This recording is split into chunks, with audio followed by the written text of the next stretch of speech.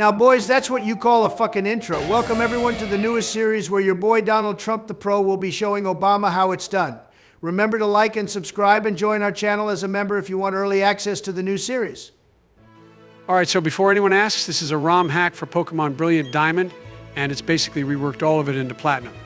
But this is actually Pokemon Renegade Platinum on the Switch, if any of you ever played that ROM hack of the original Pokemon Platinum. If that made sense to any of you. That was the most convoluted way of saying this is basically Pokemon Renegade Platinum on the Switch, Joe. It is actually a really difficult game, and I want to see if Donald has what it takes to beat it. Also, this will be a normal playthrough because Donald insisted on it being that way. This will be a normal playthrough because it is actually really difficult, and I don't think I can beat it right now as a Nuzlocke. Those of you who've played Renegade Platinum should know, but then this one is even more difficult as there's Pokemon from more regions. So it'll definitely be an exciting series for you all. And there is even a distortion world of sorts in this game, plus new battles too, and every single trainer in the game has cracked teams. We can't wait for you all to join us for this new series. This first episode will probably be released for everyone, but after that, we'll release every other episode a day or two early for members. Right, so we're back in the Sinnoh Region, boys. This has to be the best region in the series, in my opinion. I just love everything about it, plus the legendary Pokemon here are all basically gods too, which is the main reason Donald is playing this. Although getting to Arceus is not going to be easy. This game isn't about Arceus though, Joe, so I'm probably going to focus more on him for now, and then when we play Legends Arceus, that's when I'll be in full God mode. Anyway, Barry is here, and in a rush as always. And this guy is always trying to find me. Well, luckily for me, I have managed to avoid a ton of those LMAO. Of course, the most important thing to do in any new playthrough is set the text speed to fast and then set the perfect frame type too. I like the one you have, Donald, so with that aside, it's time for this new adventure to begin for real. Yup, here we go.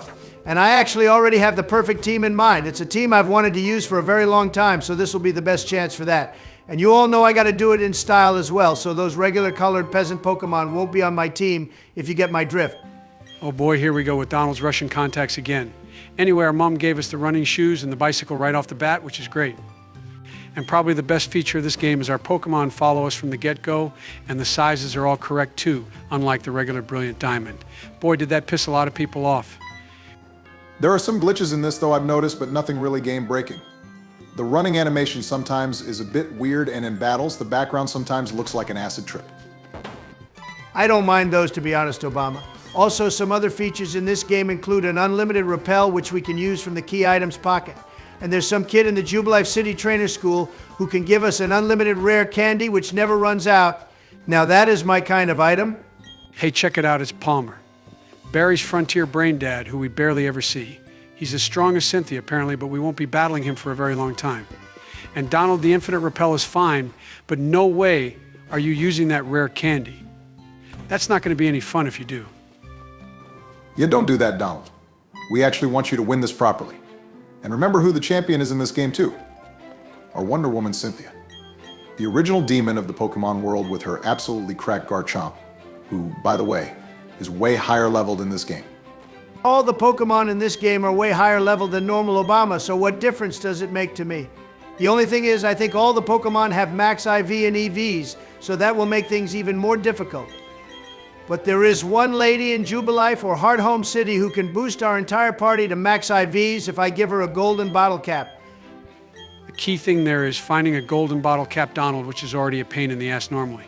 But anyway, look, we're about to get the starter Pokemon who will carry us throughout this game, so who are you going to pick?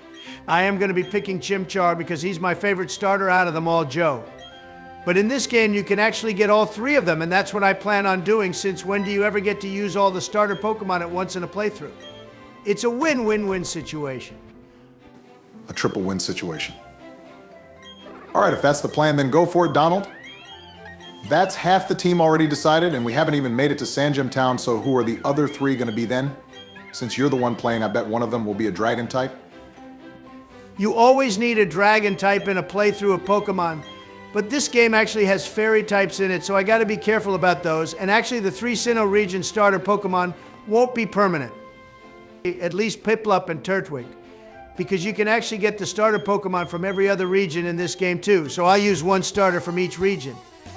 Interesting strategy, Donald. So are you going to tell us which other starters you're going to use, or are they going to be a surprise? You could let some of the viewers choose two if you like, or just pick them yourself.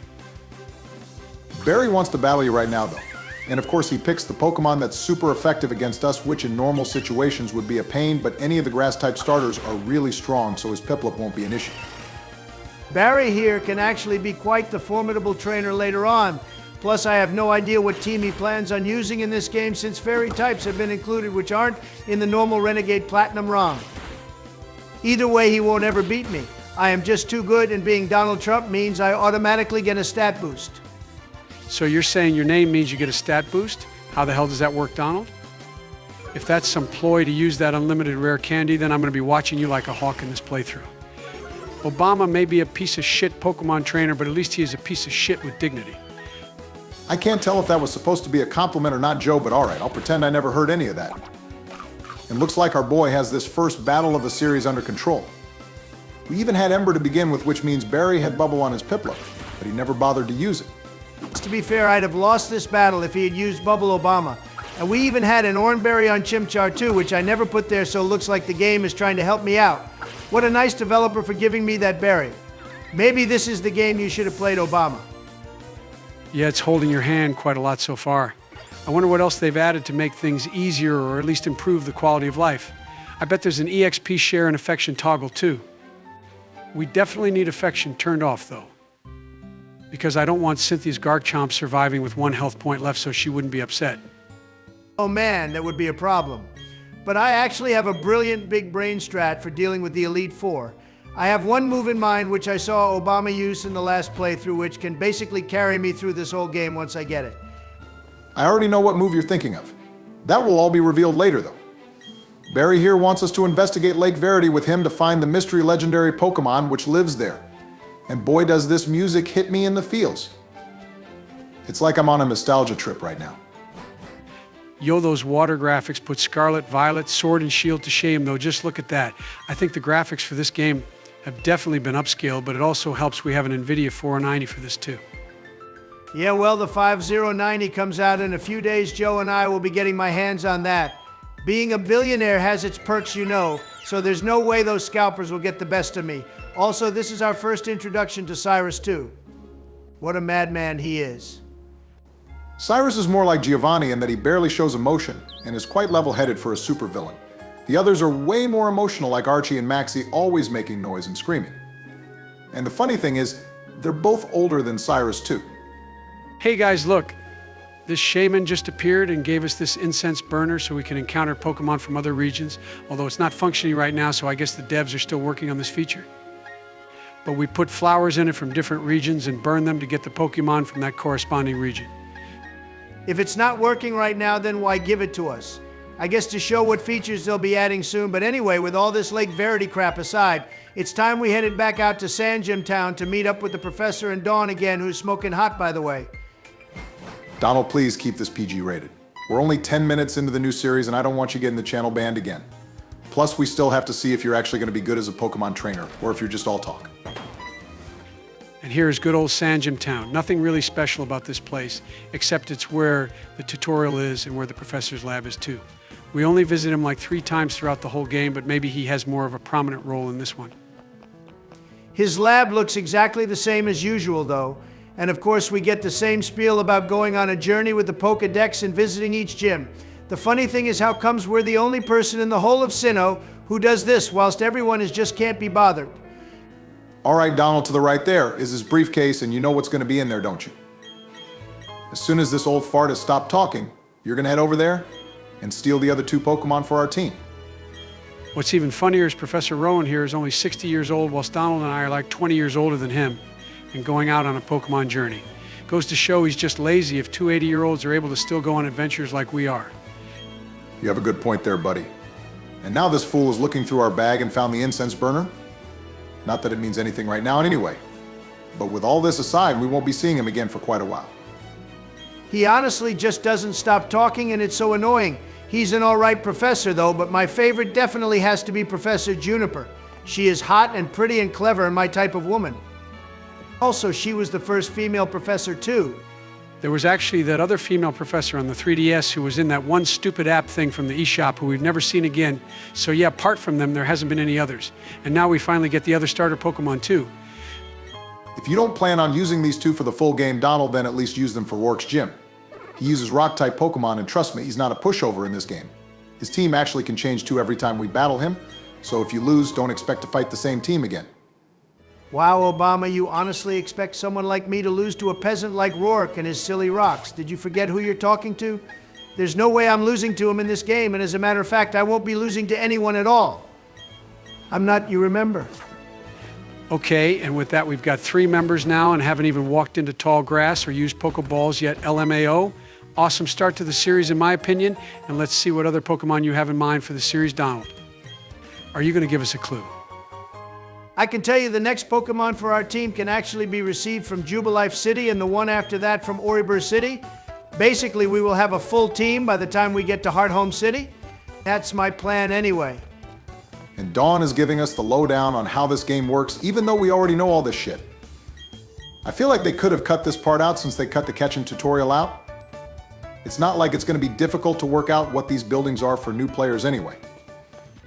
Well, yeah, but something could have changed. Dawn, however, told us to go home to say goodbye to our mom, who we will probably never ever see again until Donald becomes champion anyway. And hey, look, she has an Eevee in here too. And gave us a guidebook, which I'll definitely check out to see what's going to be new in this ROM hack. I'm sure there's other things we've missed out on. But yeah, she has an Eevee here, and I never planned on using one of these for our team since we've used it a lot before. I'll take it and just leave it in the PC box, though. And of course, Barry's mom shows up here too, since he left without saying bye to her or even taking his town map, so we have to play courier driver for this part of the game and deliver it to him. But I agree on you not using that Eevee. Saying that though, we haven't used a Leafeon or Glaceon yet, Donald. I think that's because those 2 evolutions are garbage, Obama. Why would you ever use a Pokemon that's one type only, especially Ice type at that? It has the most weaknesses out of any Pokemon, and Grass type follows up as a close second regarding that too. At least we can access our PC box from anywhere in the world, so we don't have to always run back to a Pokemon Center. That has to be one of the best features in this game and the newer games as well. Along with asking if we want to use another repel or not too. And boom, we get to choose our drips right here as well.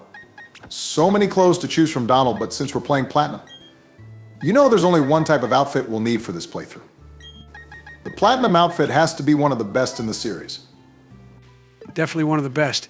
And we can even change our gender from this menu too, which I'm sure will make Donald very happy. At least all the beginning tutorial stuff is done now, so we can leave Twin Leaf Town for good. Oh, our mom just can't let us go, can she? Here she is again telling us we can walk with our Pokemon right from the get-go, though. Only if the original Platinum had this feature, then I'd say it would be the best game ever. Along with Black and White, too. Yo man, that little Chimchar is adorable. And I'm surprised there hasn't been any monkey jokes from either of you yet, by the way. What's up with that, Ben? Oh, don't worry, we're just getting started here, Obama. But hey, how about we end this first episode, boys? This is going to be a wonderful new series for you all.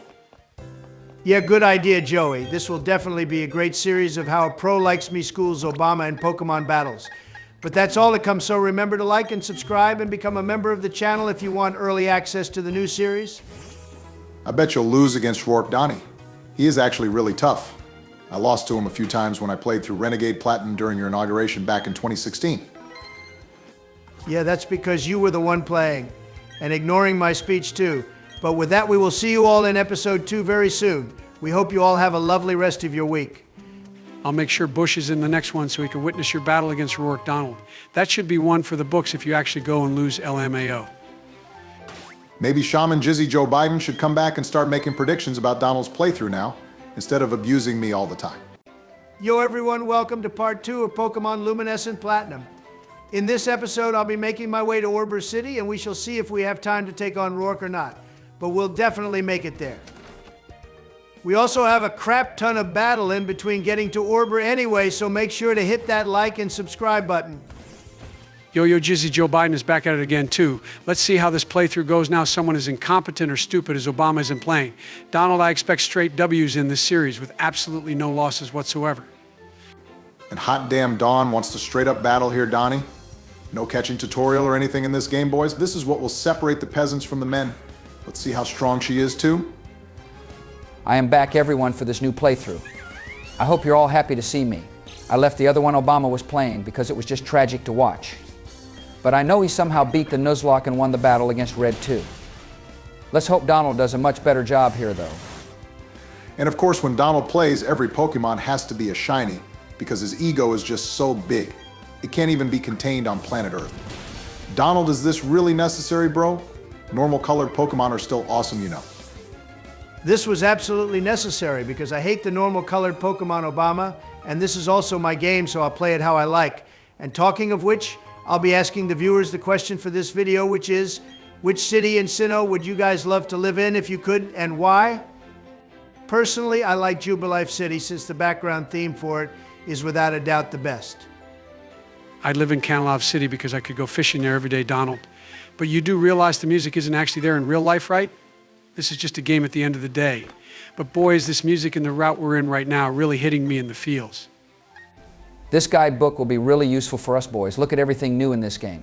Also, we saw lots of suggestions for Pokemon we should use in the comments for episode 1, but we just want to say a lot of them aren't in this game, such as Gumi. But I'm sure Donald will be open to suggestions. So apparently we can adjust a lot of settings in the Pokemon Center when we use the PC box, so whilst we go heal, you should do that, Donald. Nothing else to really see in there, but here goes our first battle of the game, other than Dawn, guys. This lass here thinks she's going to take down our boy, but she's going to in for a world of hurt. And the Pokemon are already different right off the bat, and each trainer also has double the amount of Pokemon they normally would have too. This fat furball won't be taking down my shiny overpowered Chimchar. I also need to make sure I give each Pokemon those items that boost their respective typings, so I need to find a charcoal for Chimchar. You can actually find every item in the game in this ROM hack, so that will be really useful. Those will be really easy to find, Donald, because I can whip out the guidebook for you if you like. We can use that to find items off screen and then tell the viewers where they are if they want to play along with us. Don't tell Donald though, dude. Let him find the items himself since there's so many around anyway as it is. You can even find every TM on the ground too, all the way up to like TM 102 or something. So Donald doesn't really have an excuse to lose battles in this playthrough. So far he's done well against a Sentret and a Bidoof. And I guess you can count Dawn and her Turtwig in that as well. This is a better start than Obama has ever had, that's for sure. I have a feeling everyone will be less stressed in this run. He was so mean and abusive to me, though, when I played through Storm Silver, so I still think he deserves some of that back, Jizzy Joe. You can't deny me that, and neither can you, Bush. Yeah, keep talking, Barry. Anyway, here we are in Jubilife City, guys. This theme is an absolute banger, too. It just makes me feel so happy and like I'm a 10-year-old again spending time in one of my summer estates playing Pokemon Diamond. Bet I have more summer estates than you do now, Donald. Just because you live in the White House now doesn't make you some big Don you know. Anyway, we need to head right to the trainer school to give that map to Barry. Hey, before that, though, it's our man Looker. Probably my favorite character from the Pokemon series, and they modeled him so well in this game. He even runs about hiding behind stuff again, which is really cute. You all heard it here, everyone. Obama called Looker cute. I didn't know you swang that way, man, but I guess you were married to a Michael. Anyway, he goes and spills his secret identity to us, which is quite weird if you think about it. Imagine telling some random 10-year-old kids you're an international spy. James Bond would be very different. I think James Bond would have got canceled if that happened, Donald. But off he goes running around. He's actually on the prowl right now for Team Galactic, but we're not supposed to know about them at this point. We'll be seeing more of him later on, though. He's a key part of Pokemon Platinum, so I hope they kept him the exact same in this ROM hack. The graphics definitely look way better, though, especially in this city. The lighting effects are really good, and the bloom, too. We basically have ray tracing in Pokemon as far as I'm concerned now, guys. And I also see you've managed to contact your buddies and get the other 2 starter Pokemon in their shiny forms as well. You said you weren't even going to use them for the whole playthrough, so what's the point? Because you fool, I will need those 2 to beat Rourke. He uses a full team of 6 Pokemon, all being rock types with the most busted moves ever. And I saw some guy comment in the last video that you played a harder game, Obama, and that I can't grill you. Well, that person never played this game. It is actually really difficult. Donald is coping right now. But that aside, there's nothing else for us to do here, bro. So how about we head off in the east direction and make our way to a town where there is actually things to do. You may want to live here, but it's a super boring city, Donald. At least this bozo just gives us the Apple Watch in this game, and I don't have to go around chasing those clowns and answering their stupid questions for a cookie or whatever it was. But yeah, time to head east. We have an important battle, boys. Wow, you're recording this quite late at night, Donnie. As president, shouldn't you be getting your 8 hours of sleep so you're all energized for a day's work at running our country? You'd never have caught me playing Pokemon at 1 in the morning during my term. That's the difference between me and you, though. You're a little simp from Michael, and that's all you have going for you. Meanwhile, I can run an entire country and pump out these videos for our viewers like I'm a one-man factory. I even edit these after you all go to bed, too. Time to focus now, though, Donald. Barry has patiently been waiting here for you to arrive, which is actually the most ironic thing ever. He always ends up waiting for us to battle him when he has patience issues. And on top of all that, he has a Munchlax. Well, right now he has a Pidgey, which is definitely a new Pokemon. We have to work out what Pokemon are actually in this game and aren't so time to check the guide out, I think, boys. I believe you can actually find Tinkaton in this game, which would make a fun team member. We can't get Tinkaton, yet Jizzy Joe. That incense burner needs a Paldea flower in it for that, but they haven't programmed it at the time of this recording yet, so we will have to make do with the team Donald has concocted using that tiny brain of his. Man is about to hit 5 times with Bullet Seed, though, all to take out this Pidgey, which is a big W for us. Although you're using Turtwig against a Pokemon, which could probably one-shot it with Air Cutter or Wing Attack Donald. Damn, our boy Barry here is sending out a Ralts now, too. He probably saw Wally and thought he could be like him and eventually use a Galad.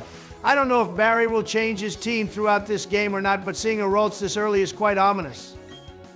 And using Turtwig again is probably not the best move, but let's see what happens. And on the point of teams changing, he definitely does change his team, like every trainer in this game can. The gym leaders in Elite Four can for sure. Damn, that Ralts was a quite pushover for Turtwig. Good going, bro. I remember using Turtwig the first time I played through Pokemon Diamond back in the day. It carried me throughout most of the game because the starter always ended up being the highest level Pokemon when you're a kid. Oh, and I forgot the trainers we battle against in this ROM hack have some fetish for using items constantly in battles. Even normal trainers have things like citrus berries or focus sash. It just makes this game all the more difficult. And you said Storm Silver was such a hard game, Obama. True, I have to be on Donnie's side for this argument, Obama. Storm Silver was only difficult because you had Kanto to deal with and mainly because it was you playing. Donald would have swept that game. He's not playing this one as a Nuzlocke to show you up. Right, of course, because that's definitely the reason why. But hey, at least he beat Barry here in his team of like 4 Pokemon compared to the usual 2. In the normal games, he'd have a Starly at this point. Right, so with that out the way, keep making your way to Orberg, Donald, and we actually have a few extra battles in this route and 2 double battles even. These battles could end up being an absolute pain in the ass for the videos, so we won't ever get anywhere if all we do is keep battling. I can cut some out, Joe, if it takes too long. I don't particularly want to sit through a full 6-on-6 battle against every other trainer because there are so many that are full teams. Even these ones right now have like 3 or 4 Pokemon, but at least they're low level. This kid has 2, but he has Pokemon from the Hoenn region now, it seems. I gotta say, though, I think generally speaking, Pokemon from Sinnoh could be considered the overall strongest, mainly because Arceus carries the whole region by himself. Joe has some solid Pokemon too, though, like Tyranitar, Lugia, and Ho-Oh. But yeah, I think you're right in that Sinnoh has the most overpowered ones. I mean, Giratina could nuke Pokemon from basically every other region by himself. You say that, but you always got that one person who comments how strong Ultra Necrozma is just because it has the light that burns the sky, which is a stupid name to begin with and a mouthful too. And Arceus can just change its type to whatever that move is weak against, and then it has no effect. So Ultra Necrozma can suck an egg. I agree with that. I don't even like Ultra Necrozma. All it has going for it is being a Nuzlocke killer. In the anime, it does absolutely nothing, and we barely see it. It just has big wings and a stupid rainbow face going for it. You guys are high in the sky saying Ultra Necrozma is bad. It is super powerful and could give the Creation Trio a run for their money, I'm sure. I'm sure it would eventually lose because Dialga and Palkia can just stop time and space around it, and Giratina would probably eat it or whatever it does. But Necrozma would hold up better than other legends. Mewtwo would destroy Ultra Necrozma. It could switch to Mega Form Y and then obliterate it. I'm sorry, but I just don't like Ultra Necrozma at all, Bush. And that's my opinion, and the opinion of the other 2 as well. Surprisingly, we all agree on something for once. Hey, check it out, guys. Donald has got our Chimchar up to level 15, and that means it's going to evolve. We're going to get Monferno now, and that will be useful for taking on Rourke since we should get some fighting-type moves as well. Here he is. The shiny monkey has become much stronger. And the best move we'll ever get on it is probably close combat and flare blitz. But we won't be getting those for quite a while anyway. For now, though, I need to find some strong fighting type moves to teach to this monkey. Mach Punch here will do for now. Although it's actually not very strong, to be honest. We also get Low Sweep soon, so if you get that before Rourke 2, then we should be Gucci for his battle. Right, this playthrough is already going so well, and I am so happy to be a part of it. And now we have our first double battle of the game, too, so let's see what these lasses have in store for us. Probably some broken Pokemon with stupid items on them is my guess. Oh boy, here we go. They have 5 Pokemon in total, which means this battle could drag on. You better one-shot these peasants, Donald. We don't have time to be sitting around battling noobs like this who won't ever get anywhere. They have a stupid Psyduck and a Spearow, so this battle will last about the same as you do with Jill Jizzy Joe. These 2 little punks are about to get schooled by a real champion, just watch. Hot damn, didn't expect that kind of slander to start appearing in episode 2, but fair play, Donald, you had an open goal there, you took the shot and scored. And that Psyduck got clapped big time as well. Shut your trap, Barry. He didn't fucking score anything. Donald is on his high horse right now and thinks he's some big shot because he hasn't lost a battle so far, and we've only gone against a total of like 5 trainers. One of them was basically a tutorial to battling 2. Now look who's coping, but sure believe whatever you want, my guy. This battle is going on longer than I thought it would, though. Somehow I haven't been able to one-shot a stupid Fearow, which, by the way, I think is one of the worst bird Pokemon out of them all. They also have a Sunkern, which is probably the worst Pokemon in existence. I mean, why would anyone want to use that piece of garbage, saying that it did survive our hits, which is quite sad, to be honest, Donald. And now it thinks it's going to start healing itself up. And their second Pokemon is a Cobone, talking about Sad Bush, that Pokemon probably has the saddest backstory ever. And then Team Rocket goes and kills one in Kanto. They go and do that to a lot more Pokemon than just Cubone and Marowak, though. No other team in the history of Pokemon has ever done that, so I'd say Team Rocket are the most brutal and evil. They have no filter, pretty much kind of like Donald. He has taken these 2 girls down to their last Pokemon, though, and it's a Marill. This Pokemon reminds me of Lyra from Heart Gold and Soul Silver, and all that does is make me feel really angry because we all hate Lyra. Technically speaking, it's an Azurill Obama, but yeah, it still reminds me of Lyra too, and she is such a piece of trash trainer. She does nothing for us, and I am so glad we don't have to visit Johto again anytime soon. Okay, boys, Donald finally made it to Orberg. Nothing of interest happened between the last battle and getting here except trainers with like 4 Pokemon each, which was so annoying. But hey, at least we can take on the gym now. Actually, I won't be doing that now, Joe, because we need to get the next member for our team, which a very special someone gives us here. Everyone will be happy to see who it is and which Pokemon it is, too. We also need to go find Rourke as well. He's hiding in his mind looking for fossils, Donald. And damn Steven is the special someone you were talking about then. And of course he's going to give us a Beldum, which will be very useful for taking on Rourke too, since Steel is super effective against rock types. Exactly, my dude. I'm playing 5D chess now, boys, whilst Rourke and his silly rocks are still playing jump rope or whatever it is he does in his spare time. Anyway, this Beldum will be very useful for my team. And now it's time to head into the mines. I assume you'll be keeping everyone in suspense, then Donald and Battle Rourke in Part 3, which is such a tease. But if that's the case, then how about we wrap this episode up and thank everyone for watching.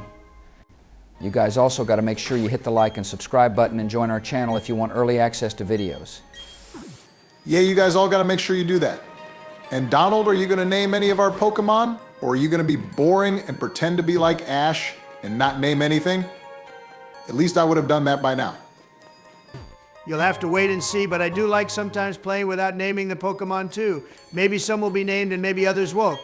But anyway, Rourke is done here smashing rocks, and I also found some cool items too. We can sell them to make bank, and then you can buy some healing items which we'll need for the battle. Right now we can only use peasant items though, so don't even think about using full restores. Yo, Rourke, let us choose a stone. I guess this would be to evolve that Eevee we got earlier, but as we're not using one, I guess I can sell this thing too. So you chose the shiny stone then. I have no idea what that does, but I guess we won't be finding out if you're going to sell it, Donald. Okay, well I'm out. See you all soon in Part 3, guys, and have a great week in whatever you get up to. See you all very soon. Welcome to Part 3, everyone. Jumping right into the gym battle with Rourke so as to not waste anyone's time, especially mine. I am a very busy man, so hit that like and subscribe button. Donald, will you also give us your plan for the battle too, bro? The plan for this battle is to take him down, Joe. His stupid rock types won't get in my way. Even if he has max IV and EV Pokemon, it won't matter to me. My team is full of shiny Pokemon, and that's all I need to win. Time to see if you're all talk or you actually are half decent at Pokemon battles. If you lose this Donald, then you may as well go switch to Yu-Gi-Oh or something. Anyway, here we go, boys, the battle for our first gym badge of the Sinnoh Region. And he's leading off with a Showdown, a super rare fossil Pokemon from way back when. This guy has mad defense stats, so you're going to have to hit him really hard if you want a chance to nuke this guy. And oh my God, this guy is kicking off the battle by eating a goddamn berry. I mean, seriously? This is what I'm talking about with how hard this game is going to be, Obama, and you think Storm Silver is so much more difficult? None of the gym leaders in that game ever used berries like this. Oh man, and he's going to chip away at our health with Stealth Rock every time you switch out too, bro. This guy isn't playing around. It's like he's using a full-on competitive team to play a normal playthrough of Pokemon Platinum. This will be interesting for sure. But hey, 1 down and 5 to go. And his next Pokemon is a Rhyhorn here. He thinks he's acting like Giovanni now using that Pokemon. You better win this, Donald. I mean, using Monferno probably isn't the best idea, to be honest, even if the fighting type moves are strong against these rocks. But Bulldoze, which he just used, is probably Rourke's most powerful move, so maybe I should have trained up some more. At least with Power Up Punch, which is a new move, we learn our attack stat gets boosted each time we use it. With that one move, you could potentially win the whole battle by just spamming it. And our attack is already really high, too. That Beldum is only level 10, though, which probably wasn't the best level to keep it at for this battle, Donald. Does it even have Steel types moves? If it does, I bet it's like Metal Claw, which is just garbage anyway, but at least we have a Grass type and Water type. Talking of which, there goes Monferno thanks to Anorith, which I bet you weren't expecting him to have, and now either Turtwig or Piplup will be the one to come and save you. I didn't even know that Pokemon could learn Aqua Jet either. I think Anorith is also part bug type, so Monferno probably was the best option, but now it's gone Turtwig might just about clutch this. The main issue we have is we can't even buy revives at this point in the game, so this makes it all the more difficult. My little shiny Turtwig did, in fact, clutch this round, though, Joe, so take whatever it was you said back. Now, I think I'm definitely in control of the battle for the time being, but yeah, that is a bummer we can't buy revives. I really need some of those right about now. Rourke has every fossil Pokemon there is for this battle by the looks of it. Now he's sent out Omeni, but since this is a water type, hopefully Bullet Seed can one-shot this, or at least get a lot of damage in. Or Turtwig can get one tap by Aurora Beam. Of course, we should have expected that. That was his counter against Grass-type Pokemon. Rourke has thought of every counter, and you went into this battle all cocky Donald. And we can't even resurrect anyone. And our man here is Knockoff 2, which does more damage if we're holding an item. Of course, you gave Piplup the Mystic Water, which has backfired against you as big-time Donald. So now what's the plan going to be? He's just going to brute force his way to victory by the looks of it, Joe. I mean, what else can he really do at this point in the battle? We can't heal or revive or do anything except hope for the best. I bet Donald is on the edge of his seat now, though. This nose pass is sure going to be annoying because it'll have Sturdy for sure. They always have that stupid ability which I demand to be banned, and as president, I'm sure I can make that happen. Either that or he will have a focus sash on his Pokemon too. Oh my God, now he has Thunder Shock to counter water types as well. Yeah, this playthrough is going to be super rough for you, Donald. I take back what I said about me having a more difficult time. This is going to be such a close battle, though. Donald has got Rourke down to 2 Pokemon left, including this nose pass, so it's anyone's guess on who's going to win this thing. I do hope you actually come through victorious, though, bro.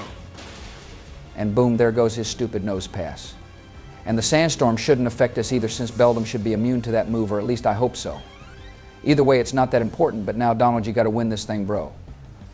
Yep, and we all know who his last Pokemon is going to be.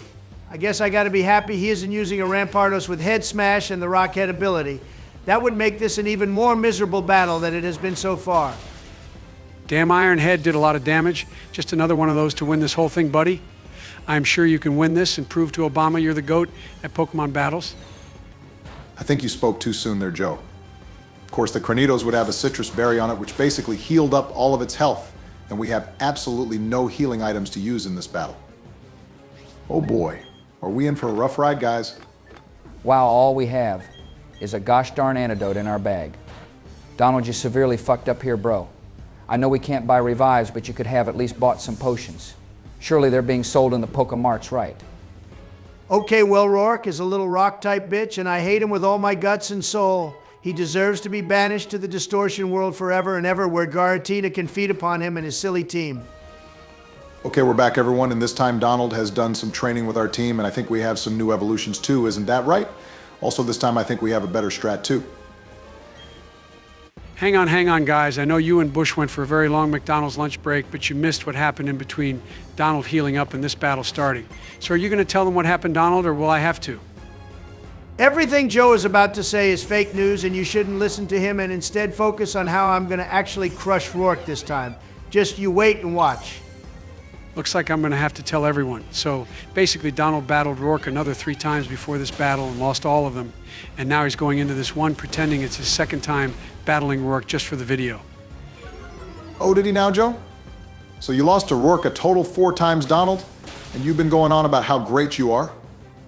At least I managed to beat all the gym leaders and Elite 4 members in red and blue in one go. But you took 4 tries to beat this fool. Listen, did you not hear anything I just said, you donkey? Everything Joe said is fake news, and all that didn't happen at all, and there is no video evidence of it happening either. I made sure to delete all that LMAO. Okay, losing to Rourke 4 times in a row is quite bad for you, Donald. I mean, Obama has a point. He never actually lost a battle, but only the Pokemon within the battle.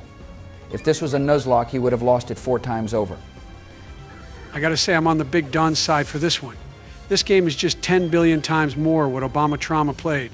I could have ultra-hardcore Nuzlocke Storm Silver with my eyes closed and being asleep at the same time. This game, however, is a whole other ball game. And here we go. I got our Turtwig evolved into Grottle. I love this Pokemon, actually, and it's going to slam its way through Rourke's team. Also, thanks for taking my side, Joey boy. I still think you're a little shit, though. Oh, we are so not glossing over the fact that you lost 4 times, Donald, but whatever. The truth is out there now for everyone to make a judgment on. In other news, Rourke's team seems to be stronger this time around. He didn't have this thing before. Yeah, and each member of his team has a counter for rock-type weaknesses. Lunatone is also part psychic type, which is not very helpful against our team, especially Monferno, since fighting is weak against psychic types. Alrighty, well, it's gone now, but I suspect if he had Lunatone, then he may also have a Cellrock on his team, too. Those two are always together in one form or another. And personally, those are 2 Pokemon which I think should have got Mega Evolutions as well. He has a Lileep now, though, which is another fossil Pokemon, but none of them are in their final forms. Actually, after beating the Elite 4 and Cynthia, all the gym leaders will challenge us again to battles. Donald and their teams will be even more broken.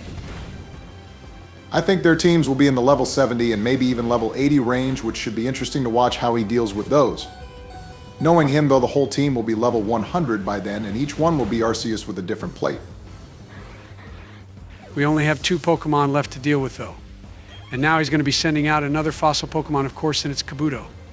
This little thing wrecked Donald in the other 3 battles. I thought you'd all like to know. Joe, can you please stop outing me like that, man? What did I ever do to you? Plus, it's like you have bipolar as well, because one minute you're on my side, and the next you're nuking my Pokemon skills in front of everyone. I mean, he is pushing like 85 years old, so what do you expect? And by the way, so are you.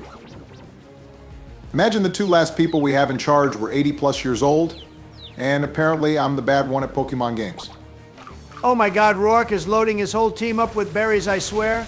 This thing just ate some random one I've never heard to try survive, when in reality all it's doing is wasting its time against me. He knows he can't win 5 times in a row, surely. Yeah, that berry was called the Rindo berry.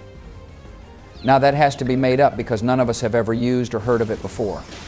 To be honest, we probably take berries for granted, as some of them are really useful for getting rid of confusion and the like without wasting a turn using a full restore. The only berry I ever remember is the Oran berry, because everyone uses those. But even then, they don't heal us up much, so using a full restore is usually always the better option. Even if it wastes a turn, it also removes status effects too. Okay, boys, as you can see, we have a Prinplup now as well. Personally, I think this is probably the worst middle stage evolution of a starter Pokemon there is, because it looks so boring to me. Like it's just a normal penguin, to be honest. Nothing special about that. Agreed, this one is dull as hell, and they could have made it look more interesting. My favorite middle stage evolution of a starter is probably Grovyle or Monferno, though. Marshtomp is funny too, and Wartortle is awesome as well. Everyone loves Wartortle Obama. But hey, talking about love, I love you more than I did before Donald for finally beating this noob Rourke. I love you as a friend, though, okay, before that gets taken out of context. And after what felt like a million years, our boy has finally got the first gym badge of the Sinnoh Region. This is sure going to be a long series if every battle ends up being like this one. And worst of all, they probably will be, because it's only going to get harder from here on out. Rourke gave us stickers too, which I guess we can attach to our balls, so when the Pokemon comes out, it looks all pretty and nice instead of the standard entrance. There is even an option for that in the settings menu as well. But anyway, yeah, well done, Donnie. You sound so happy I won Obama, but why should I care what you think? Now, though we got a heal, and then I shall be battling these reporters here to gain the next member for our team, actually who'll end up being a permanent member. This is kind of like what Obama had to do in Storm Silver to get the starter Pokemon, but at least he got the questions right more than you have Buddy. These aren't even difficult to begin with, and yet you still mess them up. It's been a while since we visited the Hoenn region, and all these questions based off that, so I can't remember them off the top of my head, Joe. I got them right now, though, which means it's battle time. And if these are Hoenn Region questions, then I guess we all know what Pokemon they'll be using to battle us. Which means I also know what Pokemon you'll be choosing from them too, Donald. The most broken and overpowered starter Pokemon you can get.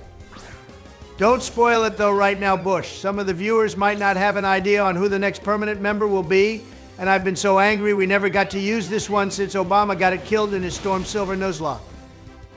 Oh boy, I know who you're going to pick then. And speaking on that, I saw some comments from people saying you should use a Spien in this series too, because I also lost that one in Storm Silver as well.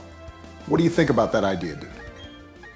We use evolutions so much already, and I find them boring now, to be honest. I also saw some people say Leafeon is actually really strong, which is fair enough, but I hate using single-type Pokemon in a playthrough, especially a game as difficult as this one. You say that, but I bet you'd have won against Rourke on your first try if you had a Leafeon, but instead you lost to him using starter Pokemon, which is just embarrassing, by the way. I sure won't be letting you live that one down. The next gym leader is Gardenia, and she's also known to be quite the tough cookie, so we'll see how Donald does against her and her cracked Roserade. Personally, I always had trouble with her because she'll have counters for fire-type Pokemon. Yeah, she can be pretty tough. Although Volkner arguably is one of the strongest gym leaders you can find in the series, so I'm looking forward to that battle. Also, Maylene in Veilstone City can also be really tough too. Her team counters flying-type Pokemon hard. None of them will give me a challenge like Rourke has. By the time we get to Gardenia, the team will be stronger, and Monferno will basically be carrying the whole team with his huge balls and fists. He is the most OP starter fire type you can get and should have got a mega evolution.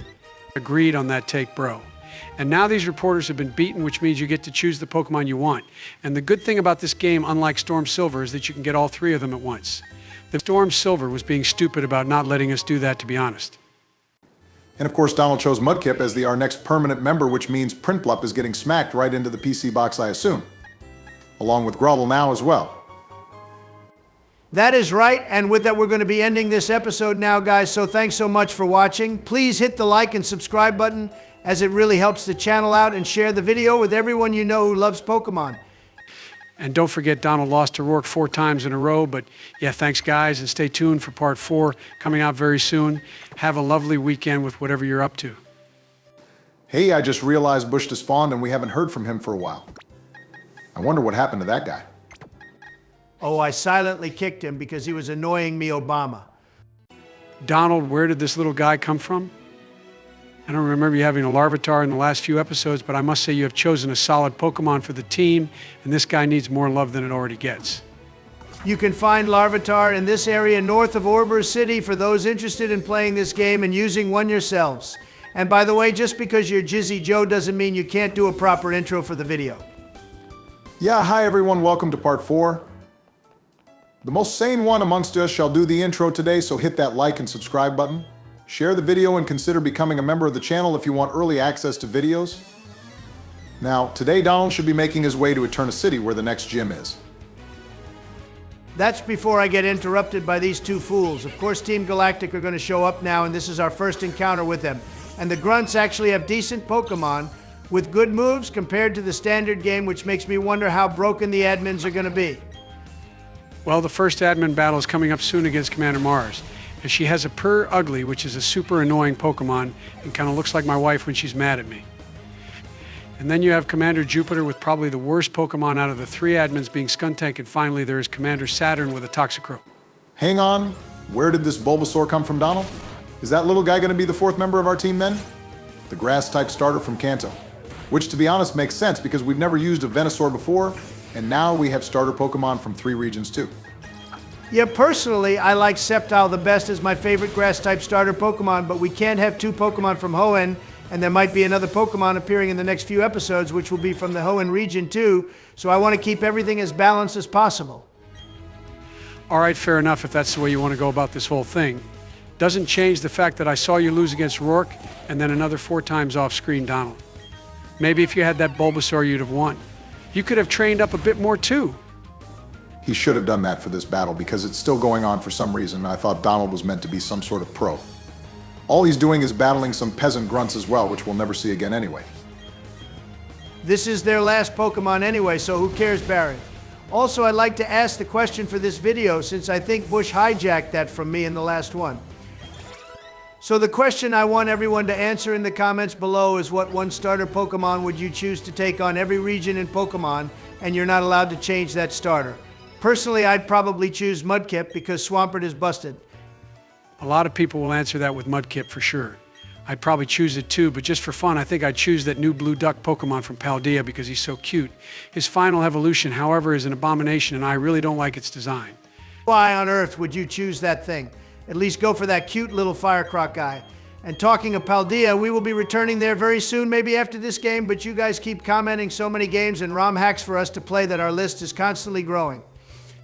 Which isn't a bad thing, by the way, but we had an ordered list to get through, and now that list is a complete mess because we can't make our minds up on what to play next. I think the best thing to do after this series is make a poll in the YouTube community section and see what the viewers want by voting. Good idea, Obama, and in other news, we've made it to Floroma Town.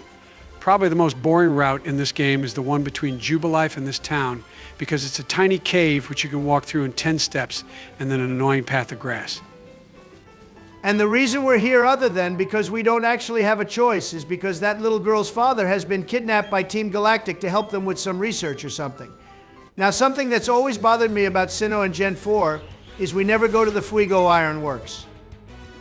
Yeah, good point bringing that up, Donald, because in the Diamond and Pearl anime, that is a major part of the Team Galactic arc where they go to the Iron Works and make the red chain out of the Veilstone meteorite. And even in the ROM hacks like this game, they never bother adding that area as a required place to go. For those of you who have no idea what we're talking about, there is an area north of Floroma, actually where we are right now, where a huge factory is. And in the normal games, you'd go there to find the TM for Flamethrower, I think. But now it's just a pointless area which does nothing for the story. It's a shame the ROM hack developers completely rejected to do anything with the Ironworks in Sinnoh, but we could always go pay a visit there later, Donald. I think you'll need Surf, though, which we won't get for quite a while anyway. Back to this part, though, and this Team Galactic grunt seems to be giving you a tough time, bro. Our man here has 3 Pokemon on his team as well, and they seem to have combined all the Pokemon each evil team has from each region, all into this game. I'm just trying to give Larvitar here some experience because being a pseudo-legend means it'll take forever to evolve into its final form. Like Metang we have too. Getting Metagross will take a while, and there's going to be another pseudo-legend we'll be adding to the team, which you'll all see very soon. Hey, our little Mudkip here is almost level 16, though, and you all know what happens when it hits that level. Our little purple boy here will be a Marshtomp, and I'm so glad we finally don't have to worry about losing it like Obama did in Storm Silver. Wow, so switching to Mudkip was a complete waste of time since that Houndour has Roar, which forces our Pokemon to switch out with another one. And of course, Larvitar is back, but at least it is super effective against fire types. This battle is seriously dragging on though, and now his final Pokemon is a Gulpin. In my experience, this Pokemon is either really easy to deal with, or it'll end up being a total pain in the ass and it'll drag the battle on even longer. Donald, you stupid gimp, why did you kick me out the last video with no warning whatsoever? You know, if I had been in part 3 till the end, I wasn't actually going to show up in this episode because I had other stuff to do, but now you've pissed me off big time. Bush, I'll happily kick you from this video too if you don't pipe down. Your voice really annoys me, and I had enough of hearing it in the last episode, but lots of the viewers seem to like you being here for some reason, so to make them happy, I won't kick you in this episode. Oh yes, the people have spoken, and there's nothing you can do about it, Donnie old boy. Now what's been happening in this episode then? Have I missed anything? Also, Joe, I saw a lot of people saying they want to live with you in Canalov City. Joe isn't here today, and it's me, Jizzy Joe. And the best thing that's happened in this episode is this evolution right now.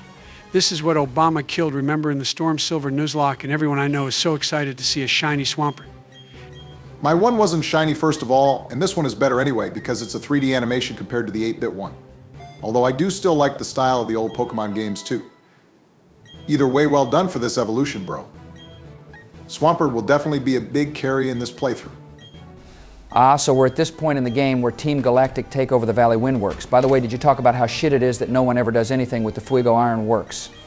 I love that place so much, and you can get the TM for Flamethrower there. Oh my God, this is why I find you so annoying, bro. You come in and start talking about things we already mentioned like 1,000 hours ago. Yes, we know about the Ironworks, and yes, we are annoyed, so shut your mouth. Yeah, Bush, you're old and a bit slow now. You're only here because of the viewers, so don't forget it. Now, Donald here has to take on more galactic grunts than back in the day. This was a single battle, but I guess it became an annoying double battle in this game. Yeah, Bush, you're old and a bit slow now. You're only here because of the viewers, so don't forget it. Now, Donald here has to take on more galactic grunts, and back in the day, this was a single battle, but I guess it became an annoying double battle in this game. Wow, and these guys pretty much fill their teams with annoying poison-type Pokemon. My view is poison types are actually the strongest type in the game, mainly due to the fact that it can cause damage to an opponent's Pokemon without needing to attack. And Toxic is just such a toxic move. Toxic is probably my favorite move out of all the Pokemon moves, actually. Before I'd have said Draco Meteor, but that move reduces the user's special attack, which isn't very helpful. And Roar of Time is also absolutely cracked, but Toxic is such a sly, stealthy move, and it definitely suits me. I'm sorry to say this, bro, but you're the exact opposite of stealthy. Sly, sure, I'll give you that, but you're more like a Hippowdon than something like a Greninja. Hippowdon as a Pokemon suits you the best in my opinion, Donald. Yeah, well, I'll let the viewers comment what type of Pokemon you are, Jizzy Joe, and wrong answers only, please. I'm sure they'll make you out to be some really stupid Pokemon, because that's what you deserve for bullying me. Donald crying about getting bullied is the most ironic thing here. And you're struggling to battle the weakest Pokemon too, dude. You have a Metang and Larvitar, but yet here we are still battling the most peasant Pokemon there is. And now they have a Ladybug on the field, which is about as garbage as you can get. If we ever do a super hard Pokemon playthrough, then we need to use that Pokemon along with a Lady Ann or Volbeat. Basically any bug-type Pokemon. One day we should use a monotype team, which means only one type of Pokemon throughout the whole game. Personally, I'd choose Poison or Dragon types. Joe would probably choose Ghost types for obvious reasons, and Obama would choose Normal types or Fighting types. Hey, what type would I get to choose then, Donald? I am still here, you know. I think the best type for me would actually be Dragon, and you can choose Fairy types, Donald. They suit you, and you had a Sylveon named after you in Colossus, remember. This is exactly why you don't get involved in our things, Bush. You weren't one of the founding fathers of our channel. Joe, Obama, and myself were the three who started it all. Hell, even Hillary and Bernie have been around longer than you have. And finally, these two bozos have been beaten.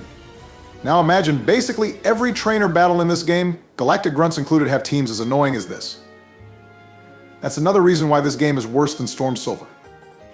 At least we can progress now, though, Barry. We got the Works Key, which for some reason those two grunts had. And now we can storm the Valley Windworks and get that little girl's father back and take on the commander who uses my wife on her team, apparently. We also got a jar of honey, too, which is used to catch the hardest Pokemon ever, which I won't be doing because I have the patience for that shit. And hey, Shaman has come to pay us a visit again, probably to give us more flowers or something. Actually, this little shaman wanted the honey that man just gave us. Which is just great because now we can't catch that Munchlax even if we wanted to. Saying that though, I think the rarity of Munchlax has been reduced quite significantly in this ROM hack, Donald. Okay, well, that aside, I made it to the Valley Windworks, and it's time to take on Commander Mars. I'm trying to avoid some of these battles where I can because they're just the most annoying things ever. Anyway, here we go. This battle is going to be tough. Yo, and that scientist person called Charon is standing there at the back, looking absolutely bewildered with whatever is going on here. I remember in the anime he had the most annoying laugh, and he wasn't even that good of a scientist either. That guy was hella annoying for sure. Each evil team has their own scientists, but I agree Charon is probably the worst amongst them when arguably Team Galactic is the most organized evil team who actually succeeded in their plan to create a new world. Alrighty, so Mars's first Pokemon was a stupid Zubat, but she has 4 Pokemon for this battle. Pretty big jump from the original games where I think she had 2.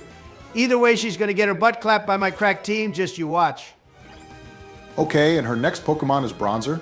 This guy can be super annoying because of Confusion or Confuse Ray, but against Monferno, he should be one-shotted.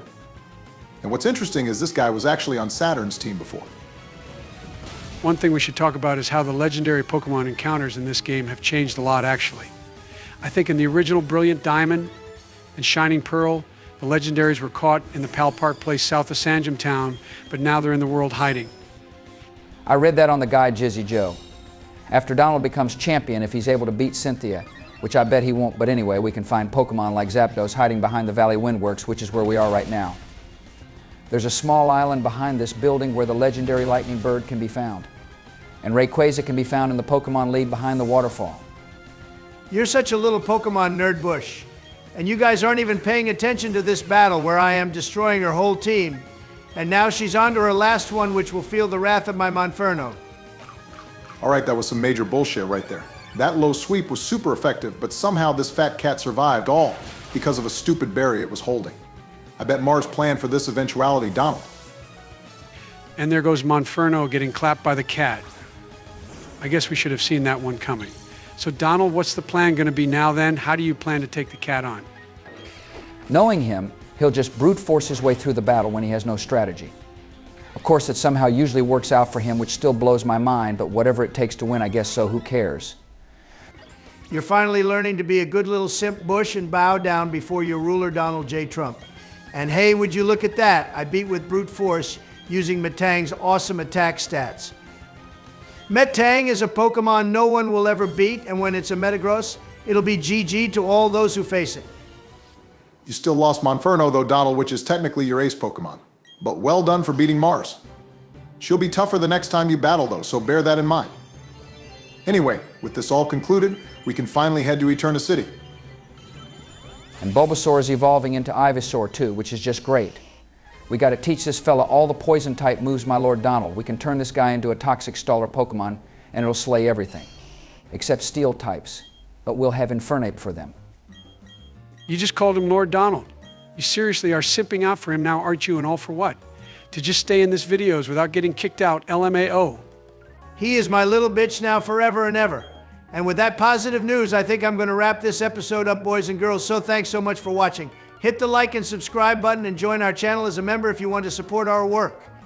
We're pumping these out for you as fast as we can. Yeah, we seriously are working hard to get these videos out for you all, so we hope you appreciate it. We love playing this game too, which definitely helps us stay motivated to keep making videos. Either way, Part 5 will be out soon. Hang On Looker is here checking out what happened in the Windworks, boys, and you want to end the videos right now? How stupid, seriously. One more smartass comment from you, Bushy, and you'll be banned from being my loyal servant and also banned from this YouTube channel. I'll send you over to another universe where some presidents are playing Hello Kitty. All right, guys and gals, hit that like and subscribe button. We're back for Part 5 of Pokemon Luminescent Platinum. This series has been going well so far without many losses, so remember to share the video too with all your friends so more people can watch a pro in action. Right, well, I saw the last video, Donald, and you lost Monferno to that cat which Commander Mars uses. That Purugly is quite a broken Pokemon, and if hadn't eaten that berry, then you'd have for sure one-shot it, but anyway. Yeah, welcome everyone. What's the plan for this episode going to be? Hopefully we're going to make it to Eterna City. But first we have to make our way through Eterna Forest, which probably has some of the best music in all the series. The music in there has an old ancient vibe to it, which really reflects how the Sinnoh region is as a place. It is, of course, where my boy Arceus lives too. We're not even going to get a chance to listen to the music though, Donald. Cheryl here, who is lost by the way, is testing your strength to see if you're worthy if taking her through this place, which to be honest, is quite insulting. I agree this is complete bullshit right now. Why do I have to battle her when she's the one who's lost? I'm not some tour guide helping this lost puppy find her way. I literally have to save the world from Team Galactic and become the champion too and take Cynthia on a date as well. Hey, right, because she's definitely going to let you take her out on a date, Donald. In the anime, Alder tried asking her out and he got flat out rejected big time. And he's the champion of Unova, which makes it even more sad. She rejected him in the region he's champion of. All right, yeah, when you put it like that, Joe, it's quite sad and I feel bad for Alder, but hey, you never know, Donald might get lucky, so to speak, LMAO. I'm not getting lucky in this battle right now, though. Cheryl is playing super cheap here and her team is also really annoying too. I hate stalling type teams unless I'm the one using them, It's small things like this that also make the game harder. If we hadn't played Renegade Platinum, I wouldn't have been ready for this battle. God damn, and she has a Whalmer now as well. How does this Pokemon even battle in the middle of a forest? Does it like just bounce about the place or what? Either way, Ivysaur will clap this fat blue ball. Apparently it floats, which is how it battles on land, Joe. In the anime, though, I never remember a situation where a water-type fish Pokemon with no legs ever battles in a land terrain. Although saying that we have seen Magikarp battle without water.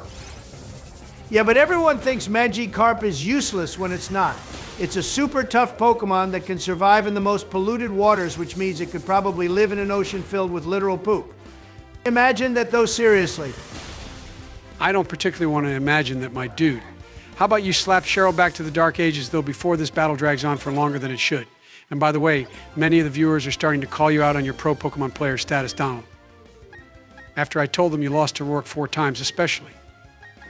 Everyone was actually really happy to see the fossil Pokemon show their true strength as well as humble Donald. Those types of Pokemon never get the love they deserve, and in the last episode, they finally got all the love in the world. Okay, we're basically 3 minutes into the video and halfway through Cheryl's Pokemon team. I thought she'd be a pushover, but she just has the most annoying Pokemon. And I bet the next person we run into like her is going to battle us with more annoying Pokemon. The next NPC like her is probably going to be Riley, Donald. Although there is Mira too in the Wayward Cave, who has the most frustrating side quest in the game, being to look for her stupid ribbon. I would even cut that whole part out because she is a whiny little bee who talks in the third person. Oh man, I forgot about her. Yup, she is definitely getting the ban hammer. And this green-haired freak is almost beat now too. But the worst part is not even this battle, boys. It's every single double battle in this godforsaken place with every member having full teams of 6 Pokemon. So I think there's a total of 48 Pokemon in the Eterna Forest alone that you might have to battle, although there are paths we can take around to skip them. Personally, I don't want to watch you take on trainers with full teams of bug-type Pokemon. That is a big agree from me, too. But hey, the Chansey got smacked, so well done, bro. I think Chanseys also give a lot of experience when we beat them, too. They're like the Audino of the Sinnoh region. I remember taking a ton of them out back in the day to evolve Zweilous into Hydreigon. Yo, Hydreigon needing to be like level 65 for it to evolve is such a joke, to be honest, though. I mean, sure, it's a cool Pokemon and its shiny form is pretty awesome, too, but no way on earth does a Pokemon need to be that high for a stupid evolution. I don't think we've ever used one in a playthrough unless I forgot about it, which is also possible. But yeah, being that high for it to evolve is probably why we've never used one. Imagine all the rare candies we'd go through for that. You dumbass Joe, we'd go through 65 of them. It's not that much compared to the amount Donald happily juices our Pokemon up with no remorse whatsoever. And by the way, it is true that if you use too many, the Pokemon won't be as strong as if you naturally train it up. Oh boy, and here we go. We avoided some trainers in here, but now we're battling these 2 psychic-type users. I forgot they had these in the Eterna Forest as well. And talking of psychic types, we also have that haunted ghost-type mansion place here too, where you used to be able to find Rotom back in the day. Maybe Cheryl is actually a ghost and she lives in there. That's my theory anyway, as we never see her again after this. But yeah, that mansion place is super cool, and that leads me on to the question for this video, which is, what ghost-type Pokemon do you think is the overall best and why? Obviously, I'm choosing Arceus with a spooky plate. Giratina is who you should have chosen, buddy. Especially since we're playing Platinum. But if you can't choose a legendary or mythical Pokemon, then which ghost type is the best? If legendaries and mythicals are off the table, then I'd probably pick Dusknoir, actually. It's a solid Pokemon. Dusclops was already awesome, and then they went and gave him a solid evolution, too. That's how it should be done. My choice would probably be Sableye, boys. You can't beat a Pokemon that has no weaknesses, and with that one I'd also choose Spiritomb. We used that guy before Obama got it killed as well in Storm Silver, in case everyone forgot. Listen here, buddy. You can't keep using this series as an excuse to bring up every wrongdoing that I made in Storm Silver. Plus, as many people have pointed out, Donald lost way more Pokemon in his Black 2 Nuzlocke. That is all fake news, and there's no proof or evidence of that happening either, Obama, so shut your pie hole.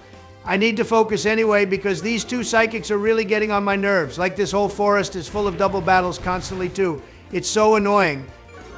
Okay, we made a cut here because the battles in that fucking forest were taking way too long, but anyway, here we are in Eterna City finally. Now the issue we have with this game is there's a crap ton of running about we constantly have to keep doing. Oh my God, tell me about it. Like usually we'd just be able to head right into the gym, but apparently Gardenia has decided to head up north, basically half up to where Snow Point City is for some random training.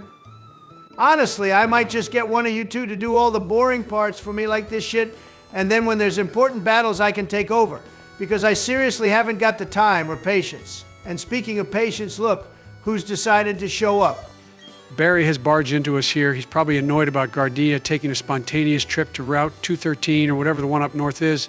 And Hey Cyrus is there too, checking out the statue of Palkia and Dialga sort of fused together.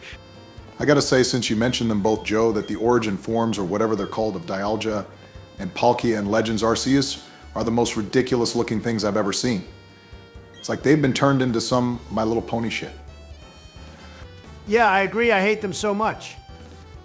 And the writing on the statue has been wiped out on it too. I guess Cyrus probably did that. Alrighty, after about 30 minutes, Donald's made it to this random house in the middle of the snowstorm. You guys didn't miss much except Donald running into wild Pokemon every 10 seconds. Because our repels won't work on the wild Pokemon when they're higher level than us. At least Gardenia is actually doing her job and has decided to leave and go back to her gym.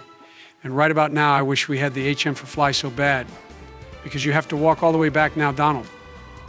And the stupid snow is so thick too, kind of like Jill was last night, that I keep getting stuck in it. It's like falling into a pitfall seat in Animal Crossing, the most annoying thing ever. Whoa, and check it out, boys. It's our all-time favorite girl, Cynthia. The strongest champion, without a doubt. And she'd slap Leon back into the Dark Ages if they ever got to battle each other. She is our queen, and we shall bow down to her greatness. Yeah, except the fact that she was completely oblivious to that Team Galactic grunt standing in front of the door right there. She may be champion, but she's not ever aware of what's going on in the world as she. Joe, don't even insult our beautiful Cynthia again. If you do, I'll drop the band hammer on your head like I did to Bush. Which, by the way, haven't you both realized how peaceful it is without him here right now? Yeah, that aside, you're in the gym now, bro, which means it's focus time again. Gardenia has a busted team like Rourke did, so make sure you don't lose to her another 4 times, please. Your street cred drops with every loss. Okay, so we're in a grass-type gym, but this stupid little girl decides to use a water type. What the hell is about? Didn't she get the memo about where the hell she is? Okay, yeah, I didn't expect this. Either way, we have Ivysaur who's going to clap this little lily pad frog thing to the distortion world. If this is the first Pokemon in here, though, I bet we can expect the others to be equally surprising. I think this is just plain cheating, to be honest, boys. How dare she use a water-type Pokemon in here? I bet then in Crasher Wake's gym we'll find trainers using dragon or grass-type Pokemon. Brock had one of these in the anime, though, and he's one of the best of Ash's friends ever, so I might give this one a free pass. And also, this Pokemon eventually evolves into Donald's favorite as well, which makes me chuckle.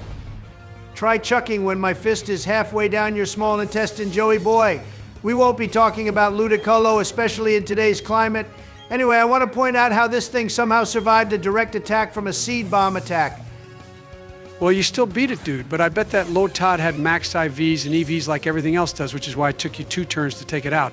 But hey, at least this peasant is actually using a proper grass-type Pokemon now instead of a cheap water type.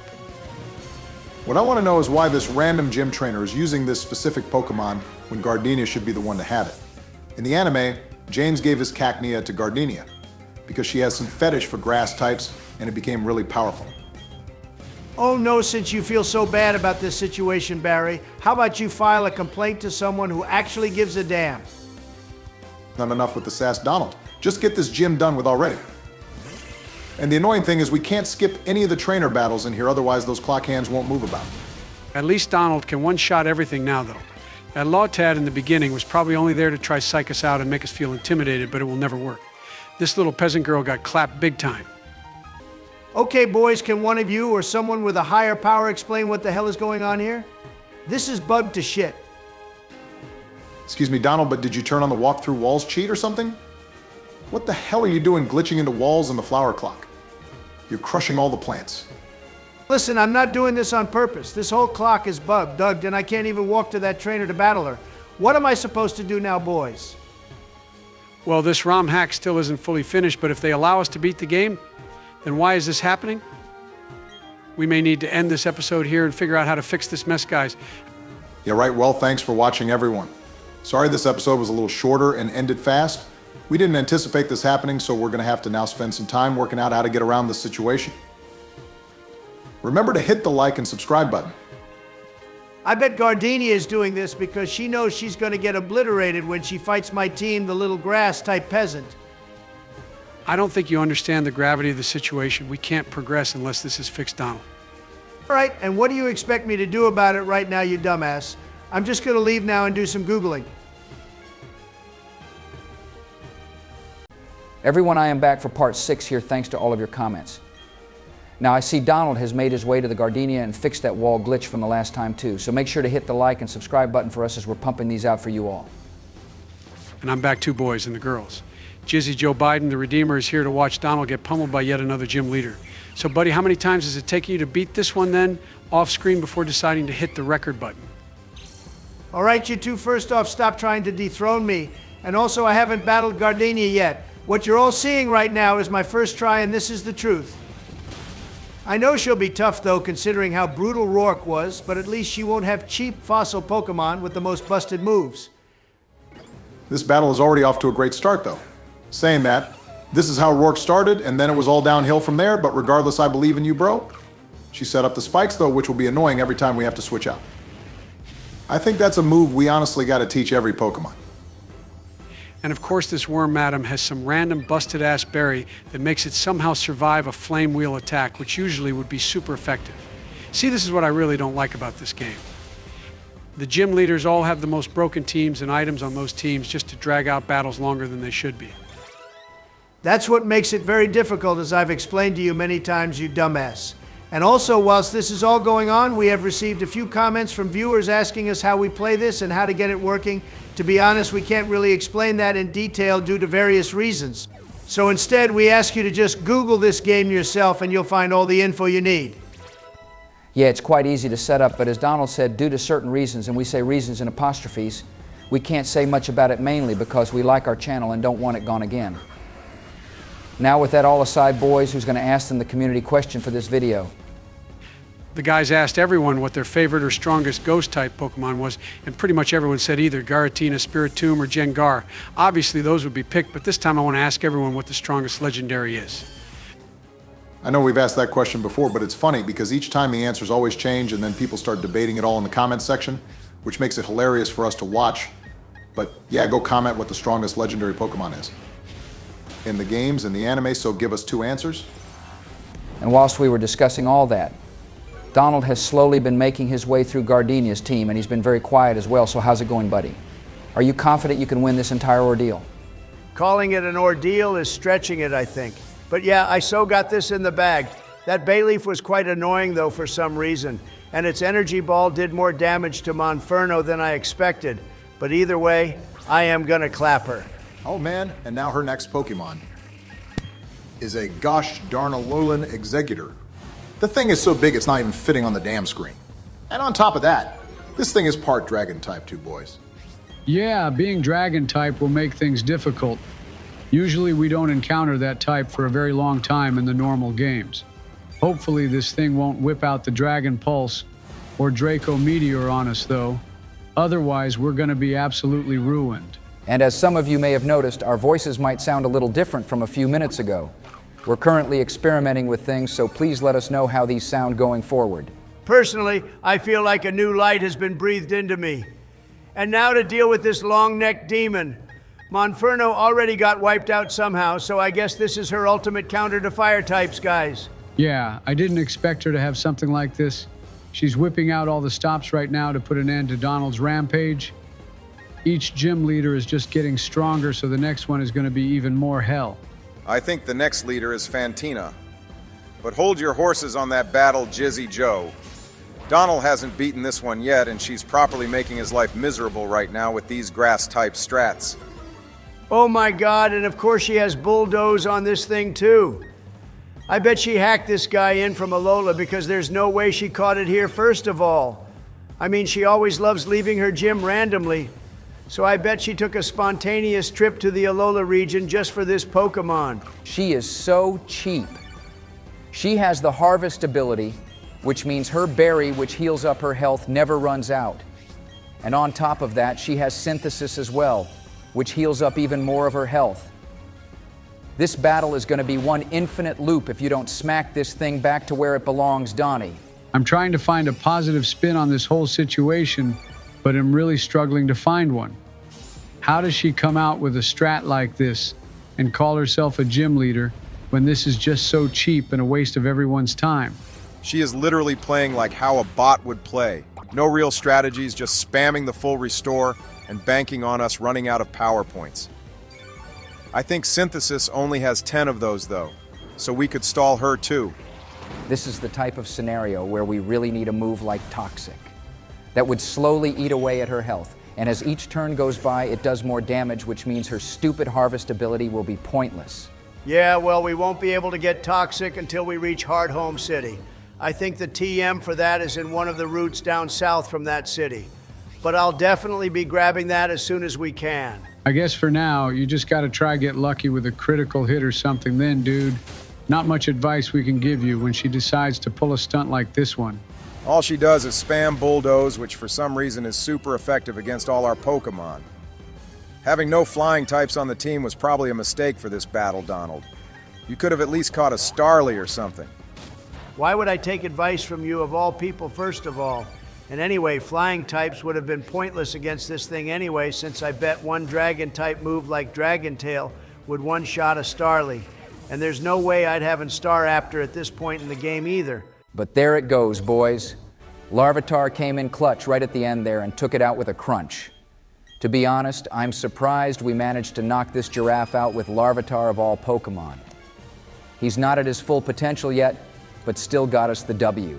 Yeah, well done, Donald. Although I still stand by my point of using a flying type in here. It would have at least helped us deal with bullshit moves like Bulldoze, and you know I'm not wrong about that. And she gave her favorite move too, being Grass Knot. And apparently that move does more damage depending on the weight of the opponent, which makes no sense to be honest. How does two silly little vines hurt a Pokemon more if it's fatter? How about we ask the fattest one amongst us, being Donald? He's usually got an opinion about everything, so I'm sure he has something to say about your point, Jizzy Joe. Ask him later because we have Team Galactic to deal with now, guys. And they've taken over this random building in Eterna City, and no one has bothered to stop them or realize. At least in the anime, Officer Jenny and her crew are always there, but in the games, all they got is some 10-year-old and looker who's not even here right now. I'm gonna smoke this little punk though, Bush. His team is complete garbage like his pathetic little self, so I'll easily win. But you have a point. No one bothers to stop them from taking over this place and scheming their evil schemes. That guy had an area dose, which as we know is probably up there as one of the worst bug-type Pokemon. Actually, it's probably up there as one of the worst Pokemon ever, along with Phione. Okay, Donald made it to the top floor after battling double battles of trainers who all decided to use full teams of 6 bug types for some reason. Like, I get this game is supposed to be challenging, but why waste everyone's time with that shit? Who cares about that Obama? Because right now, we're about to battle the second commander of Team Galactic. This one is Jupiter. And personally, I think she's the hottest one out of the 3. Although I won't include Saturn in that, since I don't swing that way. Jupiter is also arguable the strongest out of the 3 as well. Okay, so of course she's gonna lead off with a Golbot. And her game plan is most likely gonna be the confusion route with a bit of toxic stalling, since her ace Pokemon is Skuntank. I mean, if I was her, I'd do that. But let's see. I mean, you are battling a fighting type against a flying type Donald, which is your first mistake. I'd swap Monferno out right now while you still had the chance, but of course you're going to waste a super potion on it instead. Wow. And of course it got a critical hit on us firstly, and then outsped us for a wing attack too. And there goes Monferno, so yeah. Maybe you should have listened to Jizzy Joe there, bro. It's fine we have Metang, remember, with his overpowered defense stats. And did you want to know an interesting fact about Metang, boys? Steven's one in the anime knows 0 physical attacking moves for some reason. And Cynthia's Garchomp doesn't know any ground-type moves either. Steven can get away with that, I guess. And you could argue Cynthia can too because of who she is. But yeah, if I was her, I'd so teach Garchomp a move like Earthquake. The moves I remember it having were Draco Meteor, Dragon Rush, or Tail and Geiga Impact. I can't remember the last one though. Cynthia can do whatever she wants, and she'll still always win unless she's battling Ash with plot armor. But anyway, let's get back to this battle where Donald is taking on one of Joe's favorite ghost types. I don't remember saying that this was one of my favorite ghost-type Pokemon Obama, unless it was the other Joe, which would make sense. Sableye is an awesome Pokemon, though, and it just proved it by taking out Matang. Yeah, you gotta love Sableye for sure. It's one of the rare few Pokemon that doesn't have any weaknesses because of its dual dark and ghost typing. Its megaform is a bit strange though, and I never liked it. It hides behind its giant red jewel for some reason, like it's a shield or something. Instead of praising it, how about you take it out? It's now wiped out 2 of our Pokemon, Donald, and you're the pro, remember. What happens if we lose this whole battle now, thanks to this thing, and we still don't even have revives yet, which is insane. Listen, buddy, it's not my fault we can't buy stupid revives from the Pokemart yet. I don't know whose big brain idea that was not allowing us to get one of the most important items after the second gym still, but here we are. Maybe when we reach Hearthome City, we'll be able to pick some up. Fantina is sure to be annoying, but not as annoying as Jupiter is being right now. I told you she was going to be a tough battle, and normally her team consists of 2, but of course in this ROM hack, she's going to use 4 of them all being cracked as well. She has a Tangela now, and to be honest, I've had enough of grass-type Pokemon after that battle with Gardenia.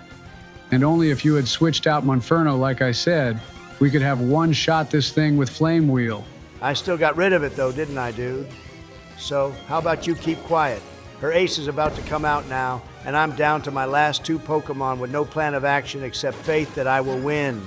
Hey, using Sleep Powder, though, was a solid W move, actually, Donnie.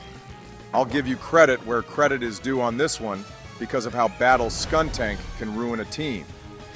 Especially this one, which probably has even more cursed moves than normal. The problem now is how long will it stay asleep for? I mean, it's good Ivysaur can probably resist Skuntank's poison moves since it's also poison type, but this thing can learn Flamethrower, which will absolutely ruin our day.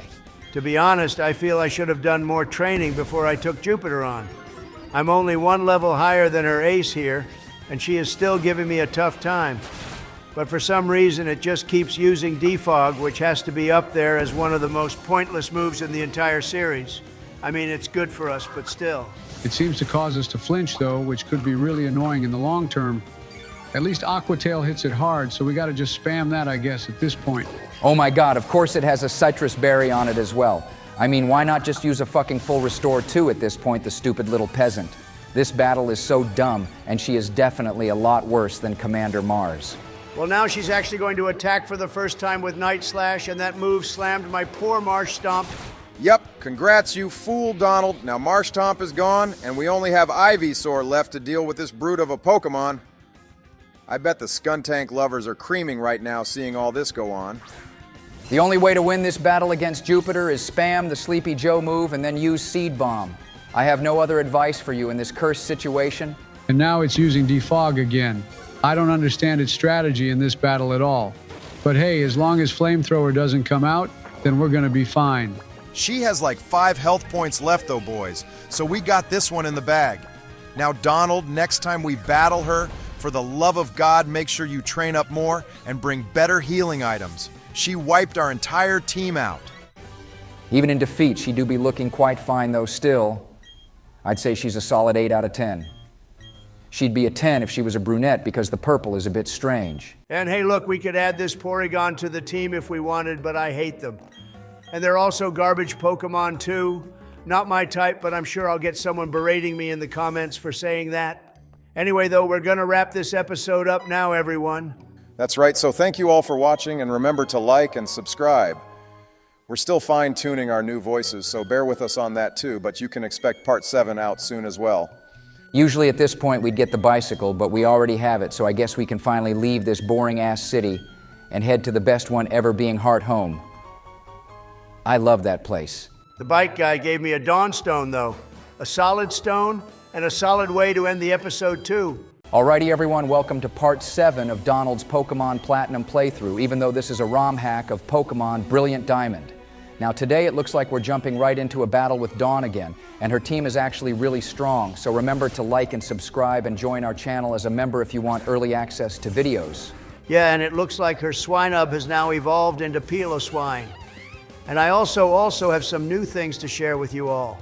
First of all, the Ivysaur has now become a Venusaur, and I also have caught a new member for our team as well, which I know everyone will love. I think I know who it is since you kinda hinted it when we went to look for Gardenia Donald. Now in this episode, we're probably going through what I consider the second shortest route in this game, which is between the one we're in now and Hearthome City. There's one tiny cave we have to get through, and then some mountain pass. Oh boy, guys, look who Don has sent out now. Donald, don't make any snide remarks, please. We want to keep the channel alive. But did you know the Pokemon Center is releasing a 5-foot plushie of Gardevoir for people to buy? Wow, and Lopunny just nuked my fire monkey. And yeah, I heard about that Gardevoir plushie. And I feel very sorry for it too, because it's absolutely not going to be used for what Nintendo probably intends people to use it for, but each to their own, I guess. I am so buying one to share with Michelle boys. She loves Pokemon plushies, and I know a 5-foot Gardevoir one is going to make her day. I might get 2 actually, so I can have one for my own. Yeah, I'm not even going to respond to what you just said, Obama. Some things are best kept quiet, just so you know. And now look, Dawn has a goddamn Clefable on her team with cute charm too. And of course, a move to restore her health on it as well, because why fucking not at this point? This is what makes this game difficult, boys. It's the fact that every trainer has some form of health restoration move, and they have no issues with spamming the shit out of it. Actually, Donald, she has a leftovers on Clefable here, which is arguably worse because it always heals up her Pokemon after every turn. Basically, you just have to one-shot this thing to get rid of it. And she's really not playing nice with you, is she, bro? Not even 3 minutes into this episode, and you've already gone and lost 2 Pokemon to Dawn. You're either actually just terrible, or Dawn is the real MVP here right now. To be honest, I think both are true. Hey, you never told us you got Pupitar as well, Donald. I guess this was part of the training you did between this episode and the last one. This guy take a very long time until it's fully evolved. And at the rate you're going, we'll never get it to be a Tyranitar if you never do any extra training. I just saw that new Pokemon you were talking about when you switched out to Matang, dude. I didn't expect you to use Bagon on the team, to be honest. It's an awesome Pokemon, though, and of course it has to be shiny, too. I think the last time we saw that Pokemon was when Obama played through Ultra Sun and Moon. Yeah, it was, but he used it like the little gimp he is, Joe. Trust me, when I have that guy evolved into Salamence, I'll show you how a real champion uses Dragon-type Pokemon. They're the hardest Pokemon type to train, and only I'm capable of doing it. We'll see about that, and I bet you forgot that this game has fairy types in it too, like the one we're battling right now. In fact. So yeah, your strat is going to have to change instead of just slamming everything you come across with Dragon Pulse or Draco Meteor, dude. You need some trap moves more than all-out attacking moves. Steel types are super effective against Fairy, though, and lucky we had Matang with Iron Head. That move already does so much damage, and our base attack stat on Matang is cracked. So I don't think no fairies will be giving us any trouble. Oh, but here comes that Bulldoze move again, which literally every Pokemon up to this point seems to have for some reason. I swear they must have all gone to see Rourke and kissed his ass for that annoying move just to make our life miserable. See, now we have Dawn using the most random item ever, being that white herb. I mean, who the hell has ever used that in a proper playthrough, because we sure as hell haven't. I don't even know what it does. The cool thing about this playthrough is we're learning about obscure items we'd never normally see or use ourselves whenever we play through a game. And I bet some of the viewers are also learning new stuff too. I think there's lots of different colored herbs as well, Joe, like a black herb or a green herb. I bet I know what that green herb is if you get my drift. But I agree with Donald, we're sure learning a lot about new items. I think some of my favorite items are the light orb for boosting Pikachu and the assault vest. Finally, we beat Dawn after another annoying battle. And by the way, dude, do you even know what the assault vest does? It's not a very common item you'd use, so why do you like it? Donald, go heal our team up first of all. And the reason I like the assault vest is because it has a cool name, Obama. I can like things for simple reasons as that, you know. Leave me alone. I'm not putting you down, you fool. It was just a simple question. And talking of fools, look, who's decided to show up again with another lecture for us? He always just appears in the most random locations for some reason, spewing the most bullshit nonsense ever. At least we got a close-up of my beautiful face there. I look awesome in my high-resolution 0-pixel drips, and we're on another side of Mount Coronet now, and this particular area is probably the most important one, as we can access Spear Pillar from here. You avoided one hiker but missed this one, Donnie L. Mayo. And since you mentioned Mount Coronet and Spear Pillar, there's more than one way to get to it, but I think this way is the most simple. There is definitely another route we could take, I think, from the Snow Point City side. Bad idea using Monferno against these ground and rock types, Donnie. This is where Marshtomp can clean up, though, and he'll be especially useful against Bertha when we get to her battle much later on. Although her ace Pokemon is that annoying Wishcash, which is also part water type too. No way the most annoying Pokemon is Quagsire, since it always has the water absorb ability and basically nothing can affect it. I always hated battling against those. Yeah, Quagsire can be difficult if you're not prepared, but I don't think Bertha has one in this game, Bush. All the Elite Four member teams have had major changes. The best one being Flint actually have fire types now instead of him having rock and fighting types like in the standard game. That was really strange when I battled Flint for the first time, and aside from Infernape, he had like a Hitmontop, and then an Onix or something stupid. Sure, there aren't many fire types introduced in this game, but they could have given him Magmortar, and they didn't even do that. That was the biggest L in the Gen 4 remakes. They didn't give Flint a Magmortar, which was the newest evolution in the original Gen 4 game. And I'm pretty sure Volkner got Electivire at 1.2. He's definitely got one in this game, though, and that's one of my favorites. Hey, look, boys, we're battling a Shuckle right now. This thing can be super toxic if you have Trick Room on it, which switches its attack and defense stats around. It becomes busted as hell, but then it also becomes easy to one-shot, so it's a risky move to use. Yo, our Bagon is actually evolving too, which is funny because we haven't even seen you use it yet, Donald. I mean, it knows shit. Terrible moves right off the bat. And I know you just let the experience share do all the work because you're lazy. But it would have been cool to see it in action before it evolved. I wanted to try get that fella up to a Shelgon because very soon, in like 10 seconds actually, we're gonna get ambushed by someone really strong and I need to be ready for them. Oh boy, yeah, I know who you mean. And it's gonna be even worse in this ROM hack compared to Renegade Platinum. For those of you who want to play this game though, we recommend installing the normal Renegade Platinum first, which you can easily find online and try that out. Oh, hot damn. So this is who you were talking about then, huh? It's Elite Four Aaron with his team of pathetic bugs. I don't know why you're making such a fuss about him, Donald.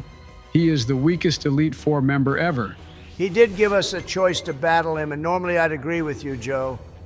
But in this game, he has the most busted team ever. And I'd say he is actually the strongest member of the Elite Four in this ROM hack, solely based upon his team's build. He also has a Drapion, so enough said. His first Pokemon, though, is trash, as we have already mentioned before. There's no love for Ariados around here, even if Aaron is the one using it. That Drapion is going to be an issue for sure, however, and he also has a Dustox, which is cracked too. Even worse than all that, he already has a full team of 6 Pokemon. They may be lower leveled than his standard Elite Four team, which in this game will be in the level 70s anyway, but still, this could ruin us if you're not careful, Donnie. You guys were all shitting on Ariados, but look how much damage Aaron's one did to me. I swear we battled one of these in the last video, which that galactic grunt had, but this Elite Four one is so broken. Our man here keeps using that bite move which heals itself up and takes us out. So Shelgon's first battle ended up being terrible. So much for your dragon type being awesome here, Donald. Why don't you just send out Monferno now, bro?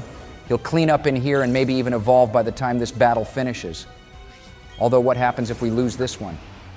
Does it affect anything, or can we just rebattle him again or something? Okay, I forgot bug types are super effective against psychic, so Metang was a bad move. And my plan was to save Monferno Bush for when I needed him most, but apparently that time is going to be now. Aaron's new team is so cracked. Wow, so it took you 3 Pokemon to basically take out one of his, and that first Pokemon was the weakest one in his team. This battle is not going to end well for you, Donald. And now imagine if this was a Nuzlocke. It would have ended with Rourke, actually. Good plan on switching now, though.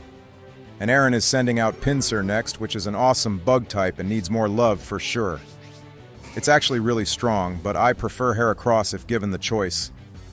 Ash had one, so it's automatically goated. Damn Brick Break did a lot of damage to us, but you managed to one-shot it.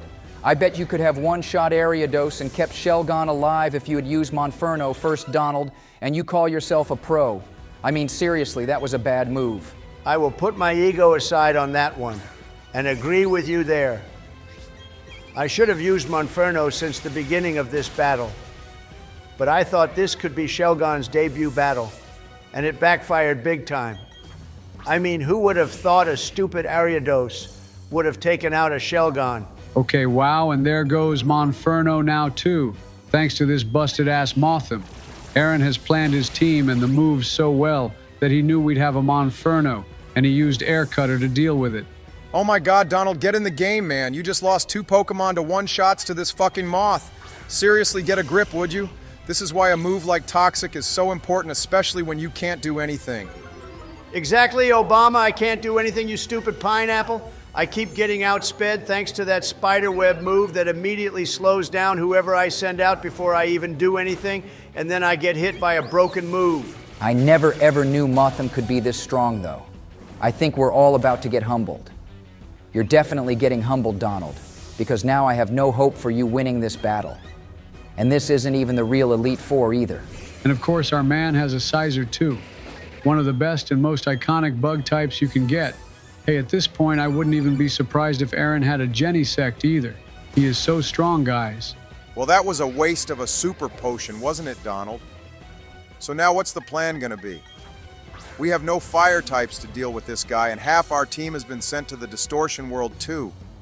We have no hope. You all may have lost hope, but I still have lots left within me to beat this punk-ass bitch, Obama.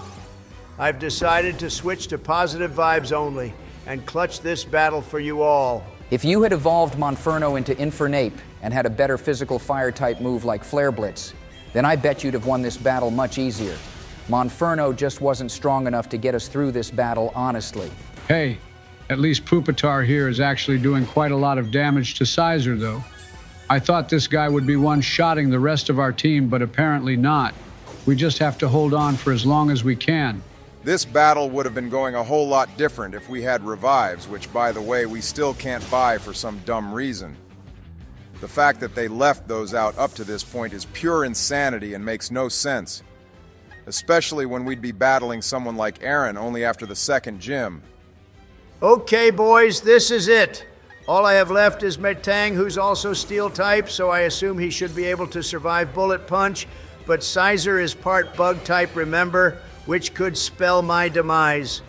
My positive vibes have also gone too because there's just no way I can win this now. At least this Zen Headbutt should be able to nuke the Sizer, but he still has 2 Pokemon left, and those are his strongest 2. The good thing is his Drapion won't be able to affect us with any poison-type moves, since Steel is resistant to that. But it's still gonna be close. And his next Pokemon was the one I was worrying about too. This Dustox is like no other bug type we've ever encountered. It makes Jesse's one from the anime look like a Magikarp too. I just need like a critical hit on it or something though, since it's actually quite weak on the defense side. But of course he'd have a leftovers on it like every other trainer. They must be mass producing those in the Sinnoh region or something. And now he's gonna restore his health even more with this crap move. Like seriously, what even is the point of battling when they spend more time healing than attacking?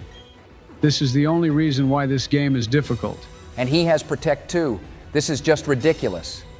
Donald, even if you lose this battle now, you have my permission to bring a level 100 Arceus to our battle with Aaron and give him the flame plate so when he uses Judgment, it'll be the last thing he'll ever see. He is pushing me to that point now for real. I take back everything I said about Aaron being strong too. He's just a little gimp who heals more than battles, and if it wasn't for that, I'd have destroyed him. The only mistake I made was not using Monferno in the beginning.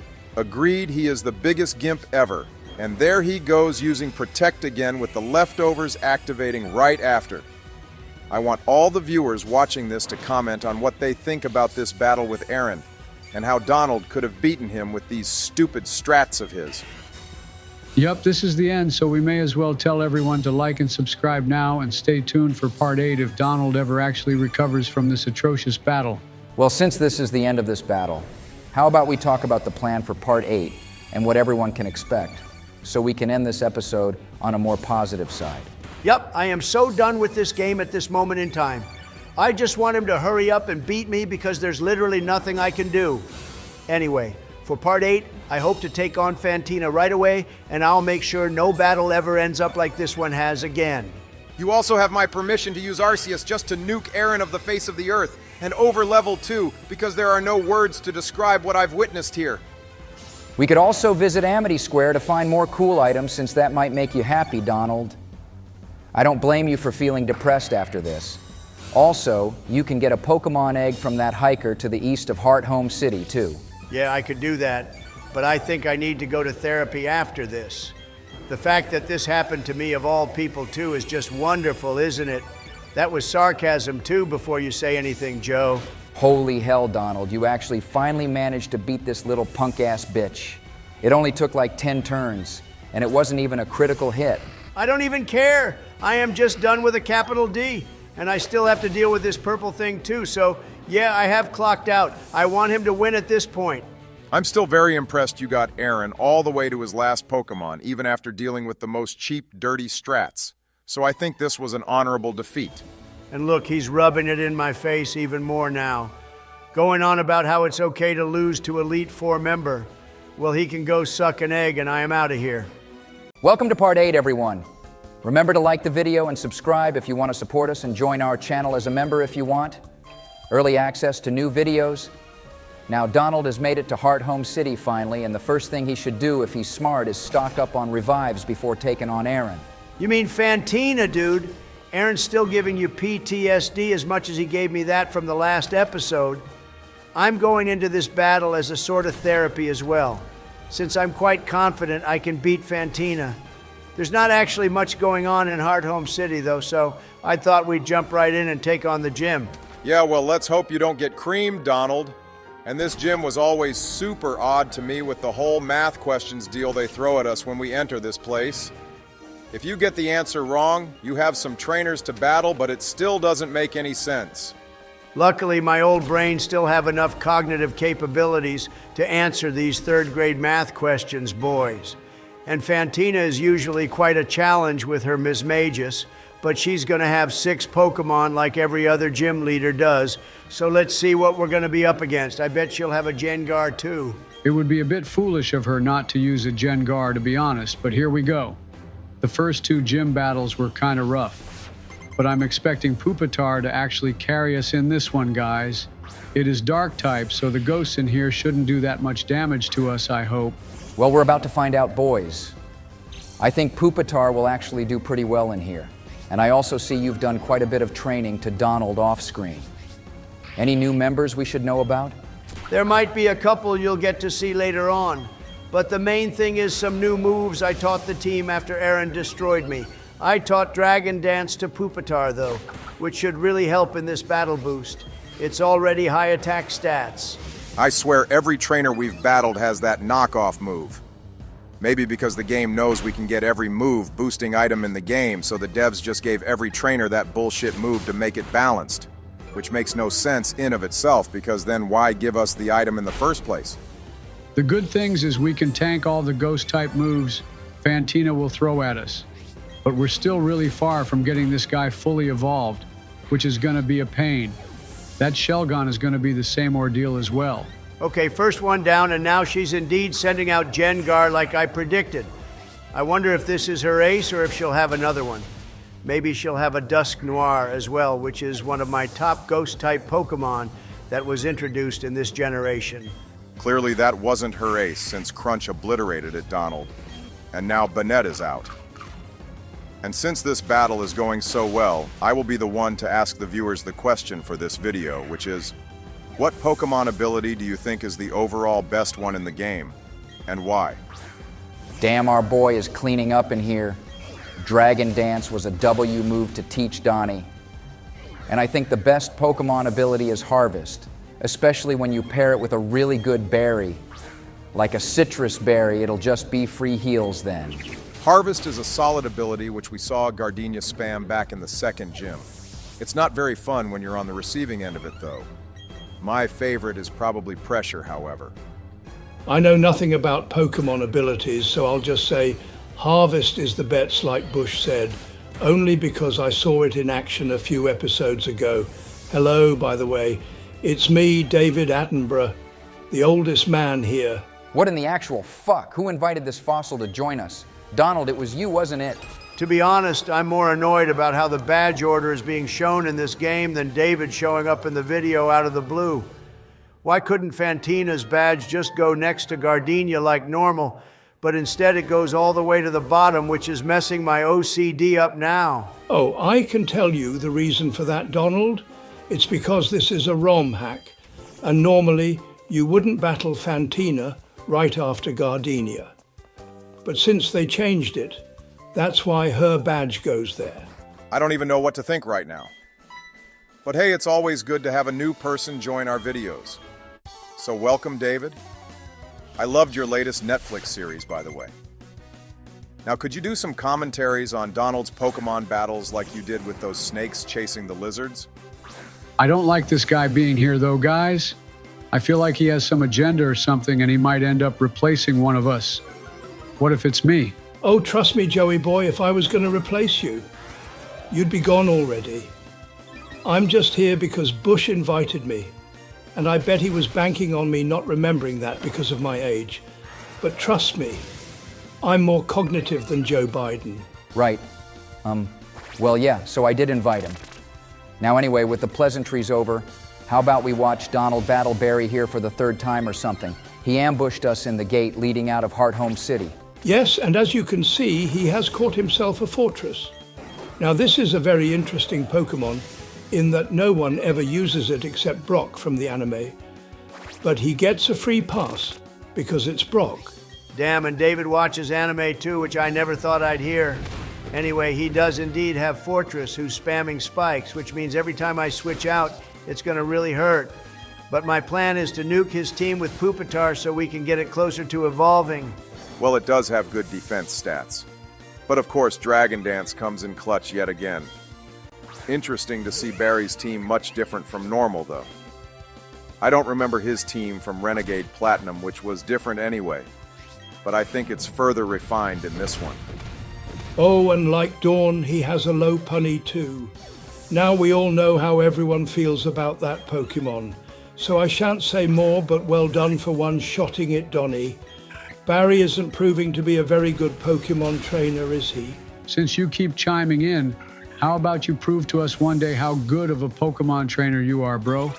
I bet you're the worst out of all of us. Even worse than Obama, which is saying something. Now, Joe, it's his first time here, so give him a break. Plus, he's considered much more loved than you ever will be too, so there's that.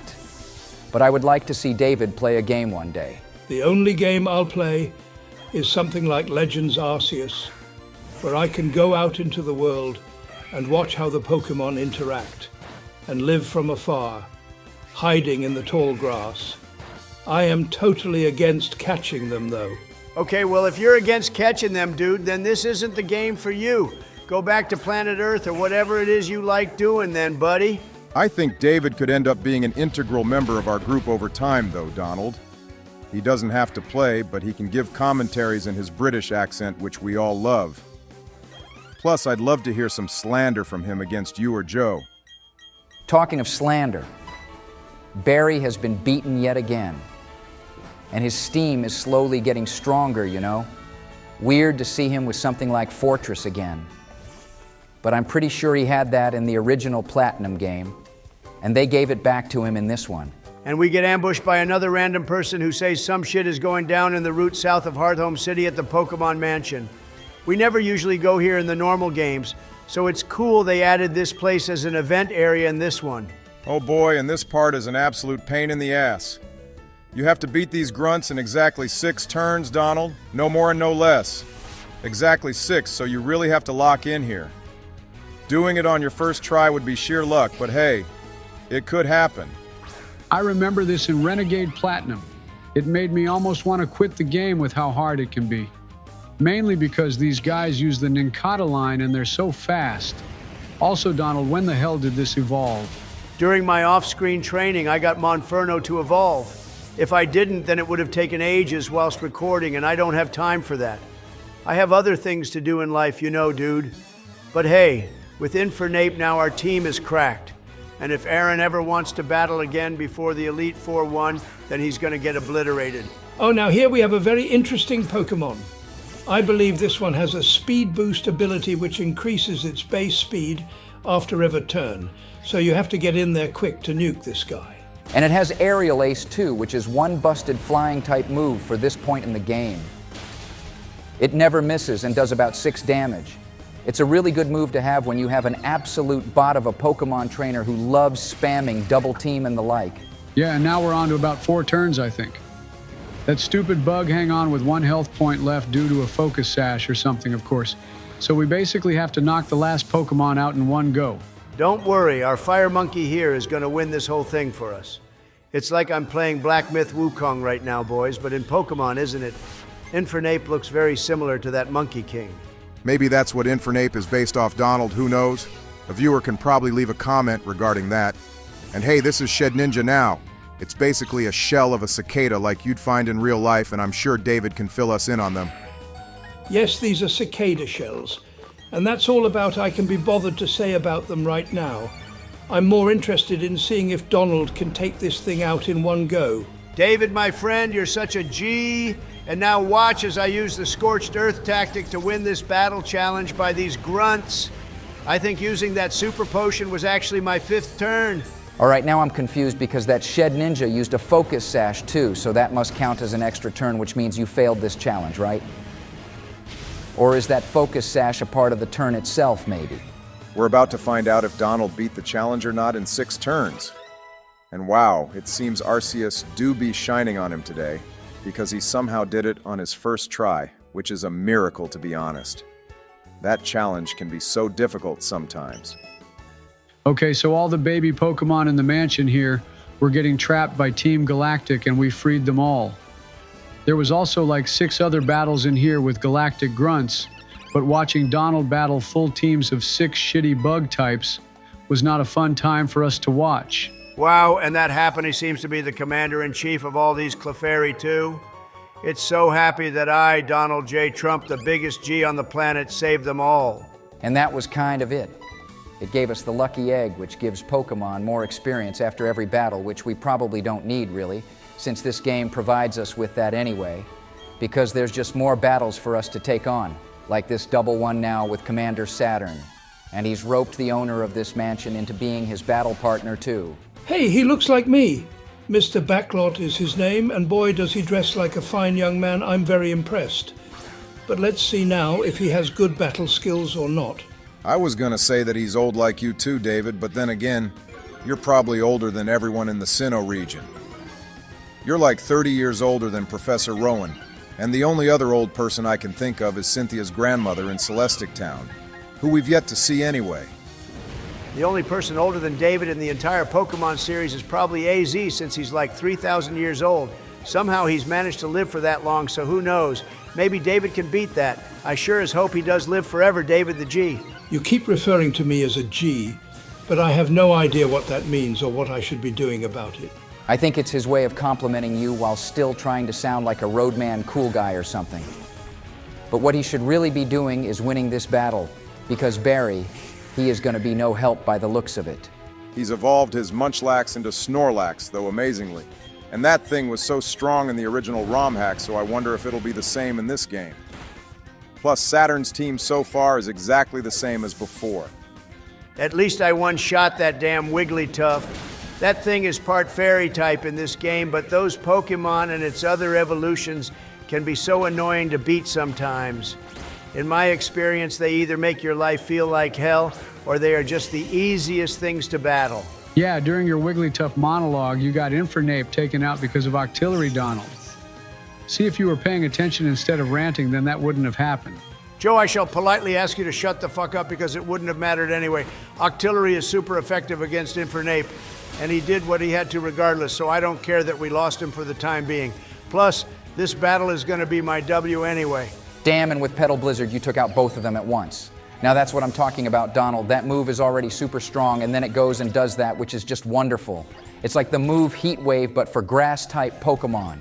Our Venusaur also has crazy high special attack stats too, so moves like Petal Blizzard will hit even harder. But I think you should also teach it Sunny Day and Solar Beam for that extra power, Donnie bro. It'll be useful against Crasher Wake too, since he'll spam Rain Dance. Rain Dance will be annoying in that battle because his float cell is so strong, and he'll have Gyarados too, plus a bunch of other busted water types that will have many counters to electric and grass types. So much for that special attack helping us boost our power of Petal Blizzard Obama. And he sent out his ace Pokemon being that Toxicroak. He even had that in the anime, and I think it can be the worst out of the three, even worse than Skuntank. I think we'll be okay though, because Venusaur is part poison type too, so we should be able to resist most of Toxicroak's attacks. I can't say the same for Berries though, because his useless team is getting absolutely destroyed. Yeah, I'm pretty sure he's on to his last Pokemon now, which is his crappy little Prinplup. There's no way he'd have won this battle by himself. No wonder he loses to Jupiter when he races off to Snow Point City the Goon. Donald has actually done really well in this battle, even though I'm upset about him losing Infernape so quickly. But hey, we do get a very special surprise for winning this battle at the end though. I wouldn't call it a very special surprise to be honest, but I won't spoil it for those who don't know. Let's just say it's a Pokemon which no one would ever use. And yeah, that's all there's really to say about that. And you won the battle, Donnie, well done. But none of you three have realized that David has just despawned or something. Did you kick him, Joe, without telling any of us? To be fair, he is like 9 billion years old, so he probably fell asleep on his microphone. But hey, I loved having him here, and I hope he comes back to join us again soon. Me too, he's great. And talking of great, so was this episode, boys. And with that, I'm going to call it a wrap. So thanks so much for watching, my beautiful people. Remember to like the video and subscribe, as it really helps our channel grow and motivates us to make more of these videos for you. Oh wow, so the surprise was a Manaphy egg. I see why you don't want to use it though. I would never. You couldn't pay me to use one bush. I hate that thing so much. The only good thing about Manaphy is its movie was half decent, but that's all it has going for it. Okay, before Donald keeps ranting, it's time to say bye, so see you all in part 9, guys. All right, boys and girls, we're on the best route in the game because it has the best music ever as well. Route 209 is just my most favorite place and makes me feel super nostalgic. Also, remember to hit that like and subscribe button too. Yeah, it was nice for about 5 seconds until Donald here decided to jump right into a battle against this ranch person who clearly belongs in Texas and not in a Pokemon game. Sorry about that, boys, but I had to use the bicycle to climb up that annoying mudslide, and there's nothing I could do to avoid this battle. She only has 2 Pokemon, though, and then we'll be in Salation Town where the daycare center is. And I see we now have the ultimate fighting type move on Infernape Donnie, thanks to your training. Close combat is one of the best moves you can get, but it does lower our defense stats by a lot, which is kinda annoying. You gotta use that move when you know you'll get the one shot, basically. Yeah, that's the way to use it, or you can pair it with moves like Reflect and Light Screen, which you should teach to Metang too. It'll definitely help us in the next set of gym battles we'll do, and the Elite Four as well. When Jizzy Joe Biden arrives on the scene, we actually get useful information from him compared when to Joe is here, and all he does is bitch about any guests I invite. I miss David, and he was a gentleman to us all. Yeah, and in this episode, I think we'll be able to make it all the way to Veilstone City and take on Maylene. And for those wondering, the next series will be Pokemon Scarlet and Violet. We need to finish those games because it just has to be done even if they're gonna be glitched to shit. Obama over here spoiling shit, but there we have it, I guess. He's leaked it now, so yeah, we'll be heading back to Paldea, and I guess Bush can actually be the one to play that messed up game because I definitely won't be. I have played them both before, Donald, and it's much improved from when you played it last. Just trust me, it'll be really fun for the viewers and everyone else to watch. I can't wait to play those games either. But we're still in the Sinnoh region right now, so we should be focusing on this game. Donald, why are you just barging into these random houses? This city or town, I should say. is one of the most pointless places in Sinnoh, unless you're into breeding Pokemon. Other than that, there's nothing for us here, saying that you could go catch every letter of the unowned Pokemon if you want. Absolutely not, Jizzy Joe. We don't have time for that shit and whoever uses them anyway. I doubt none of viewers have but talking of them. I'll be asking the community question for part 9 here of this series, so I want everyone to go comment which Pokemon type you think is the best. Boys, I just realized I had the infinite repel turned off all this time. Well, now we can spend our money on useful items like fucking revives, which I still barely have any of. This game is a joke when it comes to healing items, you know. In any other game, I'd have full restores by now, too. Veilstone City has that big department store, though, so we can go splash our cash there and pick up cool items. Everything in there has been switched about, too, so you can actually buy pretty much everything in the game except super rare items, which we'll still have to find lying on the ground in the world. Yeah, but who cares about those right now? And currently, we're here battling a ruined maniac who actually has decent Pokemon, even if they're about to get clobbered when they meet Infernape's fists. Marowak is a solid Pokemon for sure, but I prefer the Alolan one more. Its ghost and fire typing is really unique and reminds me a lot of Chandelure. And on top of that, the Alolan version looks way better too. Yeah, agreed. The Alolan one looks better. Actually, I think all the Alolan versions of the original Pokemon look better regardless of who it is. Like Vulpix, for example, going from fire to ice and turning white just looks so much more cool, don't you think? All right, I don't think you can say those kind of things anymore, Bush. But hey, it's not stopped Kanye from going on a Twitter rampage. Although I don't think I should talk more about that either. He could end my rap career even though he hates rappers now. Yeah, let's change the topic, my guys. Donald made it through that route with the most annoying battles we've had to deal with so far, and now we're in one of the biggest cities in the Sinnoh region, Veilstone City. Yeah, lots to do here. We can blow all our money in the department store like Bush said, or blow it all in the game corner, which is more my kind of thing. We could also pay a visit to Deoxys since it's living in the meteorites that have fallen here. And this random Girafarig, which is standing all by itself, possibly guarding the rocks. And Deoxys is indeed here, but we can't encounter it for a very long time to come, so for now we'll head to the gym, Donnie. Maylene is one tough cookie, so get ready for this battle. I know you've done quite a bit more training, but that doesn't mean she'll be a pushover, and her ace is of course Lucario, which everyone knows and loves. Hey, check it out, Crasher. Wake has showed up. Must have been busy training with Maylene. I bet she was having an identity crisis again, like she did in the anime. I honestly think she needs to get a grip. Yeah, she's a little B-word, to be honest. Her Lucario is more of a trainer than she is. And I'm about to make her question her life duties now as well once I beat her. Lucario should just replace her in all honesty. Well, we're about to find out how strong she is now. You guys can't deny that she was actually really strong in Renegade Platinum, so I hope she won't be a total pushover in this one. We deserve to have someone give Donald a real challenge. Bro, you be gaslighting yourself right now. I got totally schooled by Rourke and almost by Gardenia. Only since Fantina have I been on a gym battle roll, and it's not even a roll, to be honest, because that was only in the last episode. Okay, she's bloody strong. How did that brick break hit Shelgon so hard and the critical hit didn't help us much either? I mean, come on, it's a pathetic little Farfetch'd. It's not like it's the one Ash had in the Ultimate Journeys anime, which was actually a strong Pokemon. This little celery-holding bird brain won't get in our way, boys. You say all that, but it got another critical hit in a row. That's 2 now, and there it goes again, getting another. 3 gosh darn critical hits in a row. Maylene has to be cheating because there's just no way. Wow. So it took out Shelgon with critical hits, and 3 of them to boot. Well, this is just wonderful, isn't it, guys?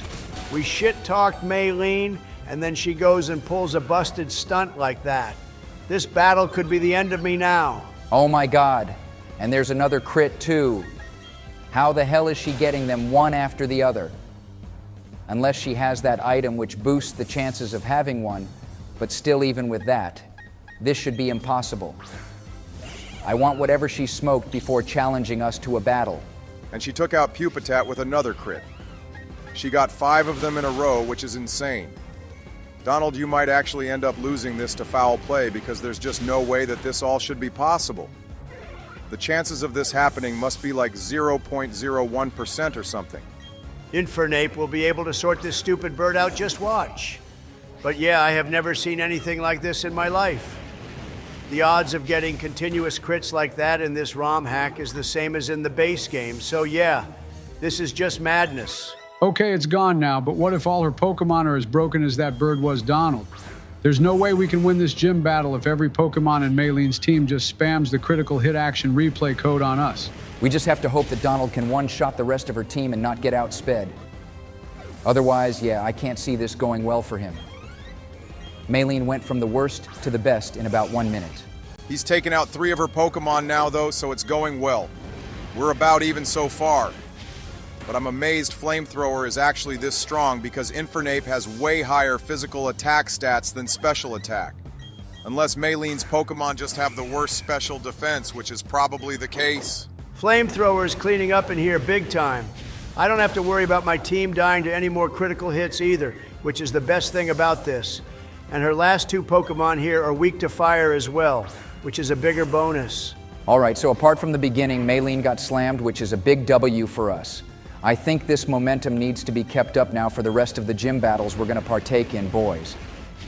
And Donald, what's your view on Lucario, and do you think you'd ever use one for the team? It's a very famous Pokemon. Yeah, I think it's a little too famous. I mean, don't get me wrong, it's a great Pokemon and a solid team member, but everyone always uses one. And then they gave it an awesome mega evolution, which made it even stronger. And of course, that led to more people wanting to add it to their teams. Personally, I find it overrated, but that's just me. That's a fair take on Lucario, I think. I'd agree with that. And hey, we now have 4 gym badges, guys, so we're halfway through our Sinnoh Region escapades. Things will really be ramping up now, though, with regards to Team Galactic. And speak of the devil, here they are. They stole Dawn's silly little Pokedex for some reason. Maybe she shouldn't have been flaunting it about in the first place, though. I mean, how does she even lose it? The good thing is her Kadabra is on our side for once, though. That thing can hit so hard and it's not even fully evolved yet. Either way, I'm confident she'll be a better partner for us than Barry, who was absolutely useless and got his whole team wiped out in the last episode. And there it goes, already getting knocked out to Skuntank. At least it one-shot that Weezing, but as we all know, Kadabra has very bad defense stats. Even worse than Magikarp, I'm pretty sure, which is saying something.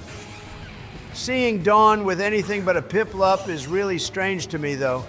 I mean, she's known to be the Piplup girl, but here she is using Torterra, which is still an awesome, strong Pokemon, but it doesn't suit her at all. She needs that cutie pie Piplup back. She's brought out the wrong Pokemon, though. Golbat there will take her Torterra out soon unless we deal with it Donnie. Maybe she isn't as smart as we thought. And also, I thought it would have been cool for Dawn to focus on contests in this ROM hack like in the anime. It would have been a cool story arc for her. And now she's decided to attack us with Earthquake even. And her attack didn't even affect Golbat, so what even was the point in her using Earthquake like that? Yeah, currently her strats are room temperature, IQ ones, and I'm not very impressed to say the least. Skuntank is also a big threat to her with Flamethrower too, so I think Dawn is better off at Pokemon contests than battles if she even attacks me. She's certainly doing better than Barry, either way you look at it. I think she's the superior trainer out of them both, but she just got unlucky in this situation. I bet she'll do better next time she battles with us. Oh God, and the bug types are back. Normally I wouldn't care because they're so weak. But after Aaron's battle a few episodes ago, I really don't like coming up against them in battles, and I'll have to deal with them myself in Paldea. You'll be fine in that game, Bush. This one is made to be difficult like this. There's no way you'll ever encounter a battle like Aaron's in Pokemon Scarlet and Violet. The games made by Game Freak themselves these days are so easy, and it'll be your first Pokemon game as well, so we won't want to throw you in the deep end. Yeah, we only throw Obama into the deep end because watching him fail is so funny. One day, though, I will have my own playthrough, and only I, Jizzy Joe Biden, shall play and not the other moron. These bozos got slammed, and at level 48, it's time for our boy Matang to hit its ultimate form Mega Evolution aside. Metagross is one of my all-time favorite Pokemon to ever exist. And if you don't like it, then you're no longer my friend and I will disown you. You can't disown something that doesn't belong to you, Donald, you fool. We're your friends, and you're lucky you even have any, to be honest. As acting president as well, we're the best you're gonna get. Without us, you'd be lost, to be honest. Damn straight Obama do be speaking facts. And yeah, we could have made a joke about what Donald said, but we won't because we're mature adults who take things seriously now, isn't that right? The real reason is we don't want to get in trouble, but anyway, let's celebrate this moment right now. We learned Hammer Arm 2, which is an awesome fighting type attack for Metagross. That move will come in handy for sure since our base attack is so high. Plus, that move itself does a lot of damage too. And hey, with that all wrapped up, how about we start ending this episode, boys, and tell the viewers to hit that like and subscribe button too. We also release videos early for channel members, so join if you'd like early access. Hang on, our man looker has showed up late again after we just beat the grunts, and he's looking around their base for anything suspicious. Now, if you ask me, owning the biggest building in Sinnoh and being the evil team running the place sure is more suspicious than this random warehouse. At least we picked up the move for Fly, which is no longer a HM in this game, since we can actually use the Poketch watch thingy to summon a Pokemon to carry us to cities and towns we visited already.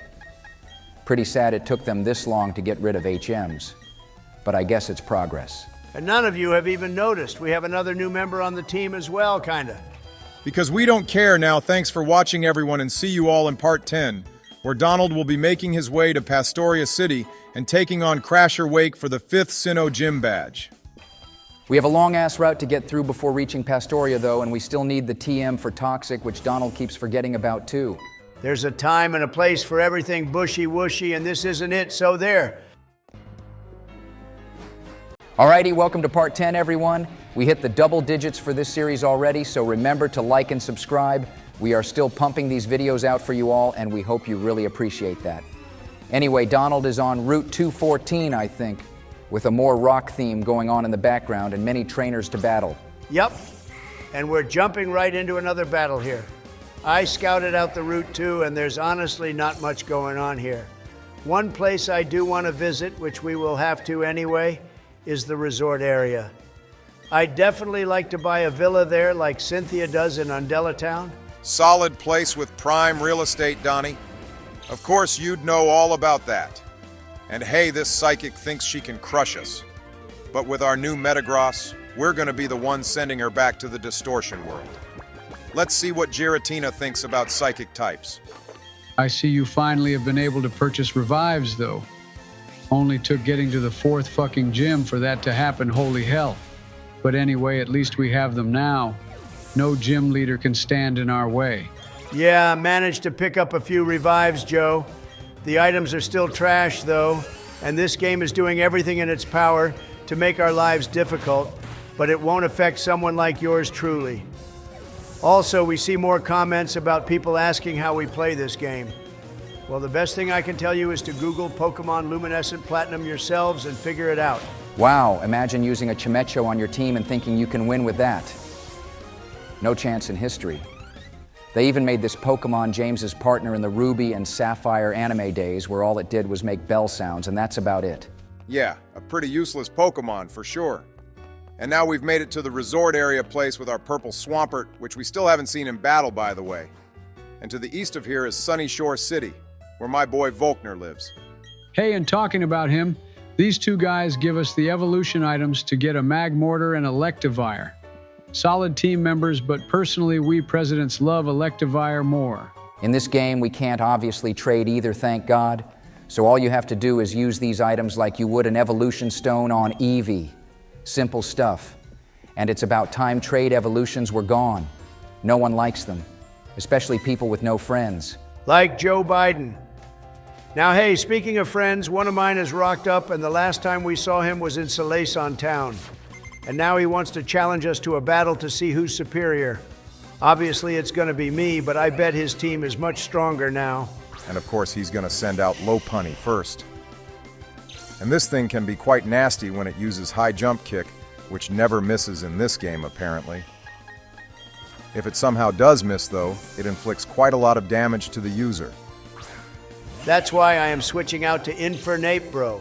Fighting types are super effective against normal types, And here's a fun fact about me. I bet none of you will see coming. I actually hate normal type Pokemon. I think they're so boring. But of course, Arceus is the exception to that. Yeah, we know Arceus is the love of you life, Donnie. But I can see what you mean regarding normal types. I mean, some great ones are Pidgeot, Arceus, of course, Watchog, and Stoutland. Watchog especially was a pain in the ass when Lenora used it. I had bad memories from battling that Watchog. Leave a comment if you also struggled against Lenora in Pokemon Black and White back in the day. Hang on, boys. Sorry to interrupt. But where in the hell did Barry get a Nidoking from? This Pokemon doesn't come from here, and he didn't even have a Nidoran back when we last battled him. So where did this come from? He must be using hacks. Well, this is where my new Swampert will make his debut. This Pokemon right here is the strongest of all starter Pokemon, and this one especially is so cracked. It'll never ever fail me, just you guys watch. I bet he's going to change his team about again the next time we come across him, Donald. So get ready for whatever he's going to use next time. It seems Barry is very unpredictable in this game. He wasn't like this in Renegade Platinum, which makes things more difficult for us. My man here can throw everything he wants at us, but he'll never win. Although Rourke actually changed his team out twice on us until Donald beat him, so you're right in saying Barry could also do the same. It seems the randomness in these games are turned up to the max. I couldn't care less because I will always win. I feel like Emperor Palpatine in this game right now, to be honest, boys. I am the puppet master here, and these little peasants think they're in control when they're just my pawns. A means to an end, so to say. Oh yeah, then what happened with Rourke's battle? Losing to him 4 times sure doesn't sound like Emperor Palpatine. He only lost once. Joe, shut up. That's all besides the point. And technically he lost twice if you include that excuse of a battle with Ray, which by the way doesn't even count in my view, but I digress.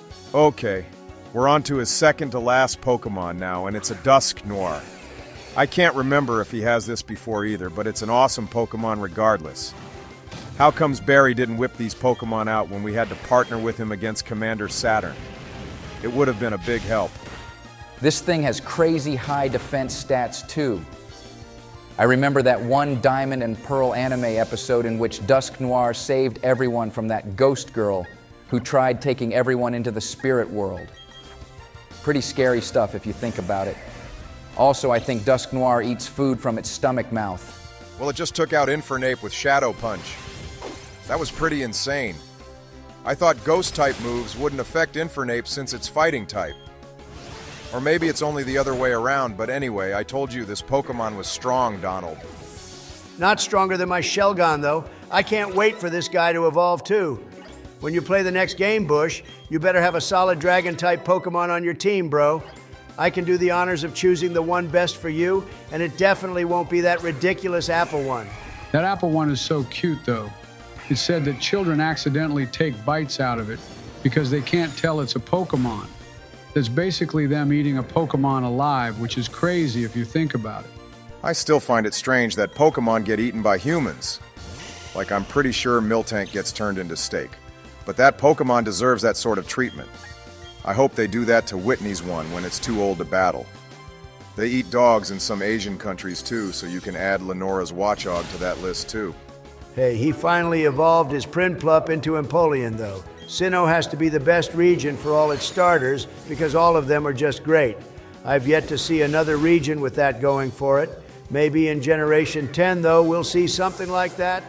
Although Legends Arceus also had a great lineup, too, even though that's also basically Sinnoh as well. And boom, he lost again, the moron. When will he learn that he'll never ever beat us or be good at Pokemon battles? And now the only thing left to do around here is taking on Crasher Wake Donald. Yep, time to smoke this guy in his float cell, which is the complete wrong size, by the way. I hope you all saw it there standing next to him. Float cell has to be bigger than that, surely. It definitely is bigger in the anime, that's for sure. But playtime's over, boys. Crasher Wake is actually quite tough in these ROM hacks, and his first Pokemon is Gyarados too. To be honest, I have no clue on how he's going to approach this battle. He might set up spikes like every other gym leader, or just stall us, or go all out on the attack. Who knows? But I think I'll still win this on my first try. I'm banking on Venusaur clutching this thing for us. Seems he's going with one of our strats, which is boosting up our stats with Dragon Dance. You better take Gyarados out before he hits us with a flying type move like Bounce or something, bro.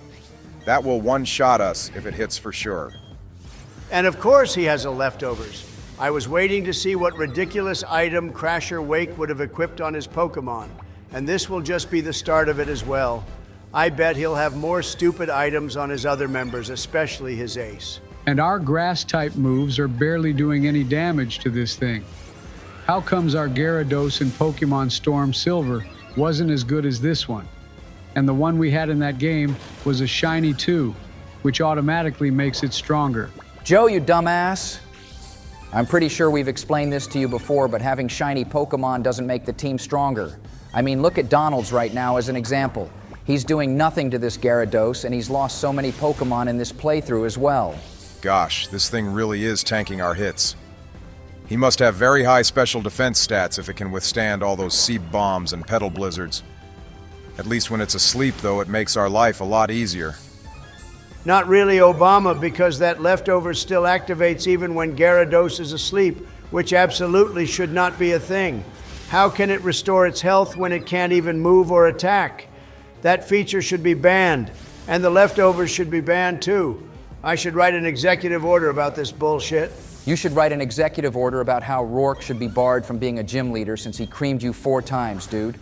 If it was me, I'd strip him of his gym leader license and make him work in the mines full time. Can't have child labor anymore, Bushy. It's not the Victorian era. And I'm pretty sure Rourke is in his 20s at least. The oldest gym leader in the Sinnoh Region is probably Byron or this fool we're battling right now. Then I'd say Fantina is next. Volkner is probably in his late 20s, early 30s. Flint is also in his 20s as said in the anime.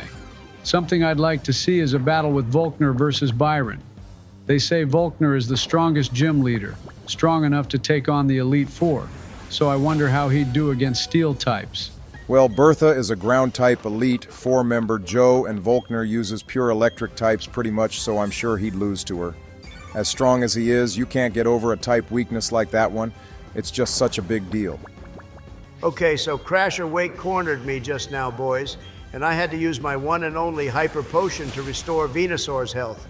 Lapras, being an ice type, also was going to be a challenge. I'm just glad Gyarados didn't hit us with any flying type moves, though. You put it to sleep and took it out, though, Donald, which was smart. Sleep Powder's turning out to be such a great move, even though you still haven't got the TM for Toxic yet, which isn't so great. That's 2 Pokemon down, though, and 4 more still to go. Oh god, Azumarill is either going to be easy or an absolute demon to deal with. I really don't like them, and remember it's Fairy type in this game, too. Donald won't be stupid enough to send out Shelgon for this battle. But you were right about this Azumarill, dude. We're gonna take it out, but it still did hit us really hard. Okay, we're slowly getting through his team, and now he has a Sharpedo. Didn't expect him to have this Pokemon, but I guess he does also for the dark typing combo. Plus it has rough skin, which is always annoying to deal with. Wow, it used Destiny Bond. And if it didn't have the Focus Sash, it would have died and taken Venusaur out with it. So he basically made a mess of his own strat by having that item. Although I don't know if Destiny Bond also works beyond the turn it's used. It doesn't, Donald, so yeah, he properly messed himself up there. I've never seen a gym leader more stupid than Crasher Wake here. And I think we also may have found a bug, sort of, so if any of the devs of this ROM hack are watching, you might want to sort out this Sharpedo. That definitely wasn't supposed to happen, but hey, it's gone.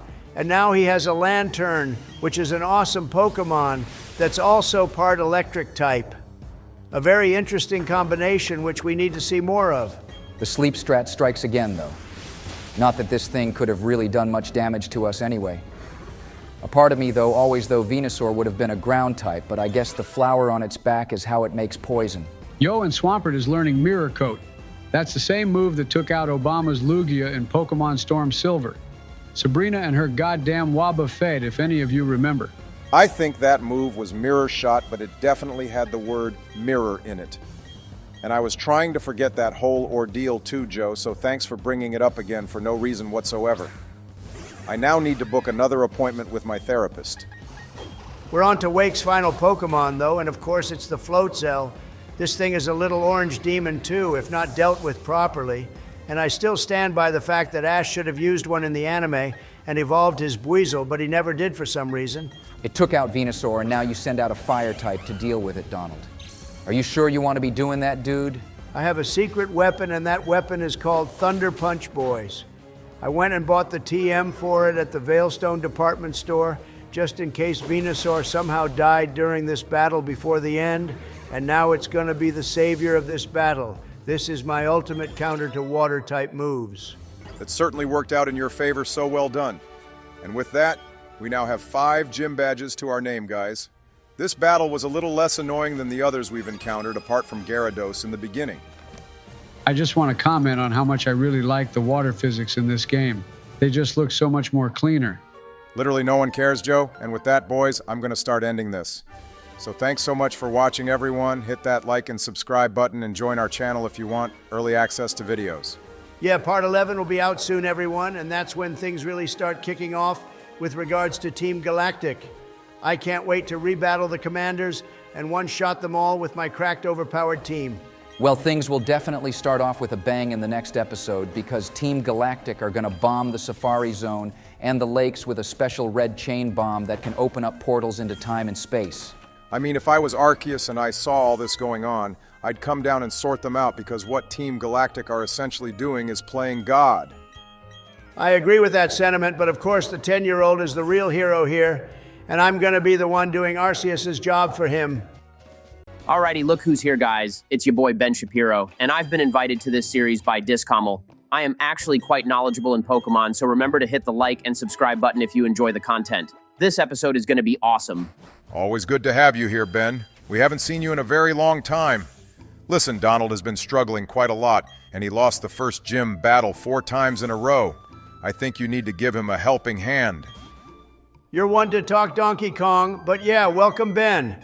And as you can see, we're currently in Celestic Town. This place is boring as hell, and the route before it is just the worst with all that fucking fog. Seriously, what even is the point? But all that aside, Cynthia's grandmother has me saving the town from Team Galactic. And I see Shelgon is now a fully grown Salamence. Nice job getting this thing fully evolved, Donald. With this guy, our team is almost complete, isn't it? Or have you got any more surprises for us? Nah, nothing really special at the moment, Joe. We just be chilling here, and I have been training really hard off screen, as well as recording and editing, trying to get these videos out for everyone as fast as possible. And on top of all that, I'm running the country too. So yeah, you could say I have my hands full. Well, I see we're already on part 11 of this series. You guys have been making great progress throughout this game. And by the way, I saw Obama's Storm Silver Nuzlocke, and boy, you should have called me. I'd have given you a lot of help with no abuse, my guy. It's fine, Ben. That game was really hard anyway. There's probably not much you could have done. I mean, the other 3 were giving me hints now and then, but I had to do it all by myself. And I did, in fact, beat Red in the end and still had 2 Pokemon left, too. So, yeah, I think I did quite well. Keep telling yourself that Obama. You did quite the opposite of well, in my view. Regardless, though, Donald is destroying this grunt, and can someone explain to me why Team Galactic is even here to begin with? I understand there are some ruins here, or something, right?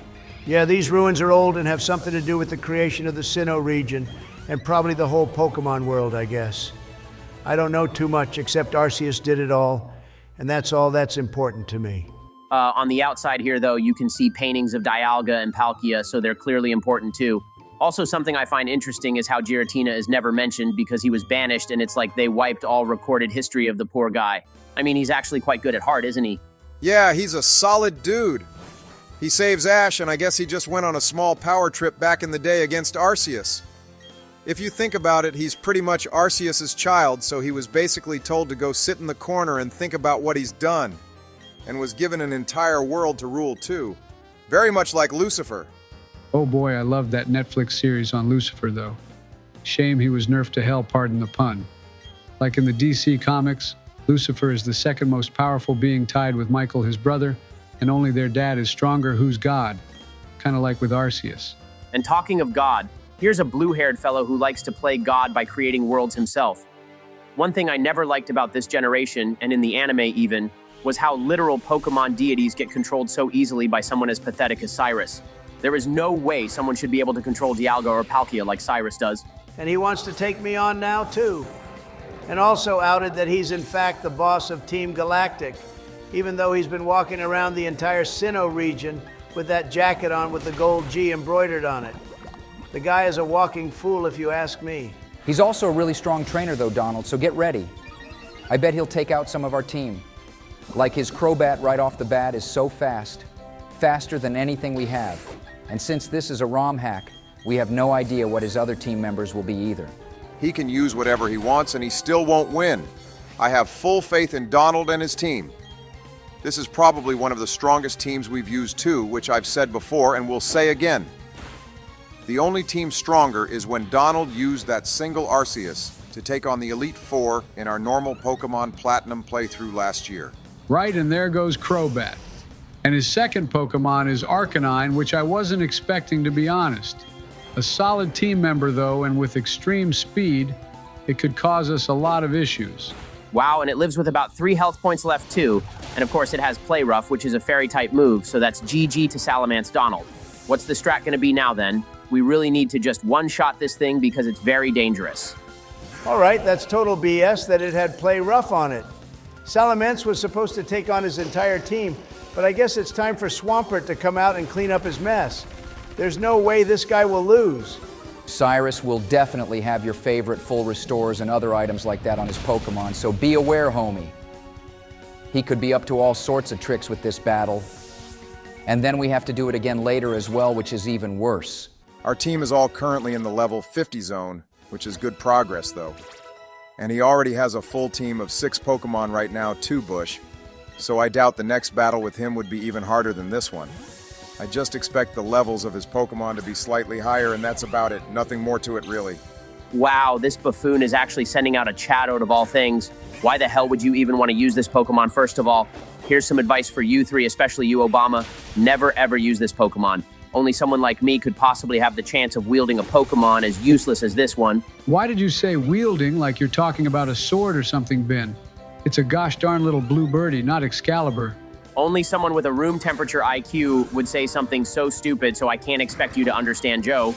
Now, this next Pokemon is perfect for you, Donnie. This Honchkrow is gonna be a challenge. The moves this one has is so broken. And it one-shot Infernape with Drill Peck. And on top of that, it has Moxie too, which boosts its attack stat after either every turn or after taking out a Pokemon. Either way, this thing is gonna be a problem for us. That rock slide would have taken it out for sure. But of course, it just had to miss, didn't it? Boy, are we going to be in for a rough ride now. But hey, Pupitar might have the best chance of taking this thing out now, since it will resist the dark typing. So your rant about Swampert being so strong was all fake news then, huh, Donald? So now what are you going to try to do to beat this thing then? Its attack is constantly getting boosted. It's taken out 3 Pokemon all by itself, which is actually insane. I told you this thing would be a challenge. I know your plan to use Thunder Punch with Infernape would have probably worked, to be fair, Donald, but this bird just had the better speed going for it. I'm placing all my bets on Stone Edge. And boom, there you have it. If this move hadn't it, then I don't know what I would have done, to be honest. Honchkrow probably had some other move to deal with me like this, and then that would have been the end of that. Taking out 3 of our Pokemon, all because of Moxie, to be honest, was pretty mad if you think about it. We need a Pokemon like that on our team, instead of you going the brute force route with no strategy at all. He has a Magnezone now too, which is a nice surprise. The only surprise was it using Flash Cannon to one-shot Pupitar. And it wasn't even a nice one too. So now Donald has lost 4 Pokemon in this battle against Cyrus. Seems he's just the same amount of annoying in this ROM hack as he is in the standard game. The perfect time to test out Hammer Arm, though, and it's super effective against steel types. He only has a few Pokemon left anyway, so I know we've won. But still, this was a major loss on our end. And our man is trying to stall now with paralysis. How annoying when he only has 2 Pokemon left anyway. By the way, I don't even think we've asked the viewers the community question for this video. So how about you do the honors today, Ben, as our guest? For sure, Donald. So boys and girls and creepy old men who watch Pokemon videos, go comment what type of gym leader you would be and what your team would be too. And every gym leader needs an ace, so comment that as well. I'll make sure to shout out our favorite one in the next video for everyone to see. And Cyrus is on to his last Pokemon, and of course it's Weavile. A really, really fast dude who is super effective against Metagross Donnie, so be careful, please.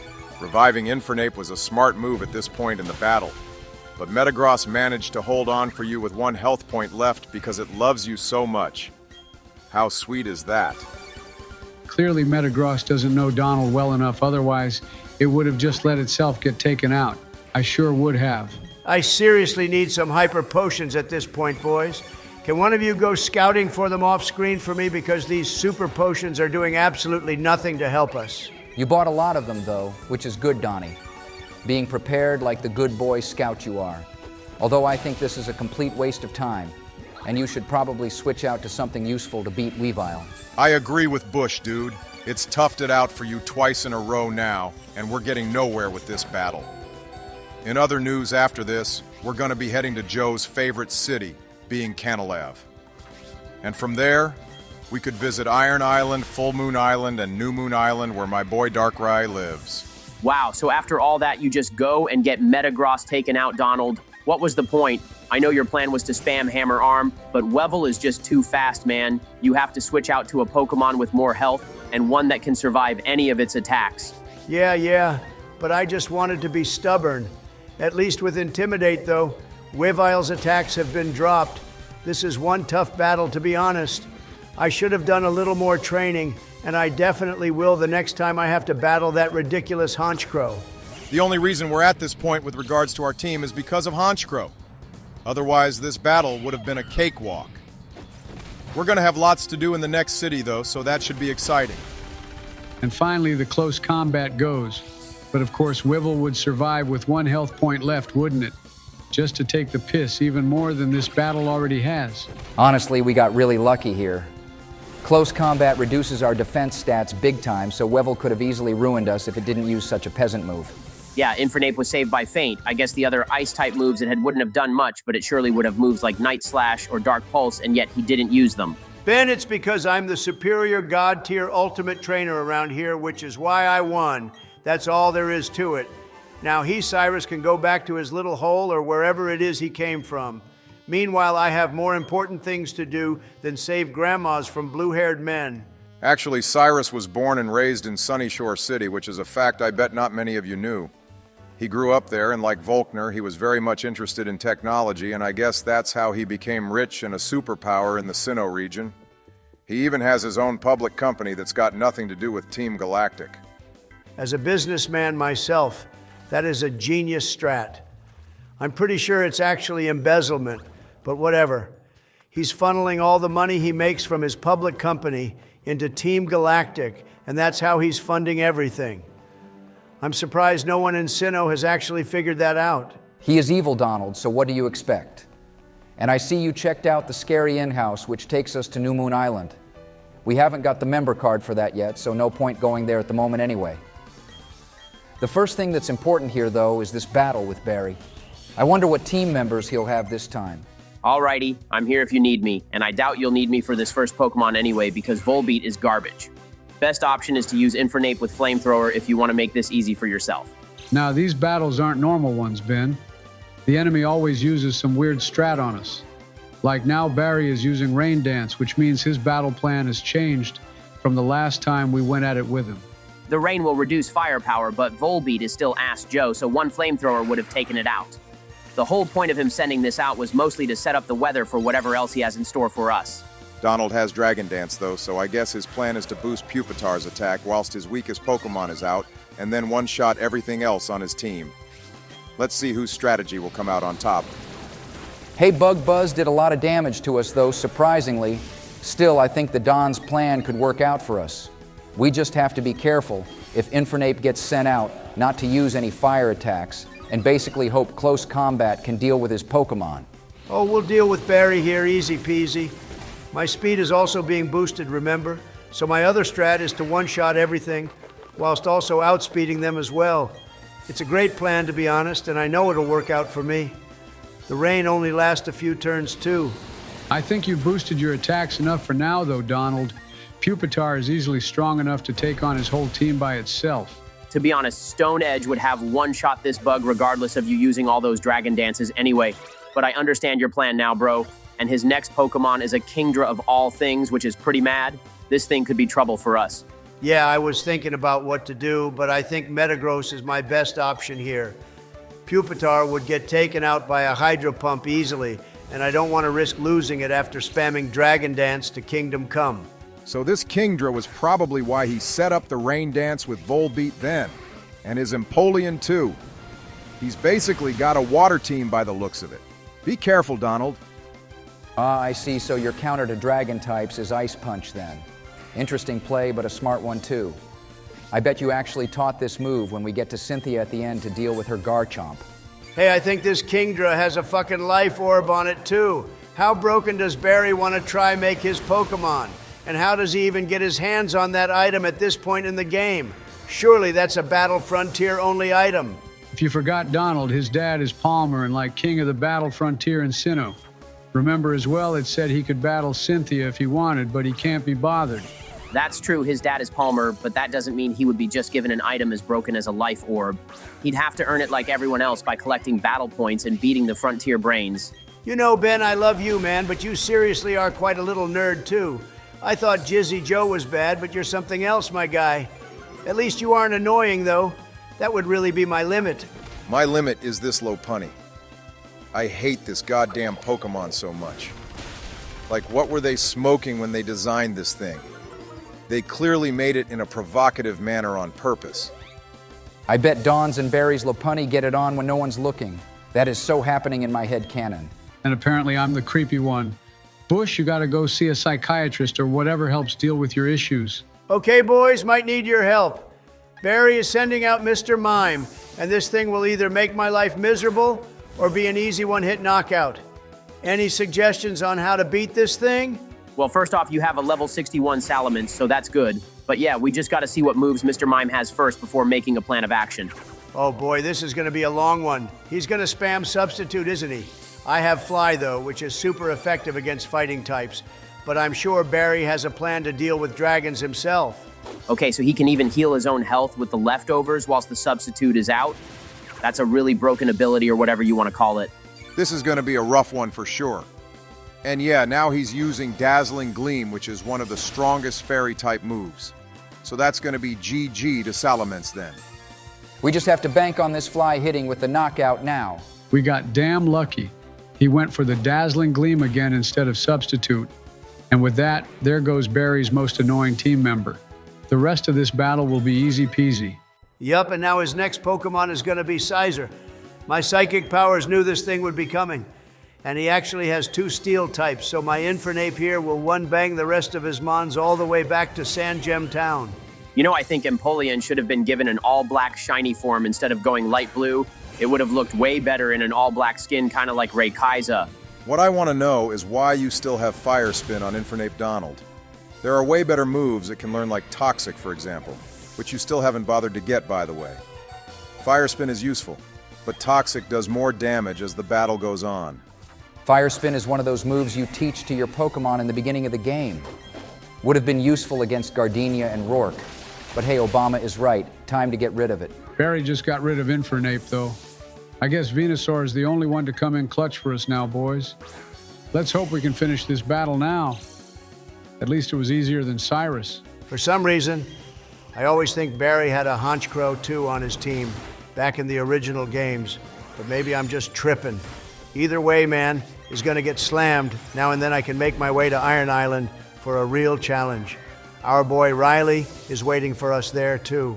Oh, Riley is such a wonderful character in the series, though. Kind of reminds me of myself, actually. And fun fact, he's a descendant of Sir Aaron from the Lucario and Mew movie way back when. That movie was also where Regirock became a meme with its sounds. You're making that up about him being his ancestor, Ben. Where's it stated that they're related? I love that movie, so this is a big deal for me if that's true, bro. I'm probably making it up, but since I'm not even real, it doesn't matter, does it? Although it could be true. I mean, it would make sense if you think about it. Plus, they look exactly the same, and they both have Lucario as partners.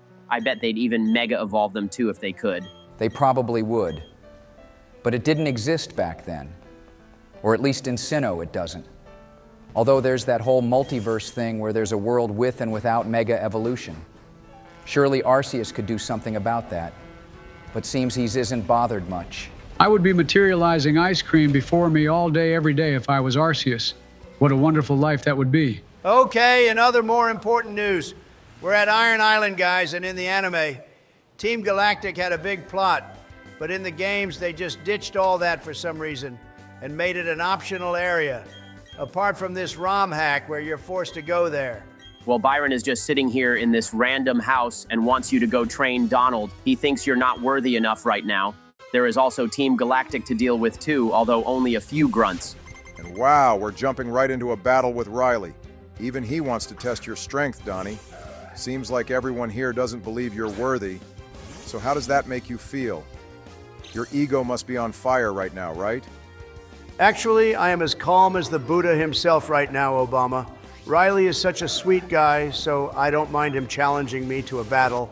Also, Pupitar is so close to finally evolving that this battle will be the perfect warm-up for Byron's later on. You're banking on it actually staying alive in this battle, though, which, by the looks of it, isn't going to last very long. But it did tough it out for you, which is sweet. Looks like our team's friend rating is the highest it can get if they're all doing that now. Wow. And we get a critical hit on that last earthquake, which would have been more useful on the first turn instead. I swear that always happens to us. We get crits when we least want them, and the opponents get them all the time. Good move switching out to Infernape to battle Ursaring. It's a normal type, so close combat should one-shot this fella. Ursaring always was pissed off in the anime. Never have I ever seen one all nice and sweet. Berdic even had some scenes where it was nice and calm, but Ursaring has anger issues. Can't be angry when it's knocked out, though. Sweet job with that one, Donnie. And now he has a Metagross of his own. His team is probably the best one we've encountered yet with regards to brute force, but I'm not seeing any strats coming out. He's doing what we do, which is using sheer will to win. His Metagross was such a peasant Pokemon. Didn't even get to attack. That's why using shinies is the way. You definitely get a better moral boost using them, that's for sure. I gotta say, I'm very disappointed in Riley. Even Cheryl way back in Eterna City gave you a more difficult time than he is, and he's supposed to be the strongest out of all the NPCs that we encounter in this game. Riley even has a Salamence of his own. Time to clap this guy Donald for copying our team. He thinks he's some big man now, doesn't he? As kind as he is, I don't like this copycat attitude of his. That's why we have Ice Punch, though. It'll one-shot this dragon.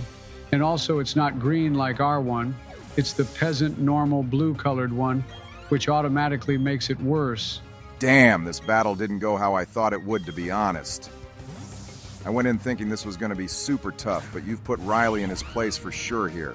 Which is a good thing, because the quicker this battle is done, the quicker we can get our 6th gym badge. Now Riley thinks he's Norman using a Slaking. This Pokemon could also be really scary, but its ability is kind of like Regigiga's in that it just won't attack for a while. Its attack stats are really high though, so if it does, we'd probably be in trouble. Finally on to his last Pokemon being Lucario, of course. This episode has seen a lot of battling actually, more than normal I think. But hey, after this I really need a break and a neck massage. And there we have it, everyone. Riley is beaten. And we also get to see Pupitat finally evolve into Godzilla himself, which is just awesome. And on that note, I want to remind everyone to hit the like and subscribe button and join our channel as a member if you want early access to videos. Yeah, and thanks for having me here too, everyone. I'll pop in videos now and then if everyone likes me here. It was a great episode and also cool to see a new evolution take place. Definitely awesome to finally have a Tyranitar on the team, except it's another shit shiny. You can barely tell it's even special unless it's in a battle or you look at its summary. We'll win more battles with this guy now, though, for sure. And with that, I am out of here, so we'll see you all in Part 12, my beautiful fans. Yo guys, welcome to Part 12 of Pokemon Luminescent Platinum. Remember to like and subscribe and join our channel as a member if you want early access to videos. We have a Patreon too linked below. Today, Donald has teamed up with Riley to battle these two Team Galactic grunts in the Iron Islands, so let's see how this goes. Yeah, so I see Donald has made his way through here already, and I assume there was nothing new or interesting happening other than this final battle in the Iron Islands. This place is very small, to be honest, and the other two islands are way more interesting. Yo, it's nice to see Tyranitar out in its first battle, though. I wasn't here for a while, but I see you evolved it, and it looks awesome. He came into this battle like Godzilla appearing in downtown Tokyo. Yeah, that's right, boys. I made it to the end of Iron Island and was debating whether to record any of it, but it was seriously boring content. There's just like 5 double battle trainers in here, all with 6 Pokemon each. This battle. This is important because we get a special item from Riley after beating these 2 blue-haired fools. And Tyranitar wants to be petted by you. Your Pokemon really love you, which is so nice to see. I love that feature about this game, to be honest. It makes your Pokemon feel more attached because the friendliness actually has consequences. A move like Return would do a lot of damage if you had it, Donald. Yeah, it would, but my current moveset is pretty awesome. It focuses on boosting Tyranitar's already high attack stat even higher. Tyranitar is basically going to be in the clouds after a few dragon dances, and then everything it'll face will be obliterated. All right, you say all that whilst Tyranitar gets taken out right before our eyes, Donald. So I think you should retract that statement. Once again, not a very great first battle for our newly evolved Pokemon. You did this with Salamence, and now with this poor fellow too. Yeah, not gonna lie, that was quite bad and embarrassing, bro. Toxicroak, being a very strong fighting type, was probably not the best Pokemon to battle Tyranitar against. It's not even Commander Saturn's 1, and it's that strong C. Riley here is actually doing a really good job at taking at these grunts Pokemon better than you are. It's taken out more of them than you, and with high jump kick, which has a high chance of missing its attack. And yet you're here with pretty much a level 60 team, and not helping him at all, really. Okay, Bush, you open your own mouth this time and say all that whilst Toxicroak takes out his Lucario too. Clearly the main issue here isn't me or Riley, but Toxicroak. I bet we'll see the viewers who loves that Pokemon now commenting on how great it is. And normally I'd agree, but not when I'm battling against one. It took 3 Pokemon to basically take out that one Toxicroak, which is pretty mad if you think about it. Bush was right too in saying it's just some random grunts Pokemon as well, which makes this even worse. Now Riley is using our strat of spamming Dragon Dance to boost its attack. Meanwhile, our own Salamence is actually much higher in special attack, so you should get rid of Dragon Dance on it, Donald. I did some checking on our Pokemon for you, and that's my advice. It took me however long we're into this video to realize these 2 bozos are using a poison-type team, pretty much. Apart from the Houndoom we saw earlier, the rest of their team is all poison, and we all know that poison is the worst type to come up against. Man, I should have sent Swampert out right from the get-go, boys. None of you 3 even thought to tell me that, and you're supposed to be my advisors. Earthquake just clutched this battle for me, and now these 2 punks can go cry their way back to Veilstone. Hey look, they're even complimenting our combinations with Riley now though, which is nice of them. And they don't even want to be here anyway. They bounced faster than a spoink looking for its pearl. Yeah, they really did just run away. And now I guess Riley is just going to stay here in this random dark cave all by himself doing more training. Although he does live here, I guess, so he is probably used to caves. And of course, Donald has forgotten about getting the egg from Riley. Not that we're using it anyway, probably to the surprise of some people. It's just Lucario is used all the time and it gets boring. Yeah, I'd just like to say we all love Lucario, except its shiny form. Not even I would use that. But in the Sinnoh games, everyone uses it, and seeing it constantly will make me hate it, which I don't want to do. At least now we can head back to Canalav and take on Byron's Steel-type gym. I don't know what they were thinking with Lucario's shiny form design. It reminds me of a pool of vomit, being all yellow and just gross looking. I bet people will agree with that in the comments as well. They did Lucario dirty with that. All right, guys, time for Donald to lock in here. He's going to battle Byron, which could end up being a tough battle since steel types are highly defensive, which means the battle could drag on. Although I assume that we'll be seeing a lot of Infernape here. I'm just going to see how this first battle goes against this black belt. And if it goes bad, I'll have to go out and do some training.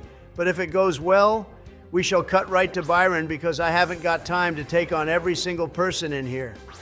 Your main problem is you have no patience, Donald. That's why you lose. Otherwise, you're not actually a bad trainer, if I do say so myself. And I think the battle with Byron will be a walk in the park for you because Infernape is so cracked. Yeah, I mean, Close combat and flare blitz is just so good. So I also can't see myself losing this one or having much trouble with it.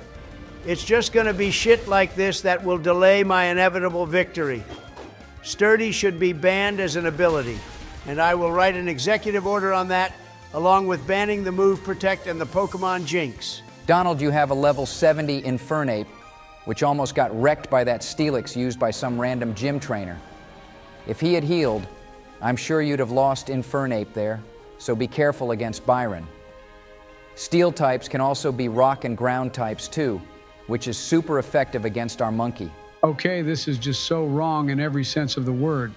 How the hell is that Bastiodon smaller than Byron? They're supposed to be huge normally, but that is ridiculous.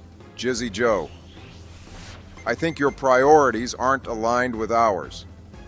Pokemon proportions can be something you can make a video on if you really want. But right now, we need your more intelligent brain to help Donald with some strats to beat this gym leader and win the badge. I don't need that Beta Joe Biden's help. All the moves I have on Infernape are super effective against Byron's team. So I'm going to use my usual strategy of just brute forcing my way to get my 6th gym badge. Yeah, until you get cock-blocked by Sturdy again and then get hit with Brave Bird. Bet you didn't see that coming, did you? This is why you always need a plan, bro. No, I don't Bush, because the guy is a moron.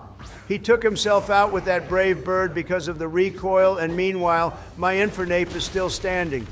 All I need to do now is heal it up with one hyper potion, and we're going to be Gucci for the rest of this battle. I just don't see myself losing here, to be honest. One of the rare times I'll agree with old Trumpy here. Aggron got one-tapped by close combat too. We just gotta hope that none of his other Pokemon have the Sturdy ability though. Yeah, Infernape sure is cleaning up in here. But it's always the case that the starter Pokemon ends up being the highest level Pokemon out of the team, which sometimes can backfire Donald, so don't get too complacent after this battle. Although saying that, Candace is next, and she has never been difficult to beat. This is why choosing Chimchar is the best option for Sinnoh playthroughs. Sure, the other two are great too, but if you want to win and win fast, you choose Chimchar and then give it busted moves like Flare Blitz and Close Combat with Toxic. Eventually, when I get to that, then it becomes an unstoppable force of nature. Apart from the first gym, which I'll just gloss over because it's not important at all. Sure, it's working out for you right now only because Steel has a lot of weaknesses, Donald. And also the fact that he used a Wormadam too is just so dumb. They could have given him a Steelix for God's sake instead of that hot garbage. The funny thing is, Wormadam literally is garbage because I'm pretty sure it collects items which causes its type to change. And for Steel, it collects trash or something like that anyway. Someone can correct me in the comments if I'm wrong. Okay, wow, what a way to end the battle, Donald. You used Flare Blitz so much it took out Infernape just right after taking out his ace Pokemon Bastiodon, and you still won the battle. Infernape deserves a long rest after that. Sure does. That fire monkey is my G, just like David. And my badges also deserve a long polish too. I love that. That's a feature in this game. But hey, we're 6 badges down now and only 2 left, boys. Byron gave us the TM for Flash Cannon 2, which you could teach to Metagross if you wanted, even though it's a special attack. Could be useful or not. But yeah, can't believe we're already 6 badges in and only 2 left guys. This series has been great. Sure has. This has probably been my favorite series so far.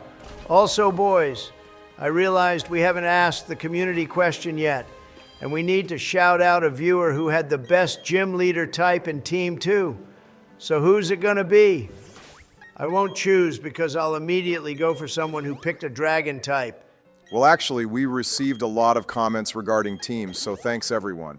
But the one that stuck out to me was from 27 Bay Leafs here. First of all, what an interesting name. I bet everyone has now got images of 27 Bay Leafs in their heads. And secondly, I choose this person for the shout out because they also included what battle items they'd give their Pokemon to. Yeah, well done, 27 Bay Leafs. Although none of us explicitly asked for battle items to be included, but you went above and beyond on that one, so thank you.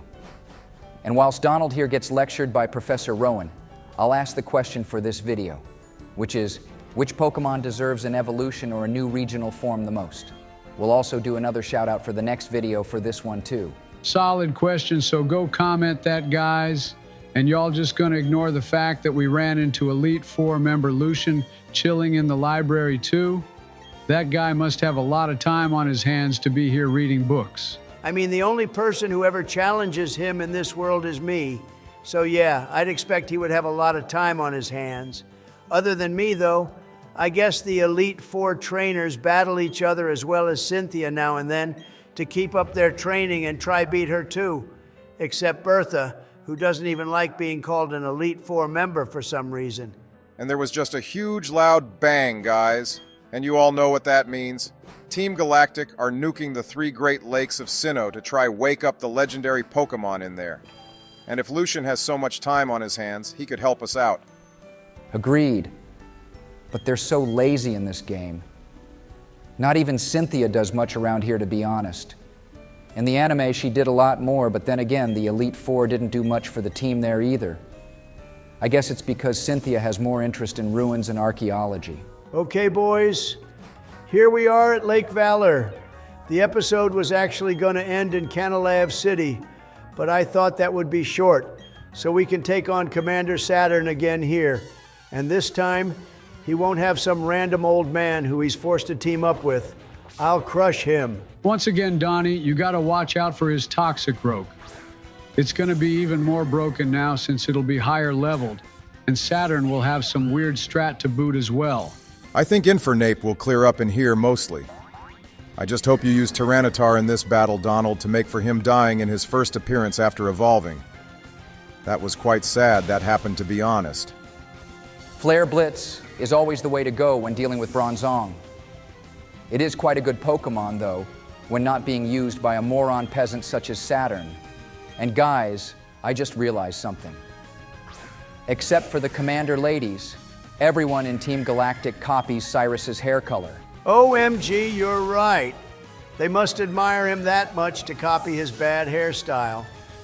But hey, if they're all willing to do that, then I think everyone who works for me should copy my hairstyle and color. I can get you a free hair transplant too if you like Obama. You'd look hella stylish. First of all, I don't work for you, you donut. And secondly, orange hair with my skin tone is a bad combination. I'd look like a fucking Jaffa cake if any of you know what that is. Wow, so Obama is now insulting himself. Never thought I'd see that coming, but hey, each to their own, I guess. In other news, Donald, I found out that we can capture Dialga and Palkia in this game, just like how we could in Platinum, if you remember how to do that. That was such a chore, though, and we need Waterfall, and I think Rock Climb 2, which is a post-game HM for some reason, or in Heart Gold it was anyway, might be different in this one, but who knows. Good idea sending out Tyranitar to deal with Alakazam, but this thing has crazy high special attack, remember? And it almost one-shot us Donnie. The better option would have been to send out Metagross. You only took it out because of sheer luck. Listen here, you toad. I took it out because of Alakazam's crazy low defense stats, as you all know. Plus, Crunch is super effective to that thing. Anytime I see Alakazam, it just reminds me of Sabrina, and I absolutely hate her, so it deserves to get one shot. The critical hit gods are on our side today for once, which is nice to see. Although Thunder Punch was always going to take out Sharpedo anyway. And with that, this battle is basically over. He's sending out his ace, though, but I'm still confident I'd win. I won't even use Infernape to battle it because that would be too easy. I would like everyone to hit that like and subscribe button, though, and join our channel as a member if you want early access to videos. Sneaky little plug there, I see. Well done, bro.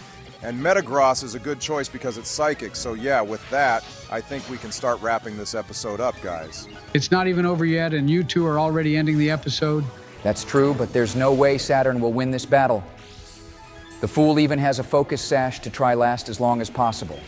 Pause. How is that a pause, Obama? And Jizzy Joe, I will start ending part 12 because I have won, and that is that, so go cry me a river if it bothers you that much. Man, I hate toxic Roke. And now the battle really is over. Congrats, Donald, but the next few episodes are going to be tough with a ton more battles too, so I hope you're all ready. We are Bush, so see you all in part 13, peeps. Okay, guys, welcome to episode 13. Or if you're watching this in the full movie, then make sure to take a damn water break. Also, hit the like and subscribe buttons too, and join our channel and Patreon as a member if you want. early access to our videos. We're picking up from the last episode where Donald beat Commander Saturn, and now we need to take on Mars. Yup, that's right, guys. A lone wolf being me will be taking on all of Team Galactic. They better give me a big ceremony for all this shit I have to keep doing for them seriously. So many grunts have fallen before me as they take in my greatness and awesomeness. Professor Rowan, though, wants us to save Dawn from Mars. It seems they got the better of her, which is strange since she actually has a very solid team in this game. And of course, we're going to be battling more busted-ass bug types, and it's the worst too as well. Dustox and Beautifully. I hate them with such a burning passion, it's unreal. Yep, we've had bad experiences with these two if you forgot. Mainly Aaron and his bug types, although he was an Elite Four member, so can't really argue with that. But others have used them as well, and it's just not been a fun time for us going against them. It's always Dustox, isn't it? Always, always. And the thing is, I used to like this Pokemon a lot, to be honest. Jesse had one and it was cool, but then I used a shiny one in a playthrough by myself once and it was awful. So I don't know how these ones are so cracked. Yeah, that's because you were the one using it. Everyone else is competent and not a brain-dead tortoise like you. All right, Lil Bro, calm down. You're acting like a big man when you're the smallest and most brain-dead one here, first of all. Secondly, I'm a way better trainer than you'll ever be, so there. I think the challenge should be, who can take out a Dustox the fastest? And whoever wins is the ultimate trainer, because no other Pokemon has given us more trouble in this playthrough than that one, I think.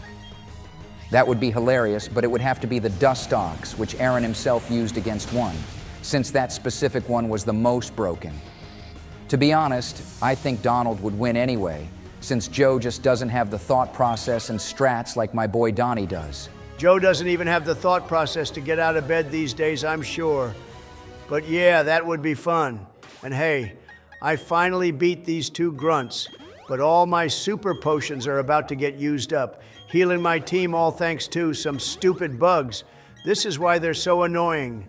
And I see the Hyper Potions are still not available for purchase. That's quite annoying, but I guess they could become available after we beat Candace. Or worst case, it would be after beating Volkner, but at that point, we'd get full restores. The full restores will only be available for purchase at the Pokemon League Pokemon Center in this game Obama, which makes things even more annoying since we can't use them in Victory Road. Hey now though, we have to take on Mars again, and you better crush her, and her poor ugly Donald. She's gonna get slammed just like how Saturn did last time. Her first Pokemon is a Crobat though, which could be annoying, but not against my Infernape, it won't be. Yup, we can Thunder Punch this thing into oblivion. And teaching that move to Infernape was probably the biggest W move you made in this series, Donnie. It just makes Infernape all the more versatile, especially with our attack stat being higher than Jizzy Joe smoking a blunt. I just want to say I don't condone that behavior. And the fact he does that is gross because we live in the same body, and I feel all the after effects of being very hungry. Yo, that cross poison hit us harder than I expected, boys. I'm surprised she didn't use something like Air Slash, though, or moves like that. It would have probably taken Infernape out in one go. Well, that's why she's a total piece of trash trainer, Bush. I would have spammed Air Slash or Fly, and since it had a Focus Sash and it's faster than us too, it would have definitely taken Infernape out. But it just so happens I'm the better trainer here, so of course I'd be triumphant. But she's sending a Kangaskhan out now, so good tactical substitution, Donald. Swampert should be able to one-shot this thing with Surf. I feel like their teams are improving, but also still quite weak. There is also the fact that we are very strong ourselves, and Donald has a habit of training harder than he needs to. You say that as we get paralyzed. Of course it would somehow outspeed us, which is complete bullshit. Someone needs to explain this nonsense right here. No way should a Kangaskhan be able to outspeed a shiny purple Swampert like ours. I still took it out with Aquatail, but I agree that was complete BS right there.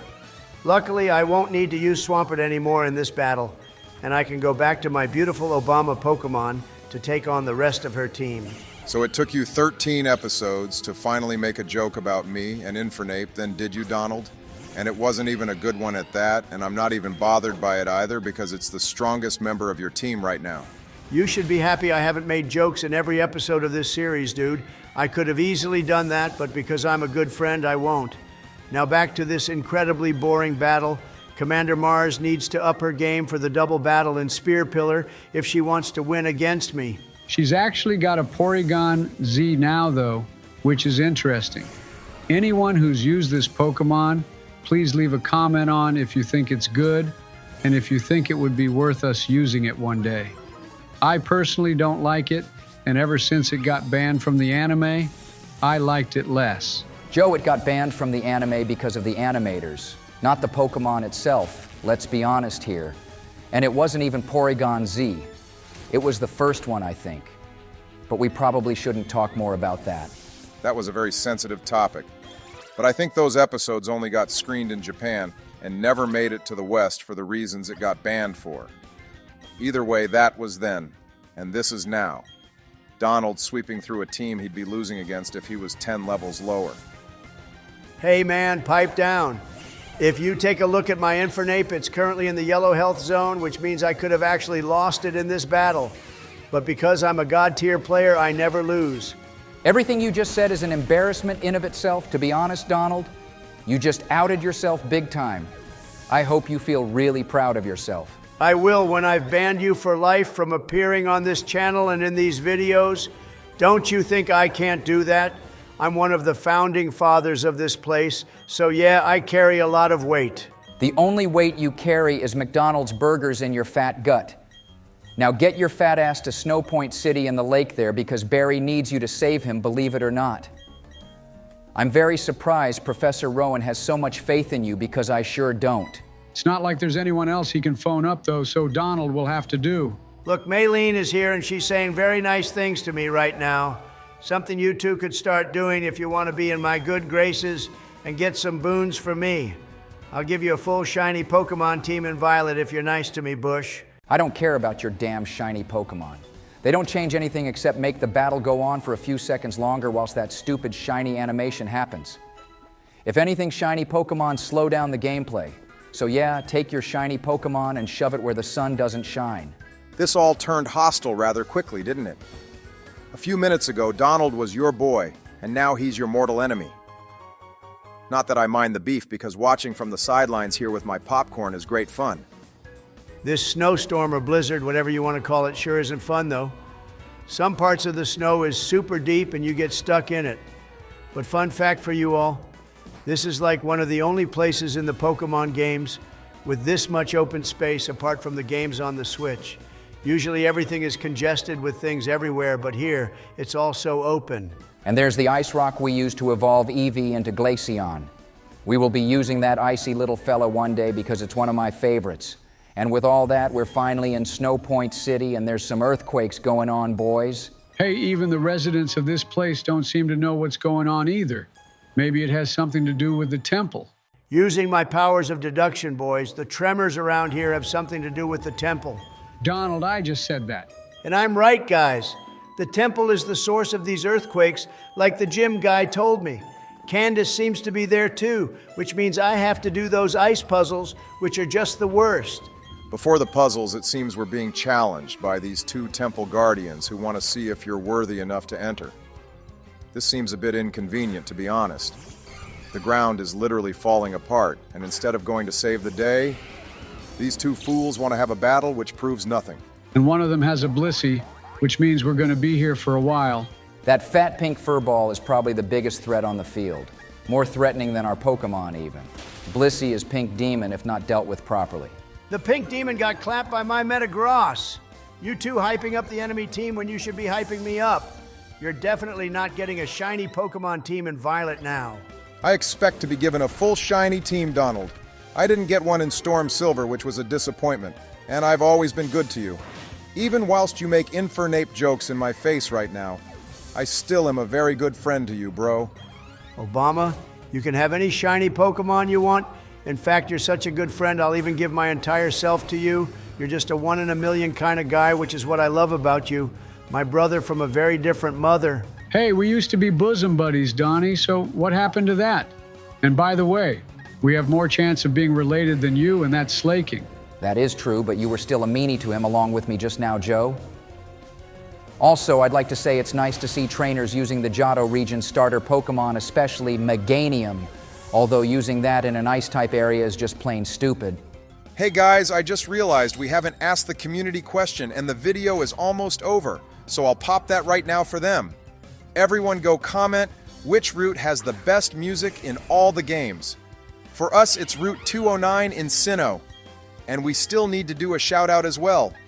I shall do the honors of shouting out a viewer, Barry, and for me it has to be Phoenix Blitz 4304. What a mouthful that name is for me in my old age, but they suggested Wishy Washy should get a newer evolution that isn't a bunch of them clumped together. I like this idea very much. I forgot Wishy Washy was even a Pokemon. But yeah, that makes sense. I like the idea of that little guy getting something more like maybe a Mega Evolution. I am calling it now, boys, that we're going to see our boy Flygon get a Mega Evolution in the new Legends game, and when I'm right, you can all come here and tell me how great I am.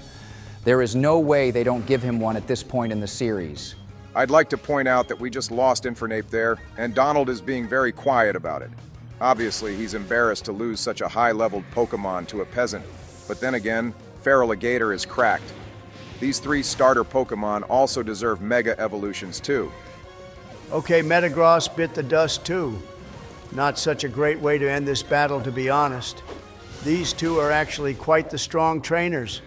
I'll give them credit where credit is due for this. If it was me battling Donald, then I'd have kept Infernape and Metagross alive in this battle. I'm just better than you. Somehow Swampert got burned too. This battle is proving to be pushing you to your limits, isn't it, Donnie, old boy? Just because it's a water type doesn't mean you can't get burned bush. Also, what the hell is going on with the screen right now, Donald? For God's sake, the game is bugging out again. All right, viewers, this isn't you. The game is bugged, so don't turn off your phones or TVs or whatever it is you use to watch our series on. This game is still in development, so yeah. Right now it thinks it's Pokemon Scarlet and Violet. Okay, but it's only happening on certain camera positions and animations, which is even more weird. And it happened after their Tyranitar's Sandstream ability kicked off, so maybe that's why. Okay, guys, probably gonna have to start wrapping this up. So go hit the like and subscribe button. The game was bugging out for me again. So I cut to the bottom of the Snow Point Temple here, where Candace and Maylene are trying to calm Regigigas down. You need the other 3 Ragies to wake this big fella up, though. And for those wanting to play this game, be aware of bugs and glitches. We haven't found anything game-breaking, but in between cuts, we have encountered some annoying ones. Yeah, and make sure to make a copy of your save, too. Anyway, I'm going to end this one here, guys. Thanks so much for watching.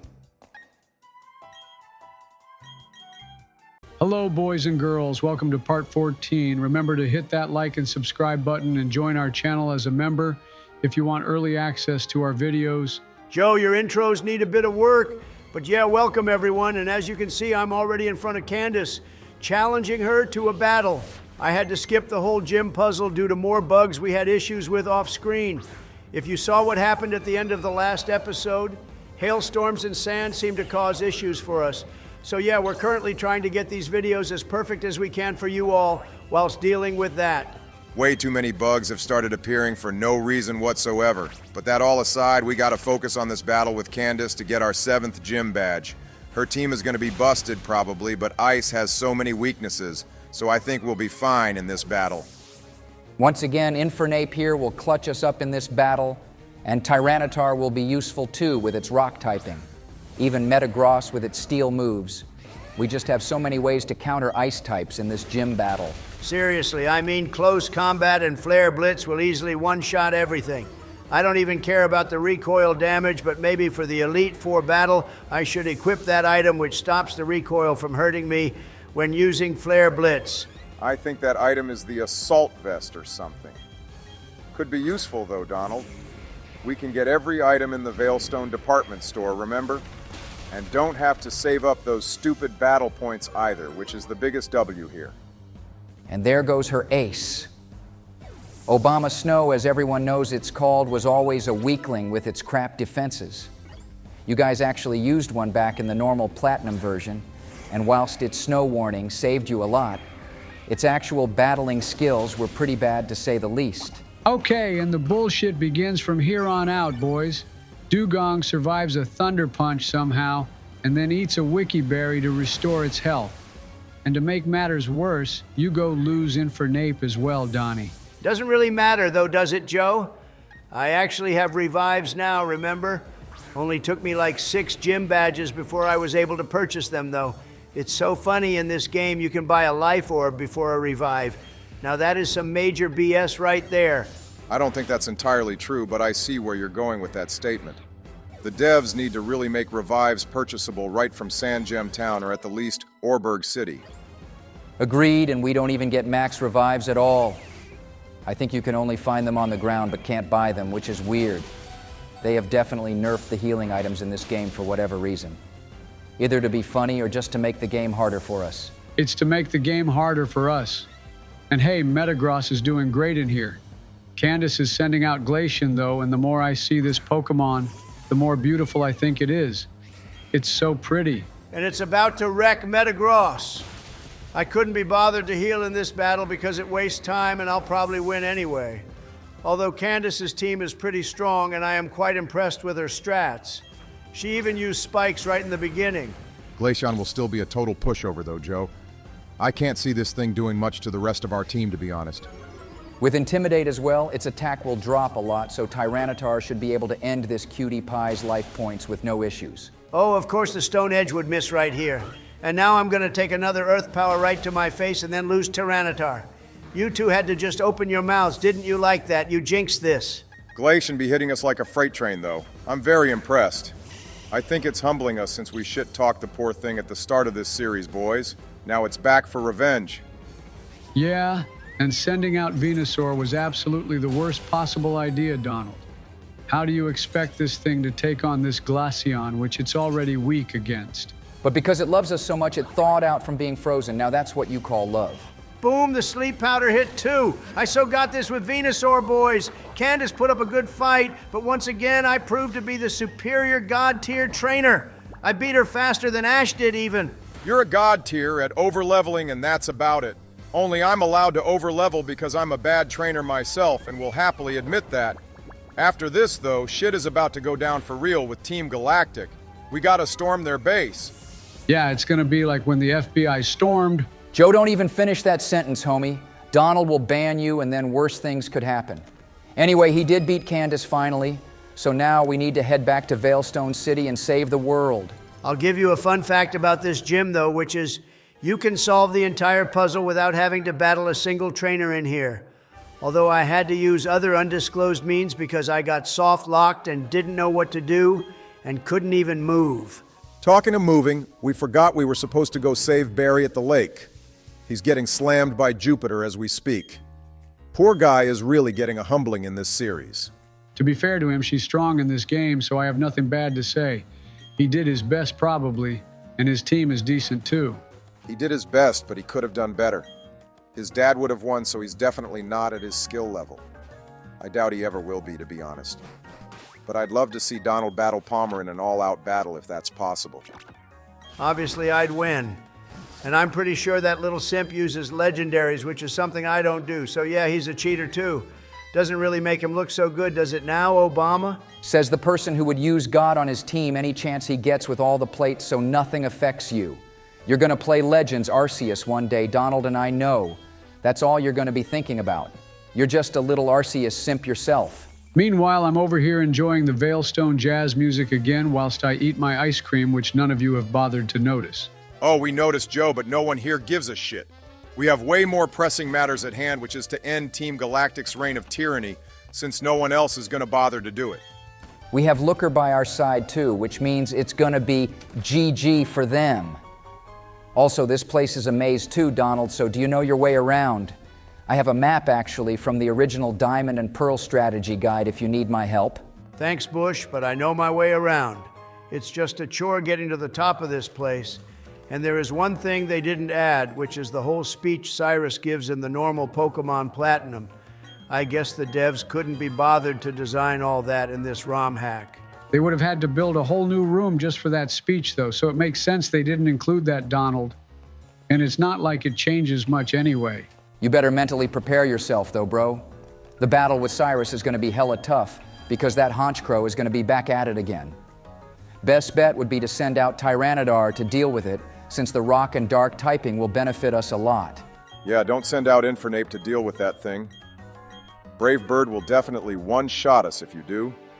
We'll need our monkey to deal with his other Pokemon like Magnezone, which will probably stall us with paralysis. He stands there like an absolute boss, though. Look at him, boys. Cyrus is so cool. And of course, Crobat comes out first, but I'm not worried about that. I do want to use one on my team, though, one day. Donald, you're the biggest dumbass ever.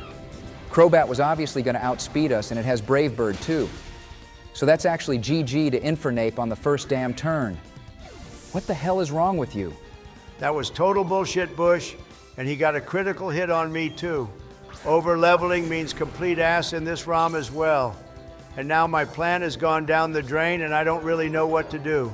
You can start off by calming down, Donald. We still have revives, remember, and it's only the first turn. Granted, this battle will be difficult, but you got us for advice, so don't sweat it. Good idea using the stealth rock first, Donald. Although maybe doing that from the beginning would have been a smarter idea, instead doing whatever it was you did. Yes, thank you, Joe. When I need advice from a demented frog spawn like yourself, then I'll ask.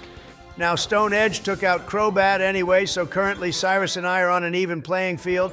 The rest of his team will take damage going forward now, though, as soon as they're thrown in, so I think things will be easier now. And he's sending out Magnezone, so it's going to be a steel-on-steel battle. This should be fun to watch. Magnezone has high special attack stats, so don't get too cocky here. My defenses are very high too, though, Bush. And he's going to outspeed me again, because Metagross is so slow and hit me with the Thunder as well. With the paralysis as a bonus. How annoying. Light Screen was a good strat, however. That should ease up the damage we take from special attacks for 5 turns, I believe. And boys, whilst this is all going on, I'm going to ask the viewers the question for this video. So everyone go comment which move in the games is the most forgetful. Damn Metagross lives with 1 health point left. How sweet. And to answer that question, Obama's going to require everyone to start Googling Pokemon moves. That's fine, because I did ask for the most forgetful move. Moves like Chatter, Tail Glow, and Conversion are super rare moves. I bet many people haven't even heard of those 3, but anyway, go leave your comments and we'll see who has the rarest one. Hey, I did warn you about Magnezone's special attack stats, Donald, and you ignored me. Although him continuously hitting Thunder like that without even a rain dance active is very sus, he could be cheating somehow. I was about to say that. How on earth did he hit all those Thunders without missing a single one? That's just as bad, if not worse, than when Maylene got like 8 critical hits in a row when we battled here a few episodes ago. Complete and utter BS yet again. And now he's sending out the Demon. Make sure to get this thing out of our way as fast as possible, Donald, so Moxie doesn't activate and screw us over like last time. It'll take damage from the Stealth Rock, and then we just need the Stone Edge to hit it. Well, I think Stone Edge needs a higher accuracy rating. But then again, if it's not 100% accurate, it's basically 50% accurate, even if the number says otherwise. And thank God that connected, though. And now I don't have to worry about that Honchkrow ever again. Well, for the time being anyway, since we have to battle Cyrus for the final time in Spear Pillar, unless that's also been changed in this ROM hack. Either way, I'm not worried about the rest of his pathetic little team now. Talking of pathetic. He has his little rat back here, which you still need to send to Lavender Town so it can rest forever with Blues. Both of them can live happily ever after then. Technically speaking, it won't be happily ever after if they're going to Lavender Town, would it, Obama? And the Pokemon Tower there has been replaced by the radio tower for Kanto, so they'd just be dumped on the street. I think Raticate belongs on the street anyway. They probably run around in groups like that episode in Alola, where Ash's trial was to chase them all off. Cyrus only has 2 Pokemon left, boys, including this Houndoom, which is about to meet its maker. I remember we used one of these guys as well, and it was god-awful. Its defenses were shit, and to be honest, I don't like it at all. It was quite powerful, though, Donald, if you remember all that, too. I think it's an alright Pokemon overall, but if I had a choice, I probably wouldn't use one myself. There was way better fire and dark types like Chi-Yu. Talking of Chi-Yu, we made a poll recently about whether or not we should use legendary Pokemon only in our playthrough of Pokemon Scarlet and Violet, which is the next game on our list. Personally, we'd all love to, because no one ever does that. But we'll need to find ways to make it harder for us. Either way, go to our channel and vote on what you'd like us to use, and leave comments on what legendary Pokemon we should use too. Donald is going to want a whole team of Arceuses, but lucky for us, he's not even in those games. Which actually makes no sense, because he's God. I just got outsped by a Weevil who used Aerial Ace and one-shot my Infernape again in this battle. The pile of shit is getting bigger and bigger as this game goes on, guys, and I'm really not happy about it. You beat him now, though, Donnie, so well done. But don't get too comfortable, because you remember what we have to do next, right? Oh God, yeah, that other blue-haired buffoon will want to challenge me again for no reason whatsoever. I don't need things like that wasting my time when the world is about to get ripped apart by a time-space hole. Saturn knows he's going to lose, so why bother battling me for a third time even? At least Cyrus was kind enough to give us the Master Ball. Which is odd, because surely he'd want to use that to catch Dialga or Palkia. That way they'd listen to him, and he wouldn't have to use the red chain on them. Even if he used the Master Ball, they still wouldn't listen to him to that extent, Bush. They wouldn't go and create a new universe after being told to by some human. Only Arceus can give them that command. Yeah, the red chain is basically Arceus's power in chain form, which is also very weird, to be honest. Why even have that as a thing to begin with? But anyway, he has to use the red chain on them, so they're forced to do his bidding. Except Giratina, who's just too goated to give a damn about what some random human thinks. Okay, and the battle with Saturn has started, and his Bronzong seems stronger than when we battled him in Lake Valor. It survived a direct close combat attack like it was nothing. Saturn has been nothing but a little punch bag for Donald ever since we first battled him, and that's not about to change here either. The guy is such a tool. His team has just increased in a few levels, and they clearly don't have time to train, so I bet Cyrus has just given them a ton of rare candies to use or something. He took the Donald approach of being too lazy to train, although he is stalling us while Cyrus makes his way to Mount Coronet and Spear Pillar.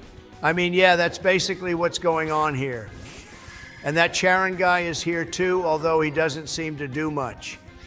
In the anime, he does nothing, and it's like he doesn't even have a Pokemon himself. He kept making mistakes in the anime, so I'm surprised they kept him first of all, and then he got lost in the mountains too. I think the best scientist was the one Team Rocket had. It's going to be GG to Tyranitar again. Poor guy has probably been taken out more times than any other Pokemon on our team, and he's also the newest member too, which is just sad. I doubt you could do any better, Joe. How about you play Radical Red and Emerald Kaizo after Bush has played Violet, and then we'll see how good you really are. So far, you've had like the easiest games to play, so we need something that will humble your ass back down to earth. Oh boy, and here we go again with the game going on an acid trip. I thought that incident in Snow Point City would be the last we saw of that, boys. Looks like it's gone now, though. And once again, viewers, that was happening to the game and not your devices, so don't worry. This game is still being developed, so expect shit like that. Unlike a certain other game where they released it half-cooked. Yo, at least Magmortar here got slammed in one move. This thing was a pain in the ass before, since it has a counter to every type, basically with moves like Thunderbolt, and even moves to deal with rock and ground types. He still has 3 Pokemon left, though, and he's basically on his last legs and probably has no idea what to do next. Bronzong was half dead, so it was never going to be an issue, and I'm confident his Toxicroak will get slammed as well. I feel like this battle shouldn't even exist, to be honest, because we only just battled Saturn like 10 minutes ago in real life, if you think about it. And now here we are again, and his team is slightly different too. He loaded them up on even more rare candies as well. Guy is coping hard, and he knows he's lost, so he should just surrender and let us release the poor Lake Guardians. Which, by the way, was such a stupid idea on their behalf, because those 3 help us beat Team Galactic and Spear Pillar. So what you're saying is Commander Saturn caused Team Galactic's downfall by letting us release Meesprit, Uxie, and Azel? I mean, that's an interesting theory. I think I lost all my remaining brain cells after hearing you pronounce those Pokemon names, Bush, but I beat Saturn yet again. I wonder what the fool is thinking about this. His Toxicroak could still sweep us, Donald, so be careful. Not when it meets my Flare Blitz, it's not. And GG right there, boys. And with that, I need a nap now. Go like and subscribe and all that. You know the drill by now. That was literally the worst way to end a video. Donald, seriously, bro, you could have done it with more manners and politely, you know, and tell everyone thank you for watching. Yeah, that was rude. And now you've freed the 3 little legendaries, which means in part 15, we're going to be heading towards Spear Pillar if you can even remember how to get there. You just go up the Orberg city side, I think, Bush. And I'll need rock climb for that, and surf too. I think you can also go from Hearthome City on the west side, but I don't know that path very well. Someone can comment on the easiest way to Spear Pillar then, I guess. But we shall end this video now, everyone, so thanks for watching. See you all in part 15. Donald, you're already at the top of Spear Pillar. Holy hell, bro. I guess this is part 15, though. And I should do a proper into. So welcome, guys. Hit the like and subscribe button, and become a member of the channel if you want early access to videos. It seems we're kicking this episode off with some major action. And that cute little shaman appeared out of nowhere and seems to know what's at stake here, and was kind enough to give me a free full restore. That shaman has helped me more than any of you have since we started this series, I'd like to just say. I mean, if the world ends, Donald, that shaman would also lose its life too, so I think it's just doing this to save itself more so than helping you. All you are is a means to an end for that green hedgehog. To be fair, that is a valid, true point. Shaman would also get nuked if Cyrus goes and creates his new world. But I think because it's such a sweetie pie, it really sincerely wants to help us out and be kind to us. I mean, it is the gratitude Pokemon, remember? Yeah, and it should be grateful to me and me only. I'm literally the only person who cares about the Sinnoh region, believe it or not. A random 10-year-old kid. To be honest, after I beat Cynthia, I think my name should be in the Hall of Fame forever as the savior of the world, as well as champion. You would probably be the only person to ever save the world, or at least the Sinnoh region, Donnie. So yeah, I'd be down for you to be immortalized forever in the Hall of Fame. I mean, everyone in there is already remembered anyway. Once again, Obama, you're proving to be my true, real friend here. And in other news, we have a double battle against 2 random grunts going on.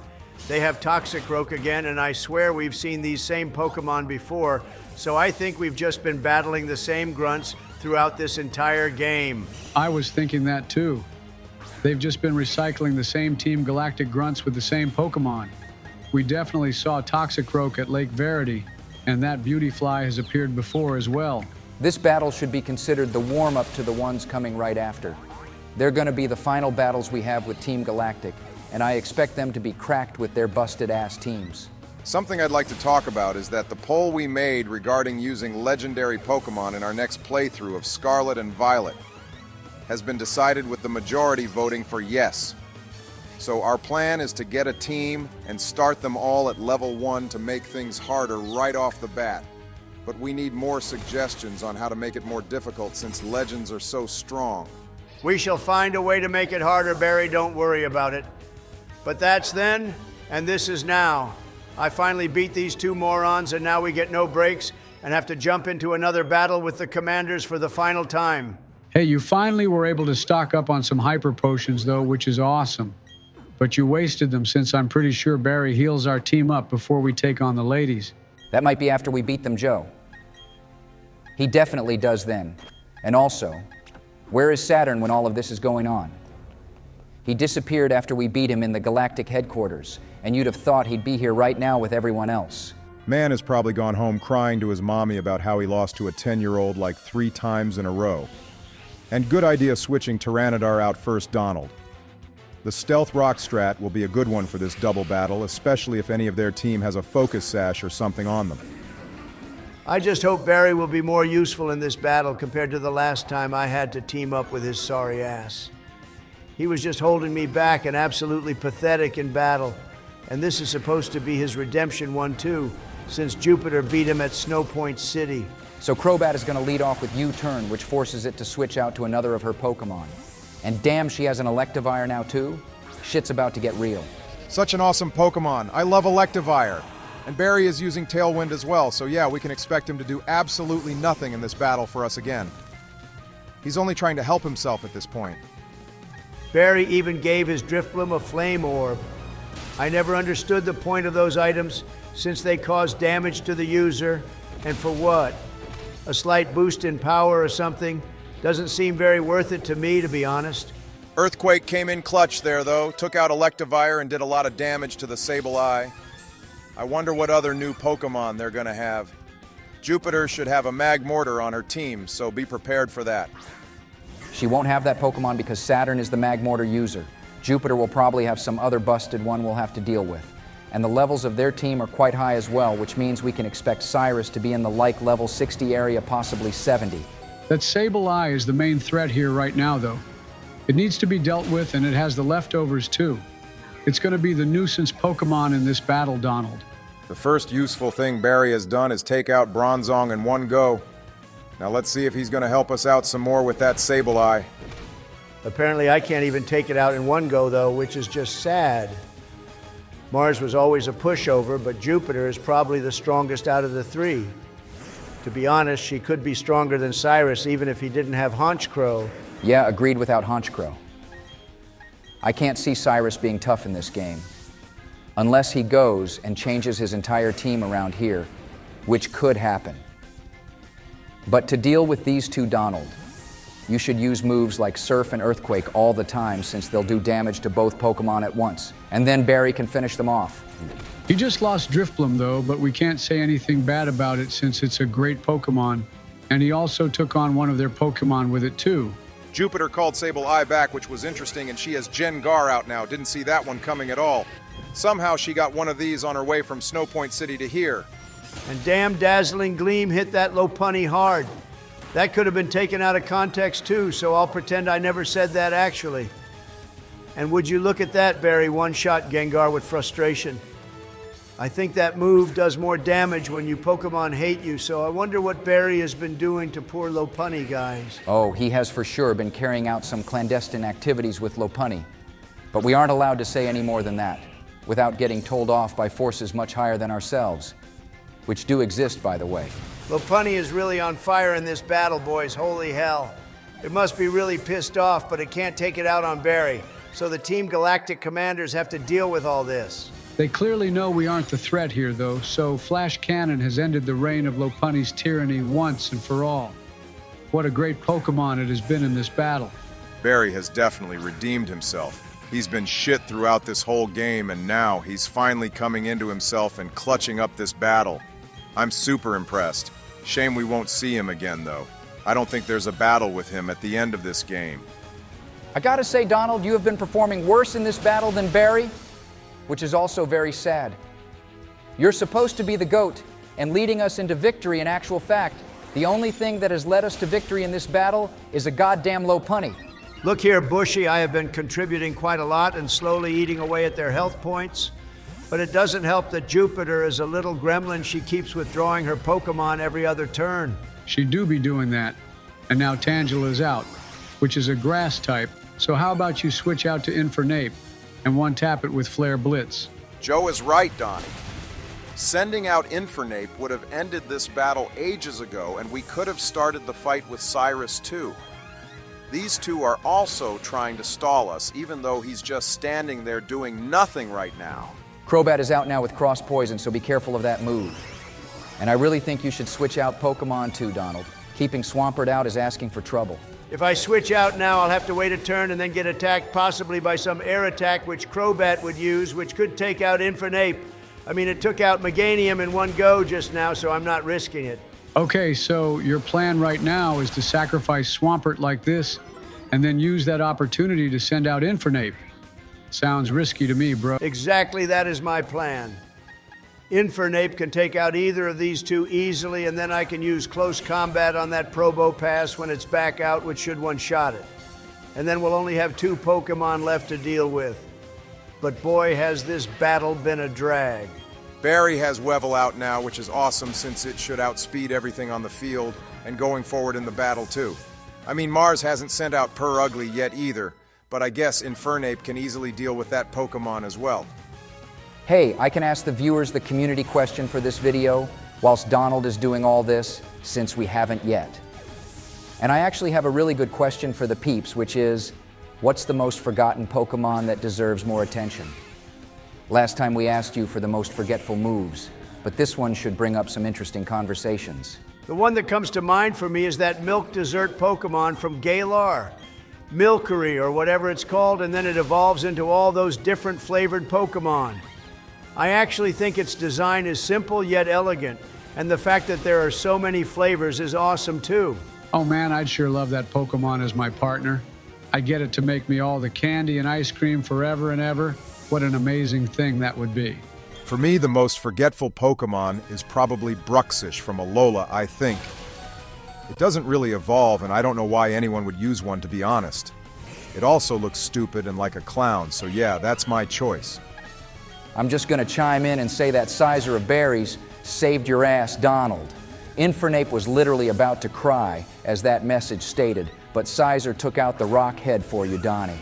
Hey, no crybabies allowed in my team, thank you very much. Infernape can beat it if it starts crying. And look, Jupiter is copying Cynthia now by using a Gastrodon. How cheap can you get? There's no way you ditch Infernape for it, crying dude. And look, it even toughed it out for you as well because it still loves you so much. Sizer now decides to use Swords Dance, which is really not needed at this point in the battle. That thing could have taken out Gastrodon since we did all the heavy lifting with it. She still has one Pokemon left after this one, which means it's going to be her Skuntank. And who knows what Mars is left if she even does. But this has for sure been one of the longest battles in this series so far. It feels like it's never going to end with the team these two have used. Why would you use Flare Blitz at that point, you dumbass Donald? We could have used close combat and still be alive since the recoil wouldn't have been there and then taken out Skuntank too. Gastrodon is also a water type, so using fire was just stupid. Hang on though, I forgot she still has this Sableye alive. She switched this thing out ages ago and here it is again. This is a Pokemon I think Ash should have used on one of his teams because it really is great. Just not great when being used by someone like this purple-haired bozo. All right, but it looks like Skuntank is the last Pokemon on their combined team. Mars is done, and now this skunk is all we need gone. And then we have to sit through Donald battling Cyrus with another 6 Pokemon, and I bet he's changed his team up. Yep, and here we go with the cheap bullshit moves coming out. This thing is going to try last as long as it can, using Protect when its end is inevitable. Yeah, it will alternate between Protect and Flamethrower, which could take us out too if you're not careful. I think this was supposed to be a warm-up battle for Cyrus, but no way did we expect it to be this kind of a warm-up. It's burned now, though, so there's no chance of this thing surviving unless Jupiter has a full restore, which, to be honest, wouldn't surprise me at all. Looks like the Goat Empoleon will finish it off for us, so that's going to be a big GG to these two peasants. They can go rot in jail or whatever it is they'll do now. I mean, Cyrus literally up and leaves them in his own world in the anime and in Platinum. He's basically done the same thing again here, and yet they're still so loyal. That's true, and I still don't get that.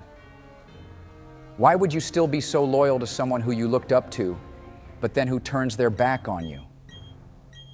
These guys must have nowhere else to go. In that special series called the Arceus Chronicles, they literally steal one of Arceus's plates and use it to try get back to Cyrus, which was insanity. Don't even get me started on that BS bush. But guys, can we have some silence, please? 2 gods are about to appear.